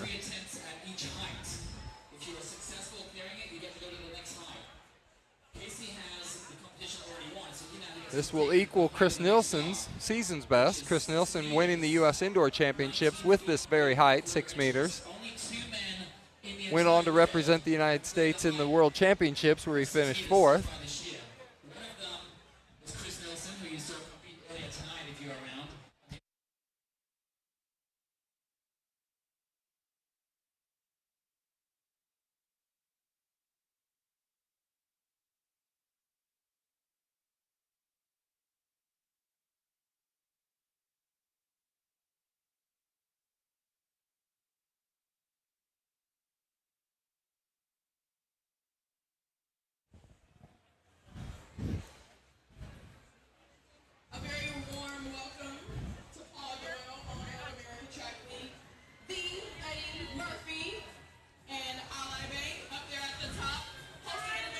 All right, so as we take a few extra minutes here to make sure everything is set, make sure Casey's ready to go.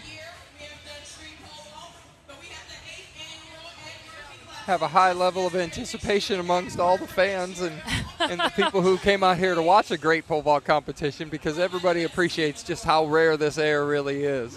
Well, it's good to build towards it, and you're hearing our on-field announcer, Serenity Douglas, doing a great job keeping the crowd engaged and also paying homage again to Eddie Murphy. So if you're just joining us now, we want to thank Eddie Murphy and the Murphy family. We also want to take an opportunity to thank all of our officials and everyone behind the scenes who have made this just a thrilling few days of competition and keeping things safe, successful, and engaging. Lightfoot is dialed in, Jeff. This is really, really exciting. He really is in a good groove here. He's running well. He's technically very sound. He's putting together good, consistent jumps. Only one miss throughout the whole competition so far, and that was at the last height. But at 19.3, you can expect at least one miss at some point during the competition. So as we looked earlier, en route to his American record, he had a miss during the competition and then went on to successfully break the American record. And here we go right here in Memphis, Tennessee on Beale Street as we get ready to see his first attempt at 6 meters. Well, as you mentioned, his countryman Chris Nilsson, one of only 2 athletes this year to have matched or eclipsed this mark. So Nilsson, 6 meters. Duplantis, 6 meters 24. Those are the 2 best jumps in the world. Casey Lightfoot, we already know that he is an esteemed company on an ongoing basis, and he is looking to cement himself at or above the top 2 globally right here on Beale Street. And you know, Kate, I'm looking over here at world-famous Alfred's on Beale Street, and that second-story rooftop bar, even they're looking up to see the height of this crossbar. So that just gives you an idea of how high it really is. It absolutely does. When you have to look up from a second story to see the height that someone is going to launch themselves over, that says everything you need to know. This man knows how to get the job done. He's young, but he is mature. He vaults at a level beyond his years. The 24-year-old Casey Lightfoot, national record holder, first attempt, 6 meters. And he runs through it. So I want to get in the head of someone like this. I know it's you can't speak specifically to what he's feeling, but at this point, all eyes on him. He's got to be tired. It's been a long season. It's been a long day. It's hot. He's already had such a successful series. How do you get yourself up again?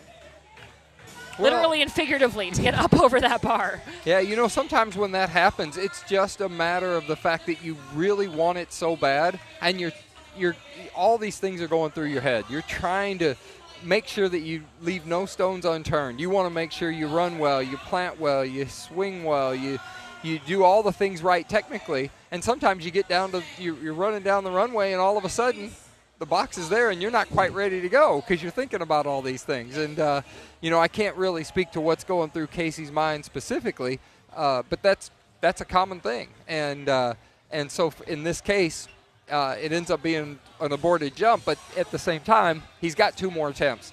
And lots of time to take them, which is nice. Lots of time. As a sole competitor left, he actually has 5 minutes between jumps.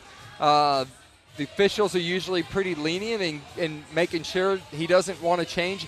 We had a rule change this year in the pole vault where the international rules changed where you have to have the settings of your standards in place prior to the starting of the clock for an attempt, and once the clock starts, you're no longer allowed to change it. Up until this year, you were allowed to change it at any time during the thing. So if you had a sort of a mid-clock wind change and you wanted to move your standards, you could. Well, now you can't. So what these officials will do, they're really great officials, is they'll confirm with Casey exactly what he wants to do. And even though he didn't take that jump up, he may say, hey, I might want to try to move my standards a little bit. I was second-guessing it before, or whatever is going through his mind. And he can make those adjustments, which gives him a few extra minutes of time before that clock starts, and then he's on the clock to make that attempt. So the precision becomes all the more important, but we are getting a look now at some of our other competitors, all of these men top-notch in their field.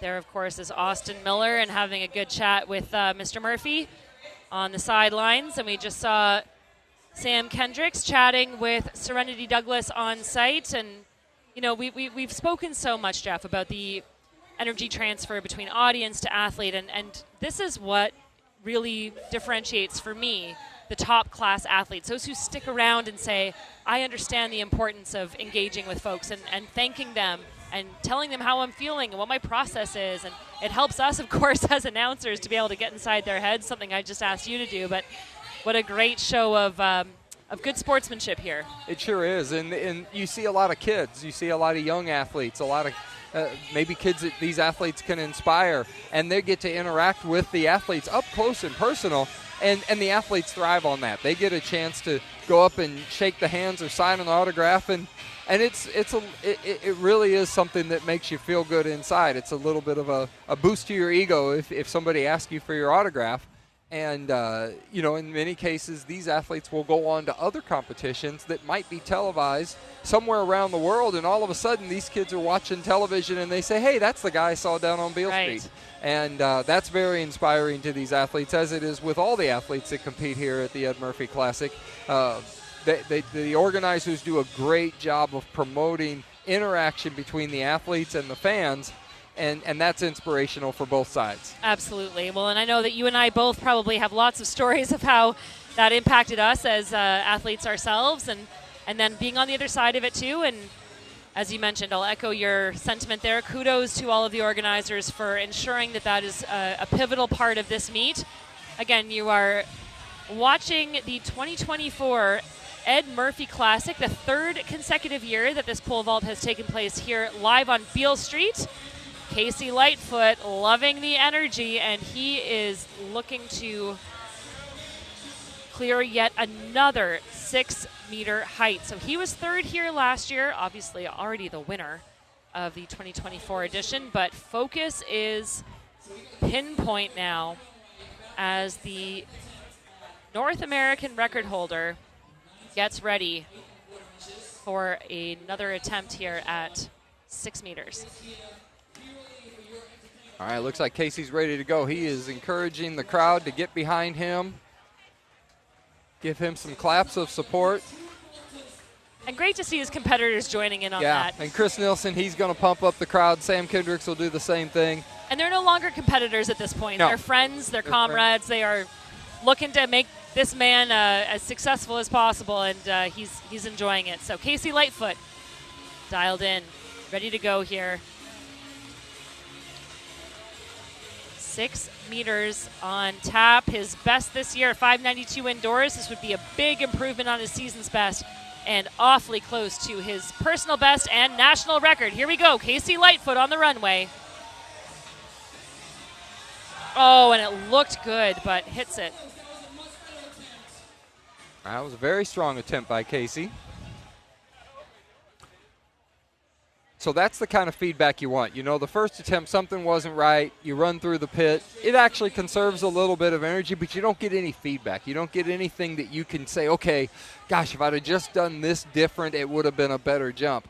But on a jump like that, which we're going to get to see again here in a second, he's going to get some great feedback from that. And you can see that jump continues, just a little brush on the way up. He's going to make an adjustment as to what he thinks is the best opportunity to then execute that exact same jump but be a little bit higher in the air. You know, we saw that at 587. He missed that first attempt. He went back, he made an adjustment, and he was clear over on the second jump. He ran through the first attempt here, so this is kind of like his second actual jump at the bar. So we'll get to see what happens here. Such a great point, and you know, to my eye, I can tell he's disappointed, but he also looks tired. Yeah. And I think that's absolutely warranted. He just sat on the mat there for quite a while and sort of looked like he was absorbing what just happened, thinking through it, and I imagine that's a huge part of the process, is just doing the replay while it's fresh in your mind, but doing it in a way that's sort of calm and you're just really soaking in what you're feeling. For sure, and when the bar gets this high, as we've said, you're really splitting hairs. He's got to have everything very precise to get around this bar. This is only 3 inches under our national record, and he's got to really be on point to have a good chance to get around it. And it looks as though we've just seen a thumbs down, and I believe that is an indication that we may be closing out the competition. Just waiting on confirmation of that. He's still got the pole in his hand. Well, you can tell me, what does that body language say to you? Yeah, no, I think he's focused. I think he's still good to go. I think he would have taken the pole back to his tube. I think the officials would be taking down the crossbar if he was gonna stop. So I think we're still gonna see attempt. He's just probably gonna take a couple extra minutes here and really focus in and give it everything he's got on this last attempt. Now, you ran an amazing track meet just yesterday, the Ed Murphey Classic. Now, for those of you watching online, you see our Serenity Douglas doing a little interview with Ed Murphy and really talking to Ed about the passion that he shares for this event and the things that he brings in and why he wants to see this event be successful. And this event's starting to become a fixture. Absolutely. People start to anticipate, hey, I'm going to make sure I'm around in July on Beale Street when the pole vault meet comes, because that makes it an extra special night down here. It's not something you get to see all the time. And the fact that we do it one time a year, that makes it really cool. Well, again, I so appreciate that perspective, and I can echo it. I was part of the very first Ed Murphey Classic back in 2017. I ran the 1,500 meter. I ran it 2 more times after that, and now to be on the other side and to see the evolution of this event over the last 8 years has been truly remarkable. And it has the legs of something. We talk about these athletes jumping as if they are much more mature than they are. Well, talk about a meet acting as if it's a lot older than it is, because it's got the legs of something far more established. And again, to your point, that's a testament to the hard work of Eddie Murphy, the entire Murphy family, and all of those behind the scenes. And of course, these athletes as well, sharing a Gatorade and maybe a quiet chat on the runway. And it's really a statement as to the commitment and the dedication of all the people that work to put this event on, to basically close down a city street that's normally open for people to walk around, and the setup and all the time and the man hours that go into making this event ready to go just for a couple hours of pole vault competition. And yet it's so spectacular when it happens. You know, the people get to get up close, the people that never saw it before get to see it in person. These are things that they're going to, I would venture to guess that quite a few of the people that see this will now watch the Olympics. Right. Just by chance that they get to see somebody that they saw tonight, or get to see the event and say, hey, what's it look like at the Olympic level? And how special is that? We've said it a few times, and not to be redundant, but bringing the sport to the people. This is how you get it done. And I'll, again, just echo that sentiment that the creativity and the hard work behind the scenes really makes this all happen. So, bringing things back onto the runway. In the orange, Mr. Lightfoot, national record holder, North American record holder, 592 at his best. He was 4th in Tokyo in 2021. We have fireworks going off in the background. And I'm not going to say that they're connected to this, but talk about good timing. Hey, I think we're about to have fireworks right here on Beale Street. That's right. Fireworks on Beale Street anytime the Ed Murphey Classic is in town. What a special celebration. So again, only 2 men in the world have matched or bettered the height that we are attempting right now. This is 6 meters on the button. Casey is one of the few in the world that has ever eclipsed this. He did this last year at the Music City Track Carnival, looking to match his countryman Nilsson with a 6-meter clearance. Only Duplantis has vaulted higher, an astounding 6:24. Here we are. Meet record has been broken. Casey Lightfoot is your 2024 champion at Ed Murphy. Can he clear 6 meters?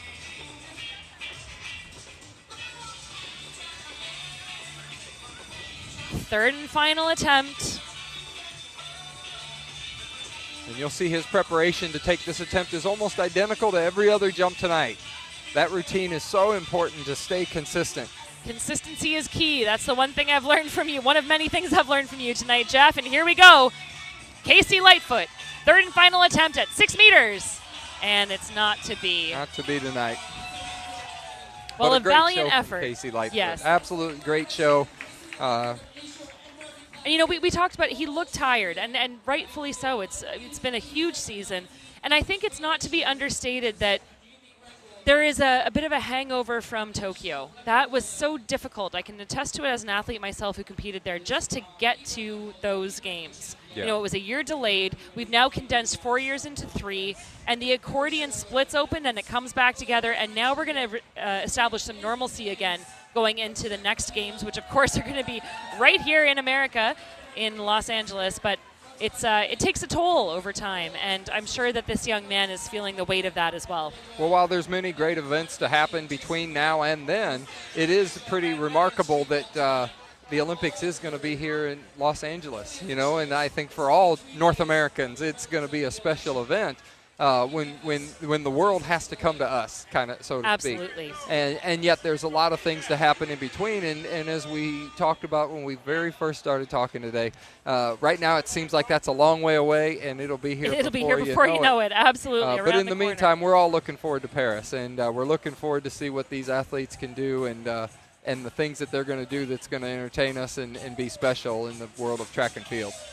You've spoken about how difficult it is to make this U.S. team just to get to the Olympic Games, the World Championships, whatever the event may be, and to see so many of the top performers in America and across the world competing in one of two esteemed venues. Of course, we hosted the field events and the track events over the last couple of days. Here we are on Beale Street yet again, and it's been thrilling action on track, on road, on field. And the party continues. And the party will continue here on Beale Street. DJ's getting after it, and you better believe that everyone who just turned up for this pole vault competition is energized and ready to keep things rolling. It's been an absolute blast calling this meet. Jeff, it's been so fun working with you, and I know that both of us wish we could still be competing in these events. Yeah, these are the events that we all love to look back and say, gosh, I wish I was out there. Wish I had a chance to grab that pole or strap those shoes on and get out there and mix it up with this group, because these are fun events. These are events that these athletes look forward to for weeks in advance, and it's easy to get people to come. You know, it's fun because you know it's going to be entertaining. You know it's going to be a great crowd. All right, I think we're going to take a second here. We're going to get a few comments from Casey.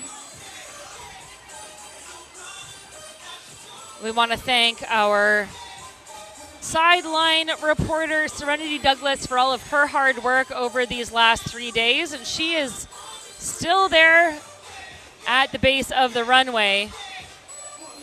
And she is going to be chatting with our winner, Casey Lightfoot.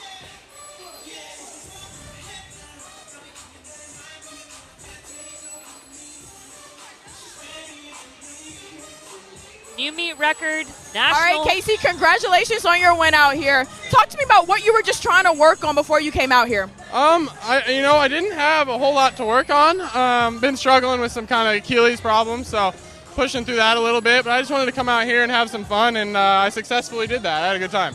You absolutely did. You broke the meet record. Is that what you were expecting out here? No, I can't say that's what I was expecting because I didn't know what the meet record was. I've been here every time, and I still didn't know it. But yeah, it's a cool title to have, and I'm sure we'll all come back next year trying to make it a little higher.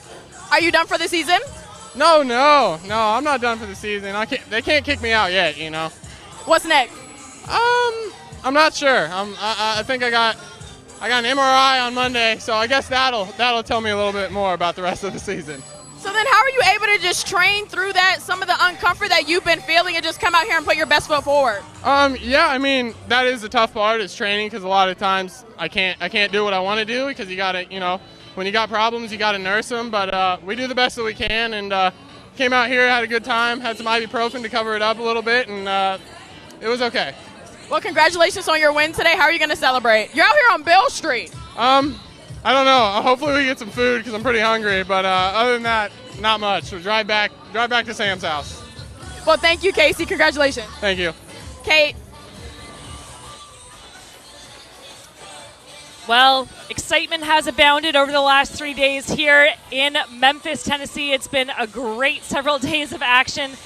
Jeff, final thoughts here as we close out the 2024 edition of the street meet here at the Ed Murphey Classic. Well, when power and grace meet world-class entertainment, that's what you get here at the Ed Murphey Classic and the Beale Street Pole Vault Competition. It was absolutely a fantastic night with some remarkable performances by some of the best pole vaulters in the world. We saw a couple of great road miles with some really gutsy performances and some unbelievable times, so it's been a very special night. And now the fireworks are drowning us out in the backwards, so what a fitting way to end the night. Absolutely. I couldn't have said it better myself. So it is time for us to say goodnight, but thank you so much for tuning in to the 2024 edition of the Ed Murphey Classic, part of the Puma American Track League. On behalf of Jeff Hartwig and our entire Tracklandia production team here in Memphis, I'm Kate Van Buskirk. Thanks for tuning in, and good night from Beale Street.